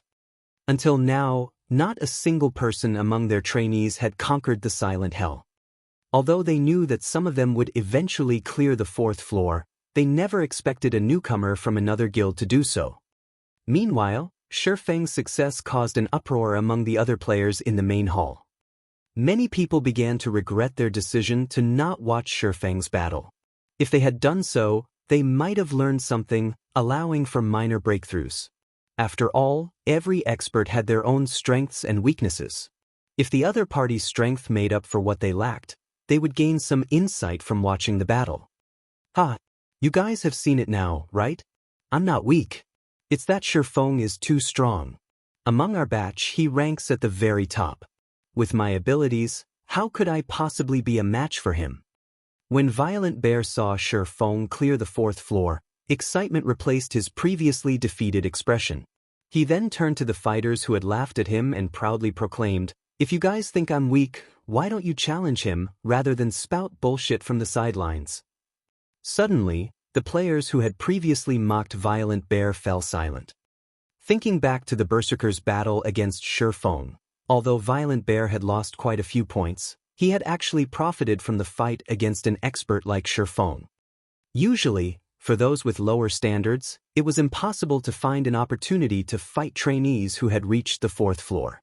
The latter despised fighting them. Violent Bear, on the other hand, had, unintentionally, scored a fight against an expert like Feng. If Violent Bear gained even a fragment of inspiration from that fight, the 800 points he had lost would have been worth it. If possible, they were willing to spend 500 or 600 points, 800 points, for a match against Feng. However, this opportunity had obviously passed. The fact that Feng had secured 1st place in the ranking competition meant that he no longer lacked battle points. Furthermore, why would Feng need to fight them? On the battle tower's 5th floor. As soon as Feng arrived, he felt a massive mental suppression weigh on him. This mental suppression was many times stronger than the Abyssal Blade had exuded when he executed a skill. He felt as if he stood before a Tier 5 monster, suffocating. His body's reaction speed and mobility were also heavily restricted. Aside from this oppressive pressure, he noticed that he stood in a dimly lit cave. Steam filled the cave, feeling like a massive sauna. The steam also hindered Feng's vision. Aside from Feng, 5 giant snakes with dark gray bodies and 3 heads each slithered in the steamy cavern. The snake's amber eyes glared at Feng. 3-headed snake, Special Elite. Level 30. HP 150, 000/150, 000. Before Feng could adapt to the environment here, the 5 3-headed snakes moved. Inside the rubble-filled cave, Feng's mobility was restricted. The 3-headed snakes, on the other hand, treated these obstacles as if they didn't exist. They moved through the cave like flowing water, easily overcoming the various obstacles in their path with unaffected speed. In the blink of an eye, all 5 snakes arrived before Feng. After the 5 3-headed snakes surrounded Feng, they began to spit needles of corrosive venom at the swordsman. The venomous needles rained down on Feng like thin rain. In this steamy environment, it was simply impossible to detect them with the naked eye. Feng could only determine the attack's trajectories by the fluctuations in the air. However, there were simply too many needles. A single 3-headed snake had spat over a dozen needles. With 5 3-headed snakes surrounding Feng, he faced was over 70 attacks. An ordinary person would have their hands full with just 5 of these attacks. Now there were over 70. Moreover, even one of these attacks was more than enough to injure Feng heavily. The fifth floor's difficulty was clear to see. Even if Feng were at his peak, he could never defend against so many attacks. He needed to rely on quick movements to reduce the number of attacks he received. Only by doing so would he have any chance of survival. Moreover, not only were his reactions slowed right now, but he was also surrounded by a vile environment. With so many obstacles, it would be very easy to trip and fall if he moved too quickly, which would then open holes in his defense. However, even knowing this, Feng chose to run. If he simply stood there, the numerous attacks would claim his life. As expected of the battle tower's fifth floor. This isn't any place for ordinary human beings. Feng brandished his twin swords to deflect the venomous needles as he ran. Although these needles did not contain much force, there were many of them. Even after Feng ran, he had to face nearly 40 needles. With his blurred perception, a single mistake would result in the venomous needles finding their mark. Although each needle only dealt around -500 damage, Feng only had several thousand HP. Following which, as Feng ran through the cave and evaded the needles, his HP rapidly decreased. In the blink of an eye, Feng's HP reached 0, his body falling to the ground. In the end, he was teleported out of the battle tower. Even after Feng returned to the main hall, the spectators around the battle tower's portal were still in a daze. The fifth floor was absurdly difficult. Just watching the rain of venomous needles pelt Feng made a chill run down their spines. There was also that massive mental suppression to contend with. If they had to fight in such an environment, they wouldn't even last 2 seconds before becoming porcupines. However, Feng had managed to last over 10 seconds before succumbing to the near-invisible needles. If not for those attacks being so hard to detect, Feng could have survived for much longer. He might have even put up a good fight against those three-headed snakes. Is this his current strength? After Cold Autumn exited spectator mode, he looked around him, a faint chill crawling down his back. Fortunately, he had experienced that battle as a spectator. Had he been fighting against that oppressive pressure, he would have been paralyzed. All he could have done was wait for death to take him. As for Wenhua, after seeing the difference between herself and Feng, she wasn't afraid in the least. On the contrary, she brimmed with fighting spirit, the corners of her lips lifting into a bright smile. Although she could clearly feel just how massive the gap was between them, she had obtained tremendous insight from watching Feng's fight. Previously, she had concentrated on a singular question: why were Feng's attacks so fast? However, after a long period of observation, she more or less gained some inspiration. Every time Feng attacked, his body began to move even before his sword did. By relying on his body's movements and energy transfer, his sword had already been accelerating for a brief period by the time he moved his arm. Hence, when Feng actually swung his sword, the sword seemed as if it instantly transitioned from a standstill to maximum speed. Although the theory sounded simple, one needed a degree of physical control that was beyond the scope of ordinary humans to accomplish this feat. Of course, Wenhua had a lot of confidence in herself. She believed that if Feng could do it, there was no reason that she could not.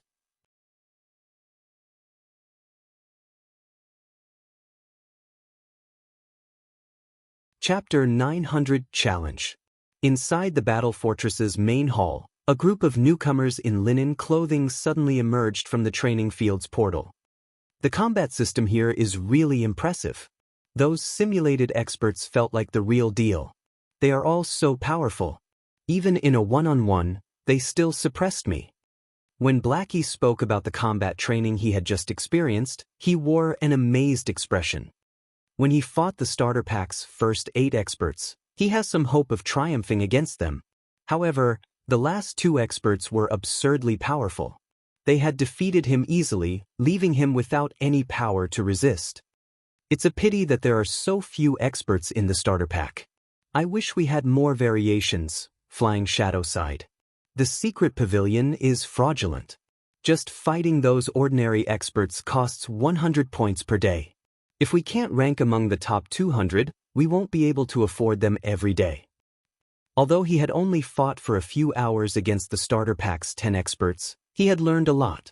If he could face all kinds of experts over time, he would gain combat experience with flying speed. He might even reach the refinement realm after a short period. That should be enough training for us today. We still have to challenge the battle tower and raise our ranks, Fire Dance stated. Although she didn't want to waste their starter pack's duration, it was more important to raise their ranks first. If they didn't, they would be stuck with 20 battle points per day.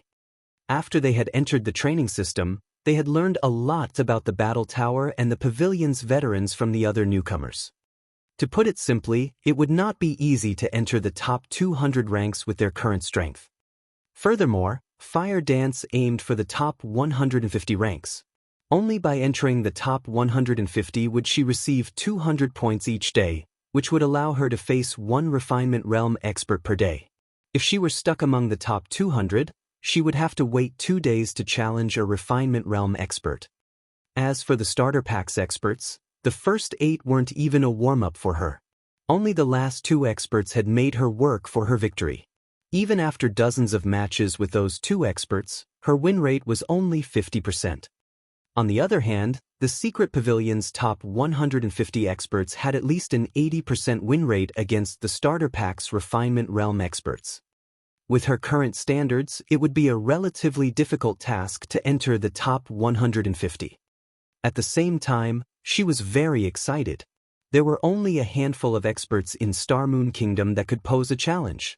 In the simulation training system, however, there were crowds of such experts waiting for her. Big Sis Fire, look, for some reason, a lot of people have gathered over there. Violet Cloud pointed out as she looked towards the battle tower's portal. Curiously, she asked, "What are they doing?" When they had arrived at the battle fortress, not many people had been present. Now, however, over 100 people had crowded the main hall. "Ah, someone seems to be leaving the tower," Kola said as he saw the portal flash with white light. The figure of a man then stepped out of the portal. After a moment, they recognized the familiar figure. A large crowd had huddled around the portal. As soon as Feng emerged, everyone turned towards him. They looked at Feng as if he were a monster, curiosity and horror flashing in their eyes. Feng was simply some newbie that had joined the training system today, yet he had set foot onto the 5th floor. The Secret Pavilion's members had already been in the simulated training system for over a month. For some, this wasn't even their first year. Yet, they were all still stuck on the battle tower's 4th floor. Hence, Feng's achievement was difficult for them to swallow. Doesn't he look just over 20? He actually reached the 5th floor at such a young age. Even among all the geniuses throughout our Secret Pavilion's history, he should rank near the top, right? Yeah, he should rank within the top 20. Between Feng and Wenhua, who do you think has more talent? Do you even need to ask? It is certainly Wenhua. Even our guild leader can't stop praising her talent, claiming that she ranks among the top 10 throughout the Secret Pavilion's history. When Fire Dance and the others overheard the conversation, they were momentarily at a loss for words. They did not know whether they should celebrate or smile wryly. While their heads still ached about obtaining a better rank, Feng had already become number 1 in the ranking competition. Meanwhile, before Feng even had the chance to relive the battle on the 5th floor, he heard the sound of an emergency notification. Feng was then forcefully ejected out of the training system and forced into sleep mode. No one was surprised about Feng's sudden disappearance. They all thought that he had logged out to avoid their pestering. Moreover, training in the battle tower was very taxing. Almost everyone had to log out and rest after challenging the tower.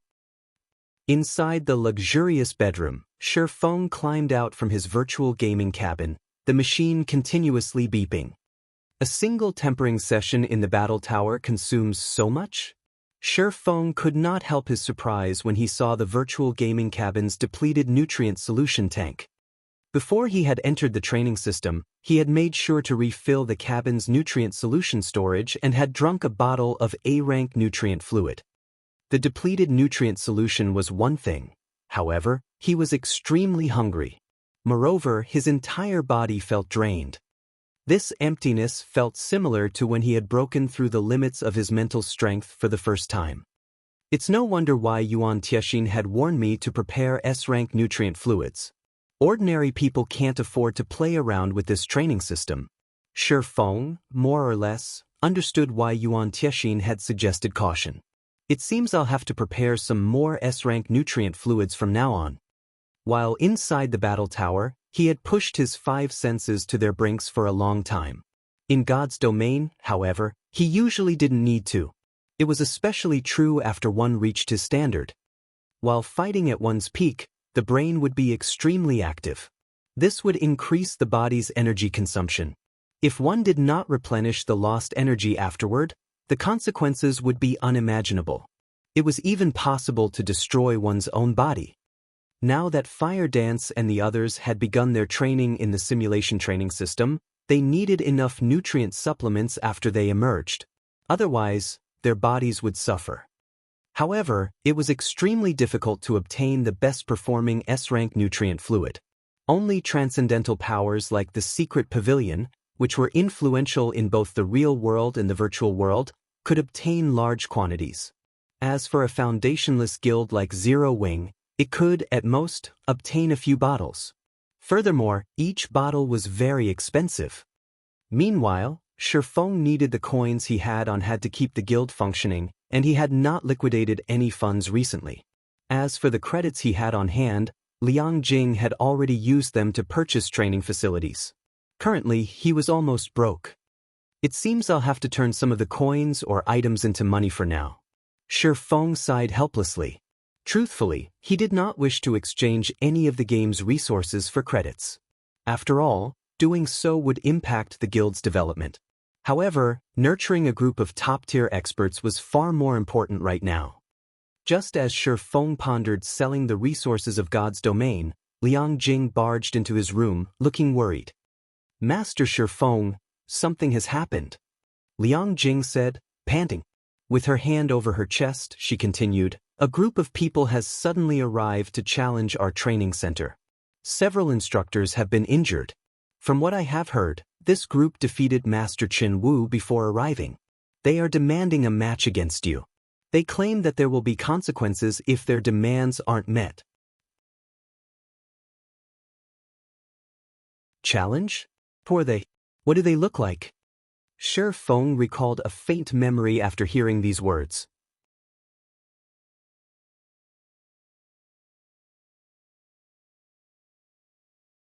Chapter 901, Silent Blade.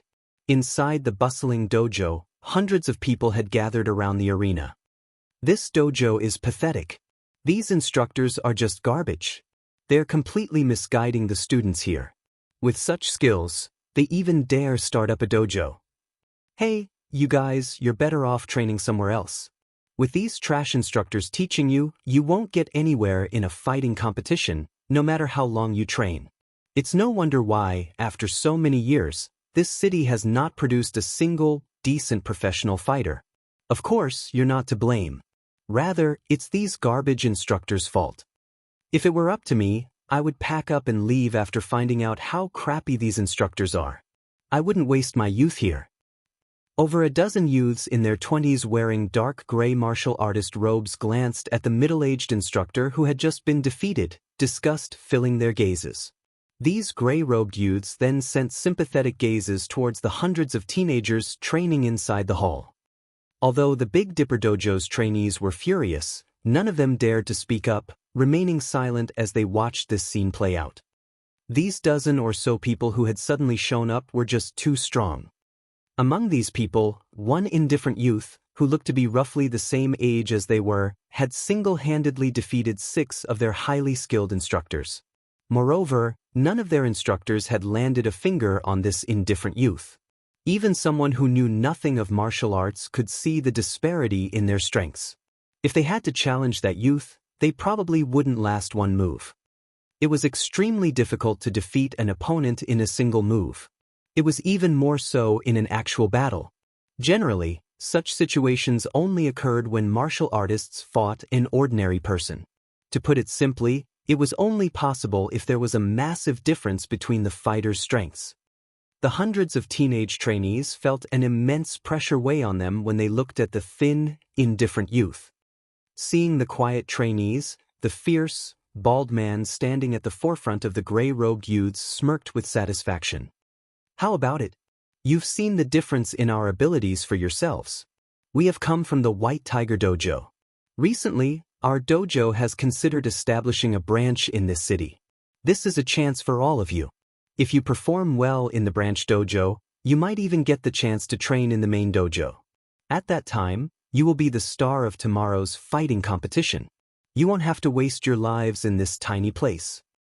Hearing the bald man's offer, everyone was momentarily stunned. They immediately understood why even Master Chen Wu was no match for these youths. They had heard about the White Tiger Dojo. Anyone who wanted to join the world of fighting knew about it. Many famous contestants, who had taken part in past national fighting competitions, originated from the White Tiger Dojo. The dojo had even nurtured well-known, international fighters in the past.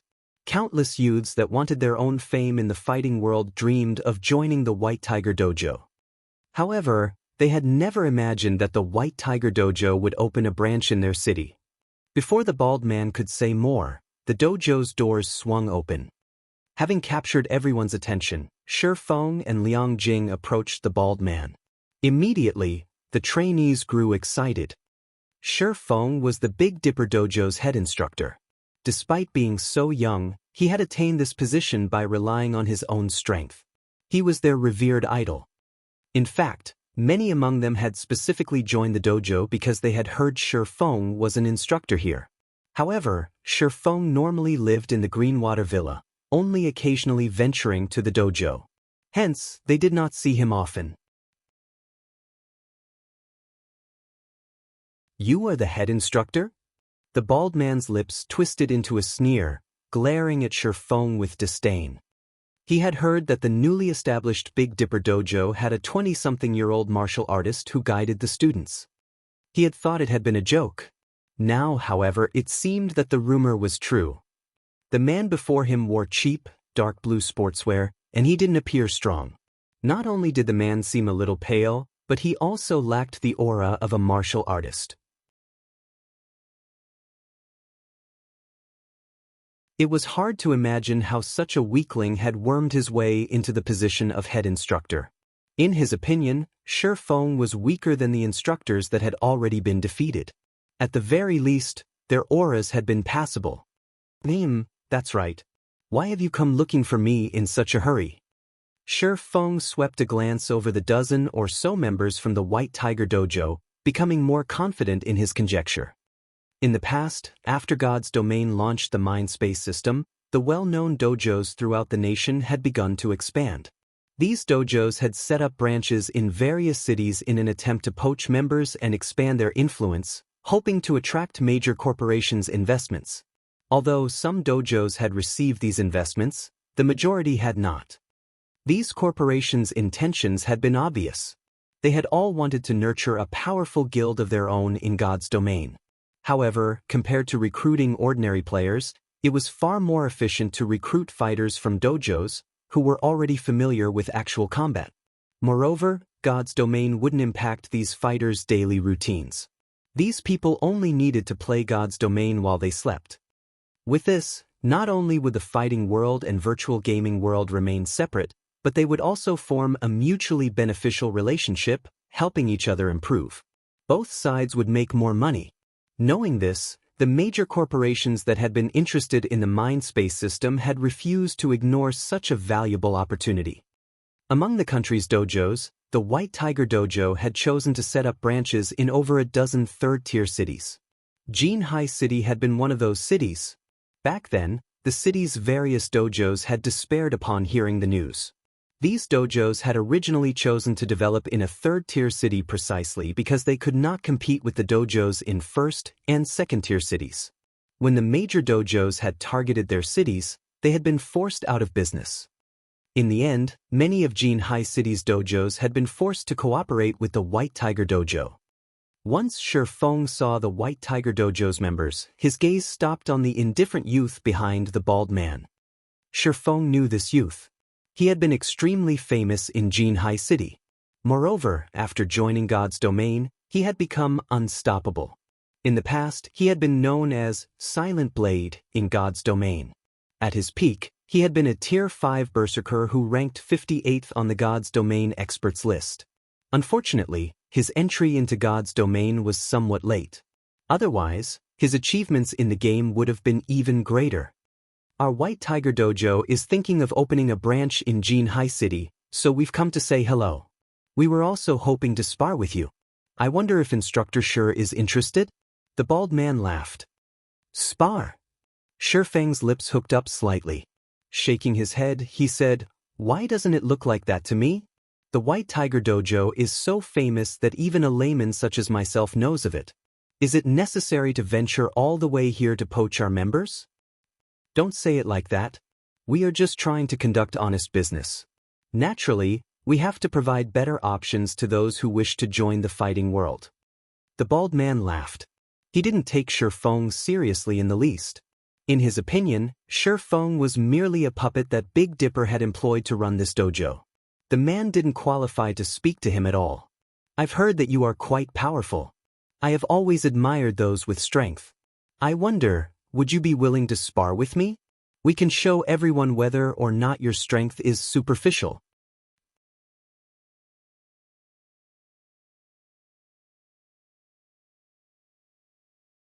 Chapter 902, Class vs. Class. The bald man's sarcasm earned the displeasure of many within the dojo. Just as Liang Jing was about to step forward and say something, Feng held her back with a hand. He was also familiar with this bald man.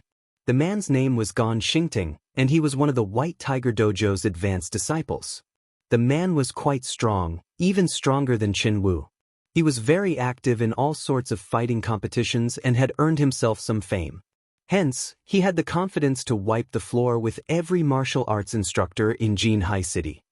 What's wrong? Afraid? Gan Xingting sneered. In Gan Xingting's opinion, Feng's pale complexion was definitely due to fear. With this thought, he became even more certain that Feng was afraid of sparring with him. I'm not particularly opposed to a sparring match. However, if I catered to every random person who burst into our dojo to challenge me, wouldn't I die from exhaustion?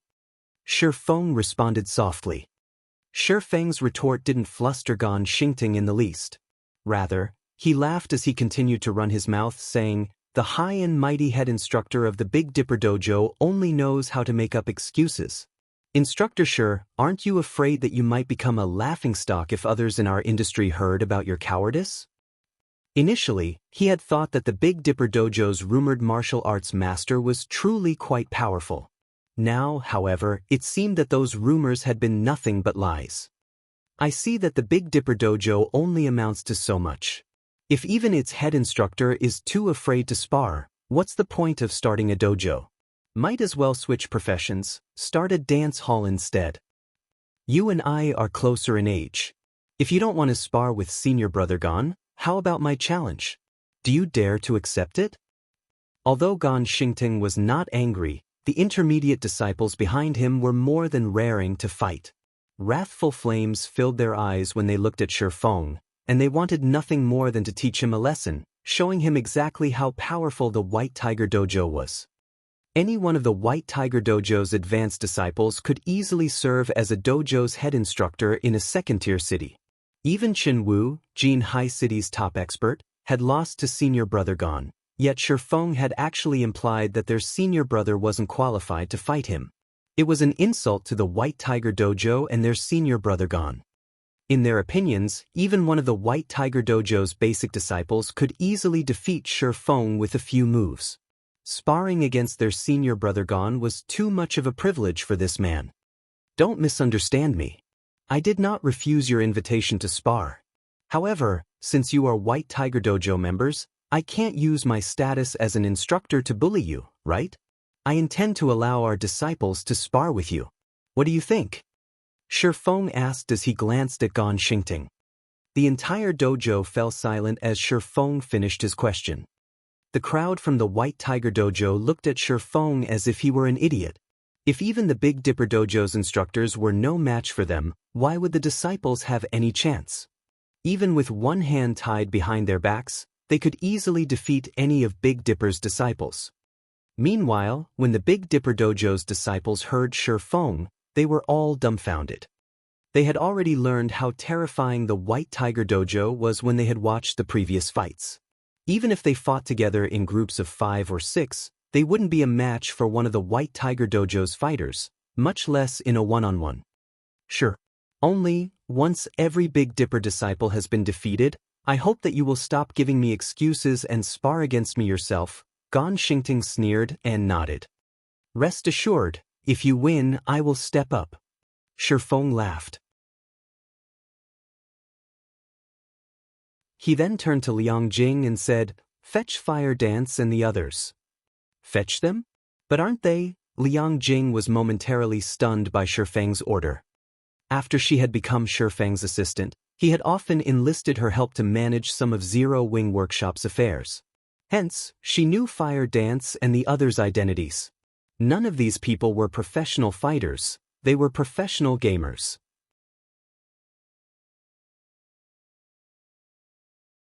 Rather than having them fight the White Tiger's members, it would be more effective if the dojo's disciples fought. Go! It's about time they take part in an actual battle. Feng understood the reason for Liang Jing's shock.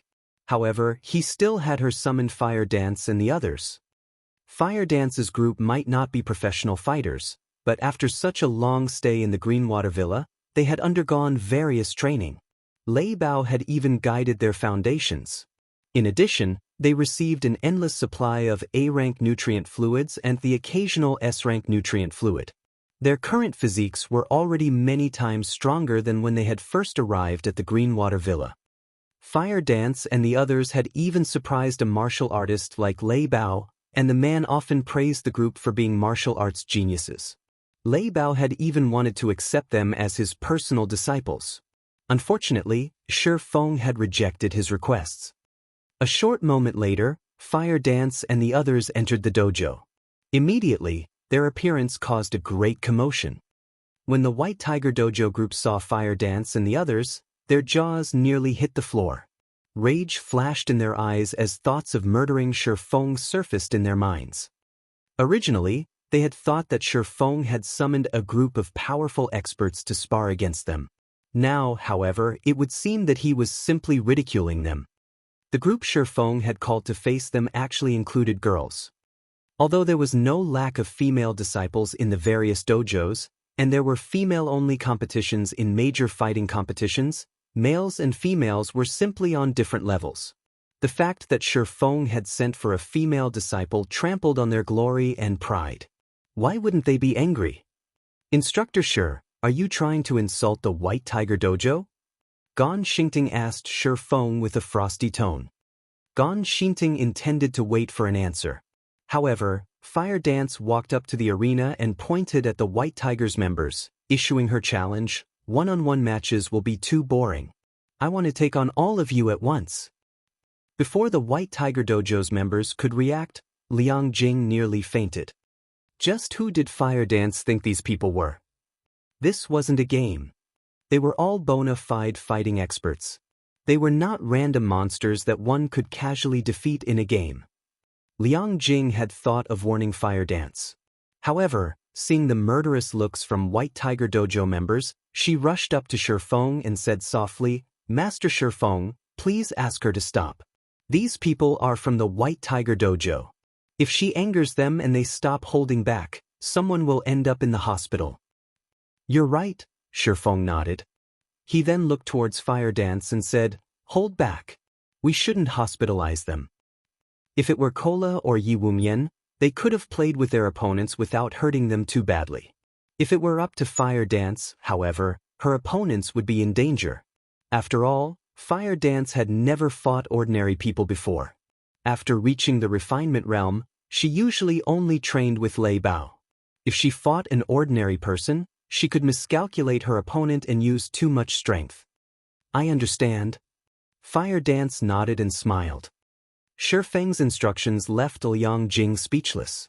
Although she wanted to inform him that that was not what she had meant, the indifferent youth from the White Tiger Dojo had entered the arena. As for the other White Tiger members, they shouted their indignation. "You Zipping, you better not hold back just because she's pretty. Show them the strength of the White Tiger Dojo. You Zipping, if you can't defeat her with a single move, I'll mock you forever." The visiting fighters' eyes were all bloodshot with anger. They all wished they were in the cold Yu Zipping's place, eager to show these bumpkins from the Big Dipper Dojo the extent of their strength. Meanwhile, Gan Xingting laughed out of anger. He even wondered if Feng acted out of desperation after realizing the hopelessness of the Big Dipper's situation. Yu Zipping nodded seriously as he turned to Fire Dance with a chilling expression. Since Yu Zipping was already prepared, Feng promptly initiated the fight. "All right, then. Since you have decided, let the match begin."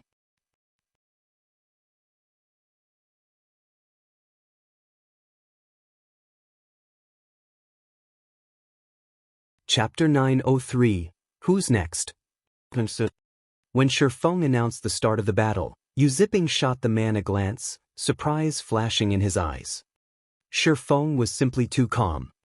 He had participated in many fighting competitions before and had met people of various standards, so he could tell that Feng's serenity was not an act.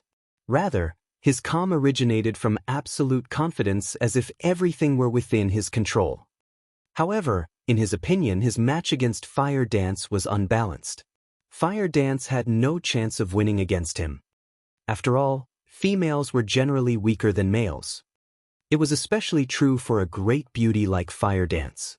Although Fire Dance wore a set of dark blue sportswear, her clothing couldn't hide her curvaceous body. She looked nothing like a muscular gorilla. On the contrary, she looked like someone who often practiced yoga. Her perfect figure only contained charm, not strength.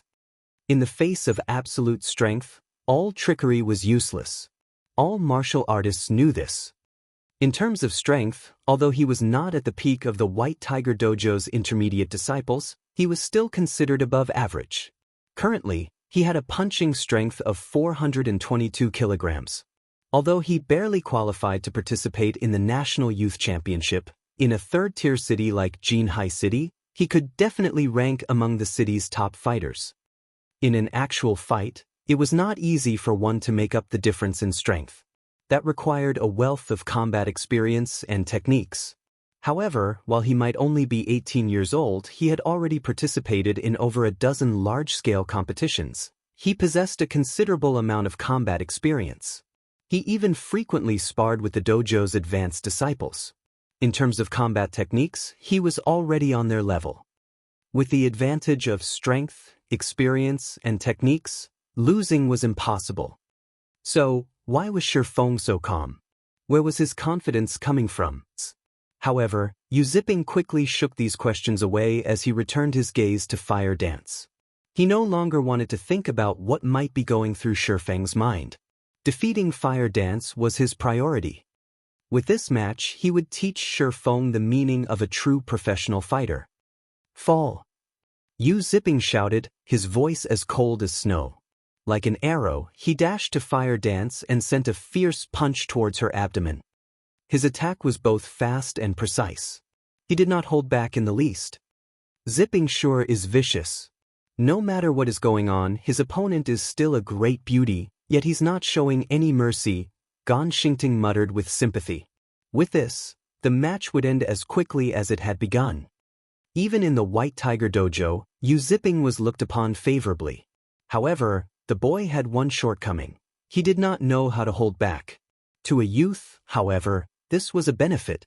If one were frequently distracted, it would be very difficult to improve. Peng! The sound of a collision radiated from the arena. She blocked it? How is that possible? The people below the arena stared at Fire Dance in disbelief. The impact should have sent Fire Dance flying, yet she had actually blocked Yu Zipping's fist with one hand. It was truly hard to imagine just how that thin, frail arm could endure so much force. Logically, her arm should have been knocked away, no one would have been surprised if her bones had cracked or shattered. However, Fire Dance showed no sign of pain. On the contrary, she had received Yu Zipping's full power punch as if she had reached out to say hello. Yu Zipping was also momentarily stunned. Hurriedly, he tried to withdraw. However, he suddenly discovered that his fist would not budge no matter how hard he tried. Fire Dance's tender fingers clasped his fist like chains. With no other choice, Yu Zipping raised his left leg and swept it towards Fire Dance's neck. Peng! However, Fire Dance caught his iron-like leg with her other hand. As if he had predicted this, Yu Zipping quickly sent a follow-up punch with his other hand. Just before Yu Zipping's fist struck Fire Dance's face, a creak echoed throughout the dojo. In the next moment, Yu Zipping released an agonizing scream, his fist halting as he suddenly tumbled to the ground. The fist and ankle that Fire Dance had caught had already begun to turn purple.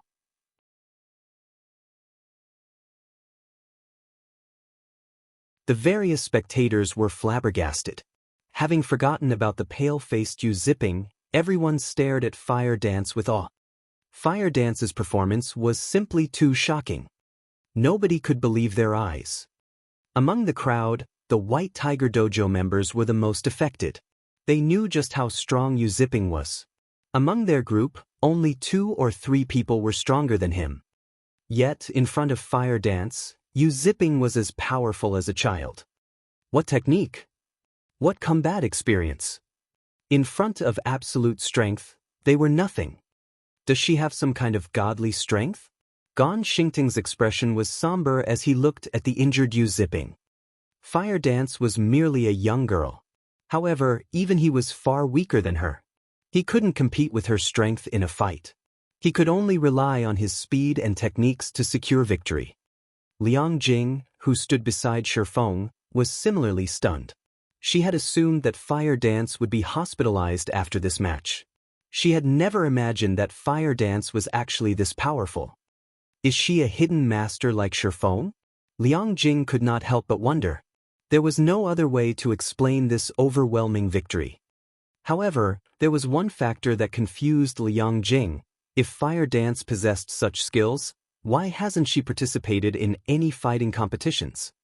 With her skills, she would even perform excellently in the national competition.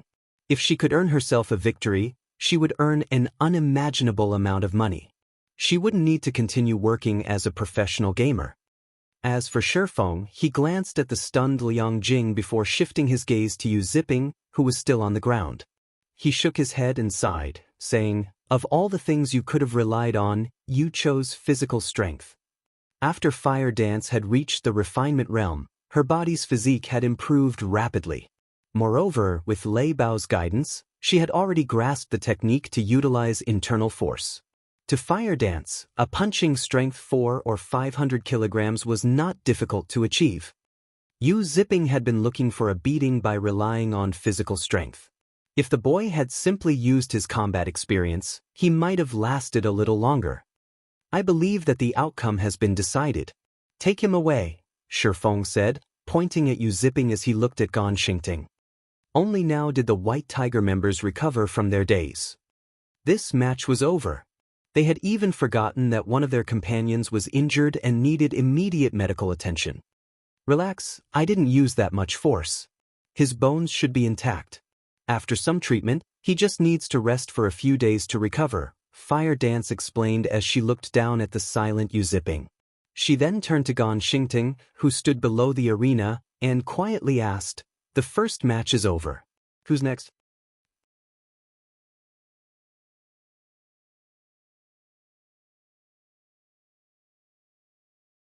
Chapter 904. Difference in Experience. Fire Dance's voice was like a jade bead falling to the ground as it resounded throughout the dojo. Although her voice was not loud, her words had ingrained themselves into everyone's minds, making them impossible to forget. The White Tiger Dojo members instantly paled at these words. Every one of them silently turned to their companions, lacking their previous confidence. Yu Zipping's overall strength could rank second among their group, only Gon Xingting was slightly stronger. they would only suffer if they fought Fire Dance. In contrast, the Big Dipper's disciples stared at Fire Dance with reverence. Even Yu Zipping, who had beaten their instructors, had been defeated in less than a handful of moves. Fire Dance's strength was astounding. Moreover, when they saw the visiting fighter's fear, a bliss sprouted in their hearts. So what if the White Tiger Dojo was impressive? In the end, its disciples had still lost against their Big Dipper Dojo. Aside from helping them vent their stress, Fire Dance's victory reassured them of their decision to join the Big Dipper Dojo. Before they had joined the Big Dipper Dojo, they had already heard some rumors. They heard that, in the Greenwater Villa, there were some people who were undergoing special training. However, they had no idea about what that special training entailed. Looking at it now, however, they were absolutely sure that the villa was a training ground for martial arts masters. If they performed well, they might even have a chance to participate in that special training. If they could have even half of Fire Dance's abilities, they could nurture a powerful reputation for themselves within Jinhai City. They might even make a name for themselves in the large-scale competitions in their province. After all, even Gan Xingting, who had defeated Hall Master Chen Wu, wore a grim expression. His fear of Fire Dance was obvious. In the past, Chen Wu had become Jinhai City's champion fighter, and his results in the provincial competitions had been impressive. "Is nobody willing to face me?" Fire Dance asked once more as she swept a glance over the White Tiger Dojo members. Before she had come to the dojo, she had heard from Liang Jing just how powerful the White Tiger Dojo's members were and had been warned to be careful against them. However, after that first match, she did not consider these people particularly strong. On the contrary, she thought they were pitifully weak. When Yu Zipping had attacked, he had left several holes in his defense. There had just been too many excess movements. Even Violet Cloud could defeat Yu Zipping easily, not to mention someone like her, who knew how to use internal force. What Fire Dance did not know was that, during her time in the Greenwater Villa, her strength had long since surpassed ordinary people. However, since she was usually cooped up inside the villa, she hadn't had much contact with the outside world. Hence, she had not noticed these tremendous changes. "I'll be your opponent." Gan Xingting had already realized that this opponent was more than he could handle. However, to preserve the White Tiger Dojo's glory, he had to take center stage even if it meant humiliation. Before coming to Jinhai City, the main branch had made it clear that his group needed to wipe the floor with every dojo in Jinhai City, paving the way for their branch dojo. Even Yu Zipping could deal with these bumpkins easily, not to mention a senior like him. Chen Wu should have been the only troublesome opponent they encountered. As for the martial arts master that governed the Big Dipper Training Center, he did not believe the rumor. Even their White Tiger Dojo had to treat martial arts masters with respect. How could an exalted figure possibly be content in a third-tier city like Jinhai City? Although Gan Xingting was unsure if Jinhai City actually housed a martial arts master, he was certain that Fire Dance was an expert who shouldn't be taken lightly. At the very least, if they wanted a high chance of defeating her, they needed one of the White Tiger Dojo's instructors to take her on. However, not all hope was lost yet. No matter what was said or done, he was an advanced disciple from the White Tiger Dojo. His combat experience and strength far surpassed Yu Zipping's. Previously, Yu Zipping had sparred against Fire Dance without knowing anything about her. Now that he knew that Fire Dance was extraordinarily strong, he would not make the same mistake. As long as he maintained a certain distance from Fire Dance and waited for her to reveal a flaw in her defense, he could defeat her. Moreover, based on Fire Dance's appearance, the girl only looked to be in her early 20s. She didn't have much combat experience. No matter how much she trained, actual combat was different. She would reveal her flaws when she attacked. As Gan Xingting considered the upcoming fight, Feng announced the start of the sparring session. As soon as Feng shouted, "Start," Fire Dance crossed the distance of 5 yards like a leopard and arrived before Gan Xingting in the blink of an eye. She proceeded to send an open palm strike towards Gan Xingting's chest. The wind whistled as her palm sliced through the air. So fast. Surprised, Gan Xingting abruptly retreated. Fortunately for Gan Xingting, he had evaded Fire Dance's fast attack in the nick of time, with the latter's palm stopping just a few centimeters from his chest. This single exchange struck fear into Gan Xingting's heart. He hadn't expected her to have explosive speed in addition to an absurd amount of physical strength. Had that attack struck, with Fire Dance's strength, he would have had some trouble breathing in the best-case scenario. In the worst-case scenario, his ribs would have broken, and he would have lost consciousness on the spot. However, Fire Dance's sudden attack had revealed a hole in her defense. When she had thrust her palm forward, she had left her side exposed. As long as he attacked that location, Fire Dance wouldn't be able to defend against his attack. In the end, a youngster is still a youngster. Because you're so eager to win, you've exposed such a basic flaw. Gan Xingting inwardly laughed.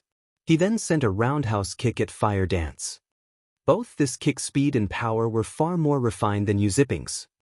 Just as Gan Xingting's leg was about to connect with Fire Dance's side, Fire Dance moved, her other hand snaking out to grasp the man's leg.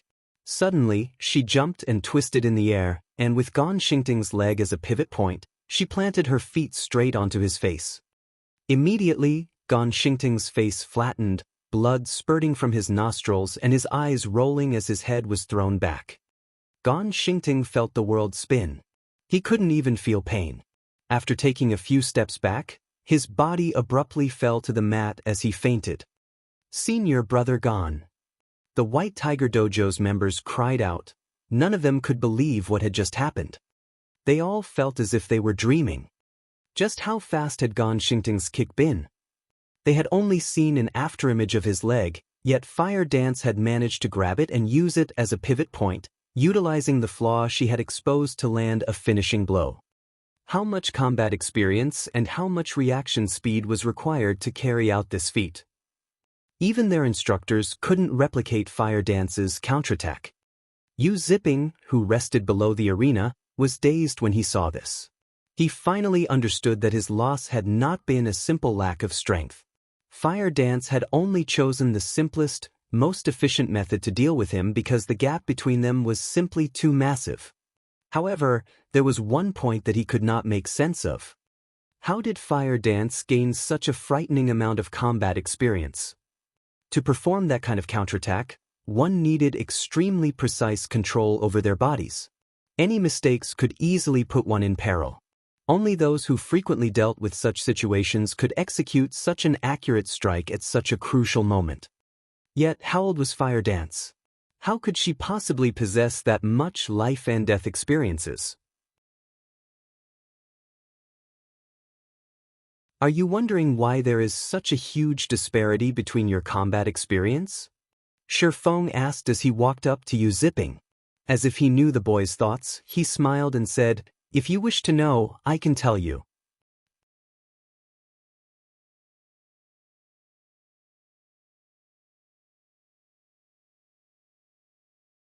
Chapter 905, Workshop expands. Are you seriously willing to say it? Yu Zipping eyed Feng suspiciously.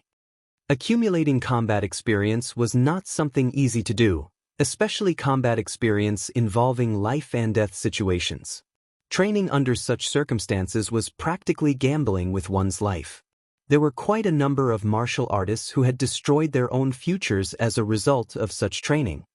If there actually was a method to accumulate life and death combat experience, improving rapidly within a short time would be an easy task. This rapid improvement was also the reason why so many martial arts experts liked to challenge their own limits. Of course. However, I have a condition, Feng laughed. I knew it. Forget it. I won't be joining your dojo. Yu Zipping let out a soft snort. He had long since known that a person like Feng wouldn't reveal such a huge secret without conditions. However, Feng's attempt at poaching him would only end up in failure. Many major dojos in first-tier cities had come scouting Yu Zipping ever since his talent became known. Some had even offered very excellent treatment, much better than what he was currently receiving from the instructors of the White Tiger Dojo. However, he had still rejected them all. He was not someone who would betray his benefactor. When he was at his lowest, the White Tiger Dojo had given him an opportunity. Had the White Tiger Dojo not nurtured him, he would not have his current achievements today. Simply put, he would not abandon the White Tiger Dojo just for his own benefit. This kid sure thinks highly of himself. I really don't know what the chief sees in him to actually want to nurture someone like him. Standing a short distance away, the bear-like Cola clicked his tongue when he overheard Zipping's response, highly annoyed by Zipping's attitude. Whether it was in God's domain or Jinhai City, as long as Feng said that he was looking to nurture someone, tons of people would definitely come swarming. The boss might have his own thoughts, said Wumian standing beside Cola. After taking a look at Zipping, he continued, however, that kid indeed possesses some talent. Otherwise, he wouldn't have been able to become an intermediate disciple of the White Tiger Dojo at such a young age. Even his fellow intermediate disciples are looking at him with respect. Although Cola and the others spoke softly, their voices still failed to escape Feng's ears.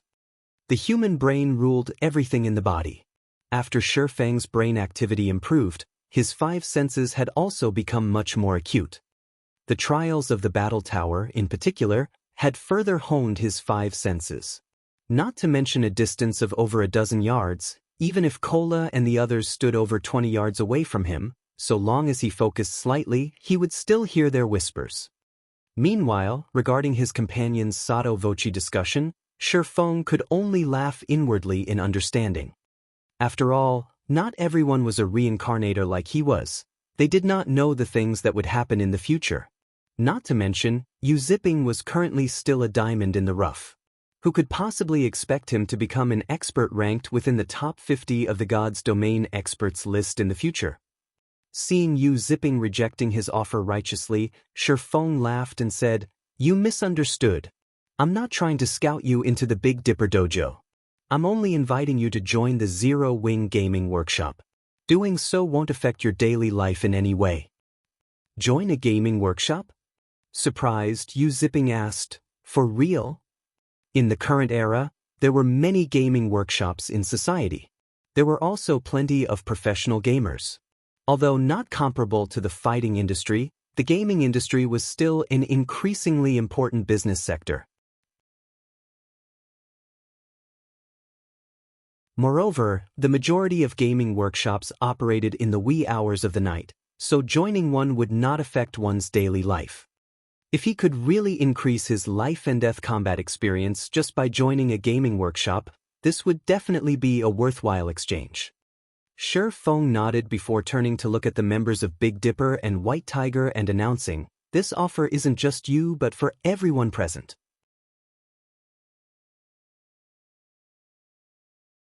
As long as you are below the age of 25, all of you have an opportunity to join Zero Wing's workshop. Zero Wing was already developing quite well. Originally, Feng had planned to wait a little while longer before recruiting for Zero Wing's internal training program. Now that a major dojo like the White Tiger Dojo had already started making its move and begun poaching talents en masse, he naturally could not fall behind. Previously, he had only intended to nurture a few core members of Zero Wing at the Greenwater Villa, so he had not bothered dragging in the disciples of the Big Dipper Dojo. Now that he had such an excellent opportunity, he could use this chance to recruit a few good talents and start internally nurturing experts in large numbers just like the various major powers of God's domain. With this, he wouldn't have to worry about lacking experts or talents getting poached away. Everyone was momentarily stunned when they heard this. Liang Jing was also at a loss for words. This place was a dojo, a place that nurtured experts for the world of fighting, yet Feng was actually recruiting these people to become professional gamers. Doing so was simply ludicrous. If Director Xiao learned of this matter, he was sure to fly into a rage. "Instructor Shi, if we join Zero Wing's workshop, will we really become stronger?" A few disciples asked curiously. Hearing these disciples asking such a question rendered Fire Dance and the others speechless. They were the high and mighty Zero Wing. Moreover, when all was said and done, Zero Wing was extremely famous in Star Moon Kingdom, and even possessed some fame in the world of God's domain. Despite all that, these people actually did not know anything about them. Of course, They also understood that, although these disciples might know about virtual reality games, their lifelong goal had always been to achieve fame in the world of fighting. Hence, they rarely came into contact with pleasure-seeking activities, focusing their all into training their bodies instead. How could a bunch of people who had precious little exposure to virtual reality games possibly have heard of Zero Wing's name? Let's put it this way. If you can pass the test and join the Zero Wing workshop, I can assure you that it won't be long before you become much stronger than your present selves, Feng said definitively. I want to take part in the test. I want to try as well. Immediately, many disciples in the dojo raised their hands and voiced their intent to apply for Zero Wing's workshop, every one of them firmly believing Feng's words. After all, Fire Dance was the best example. Even Gan Xingting, who had managed to defeat Hall Master Chen Wu, suffered a quick defeat at her hands. What about you guys? Feng asked as he looked at the youths of the White Tiger Dojo. No, absolutely not, shouted Gan Xingting, who had just regained consciousness. As long as you are a member of the White Tiger Dojo, you are not allowed to join any kind of workshop. Otherwise, you will be expelled. Some of the White Tiger Dojo members, who had initially been entertaining thoughts of taking the test, immediately lowered their heads at these words. Senior Brother Gan, why is this so? A short youth asked curiously. Logically, there should not be any clash between a dojo and a gaming workshop. Disciples would normally take on part-time jobs. After all, not everyone could make a living out of participating in competitions, and the dojo did not provide everyone with financial support. They still needed to live. Joining a gaming workshop could be considered a part-time job. Moreover, it was more lucrative than any other part-time job. You're tuning in to the Passion Pages YouTube channel. We're so grateful for your support, and don't forget to subscribe to join us on this incredible journey through captivating stories. Your generosity through donations truly makes a world of difference, as it's the primary source of revenue that allows me to expand and enhance this channel for you. Thank you from the bottom of my heart for being a part of this adventure.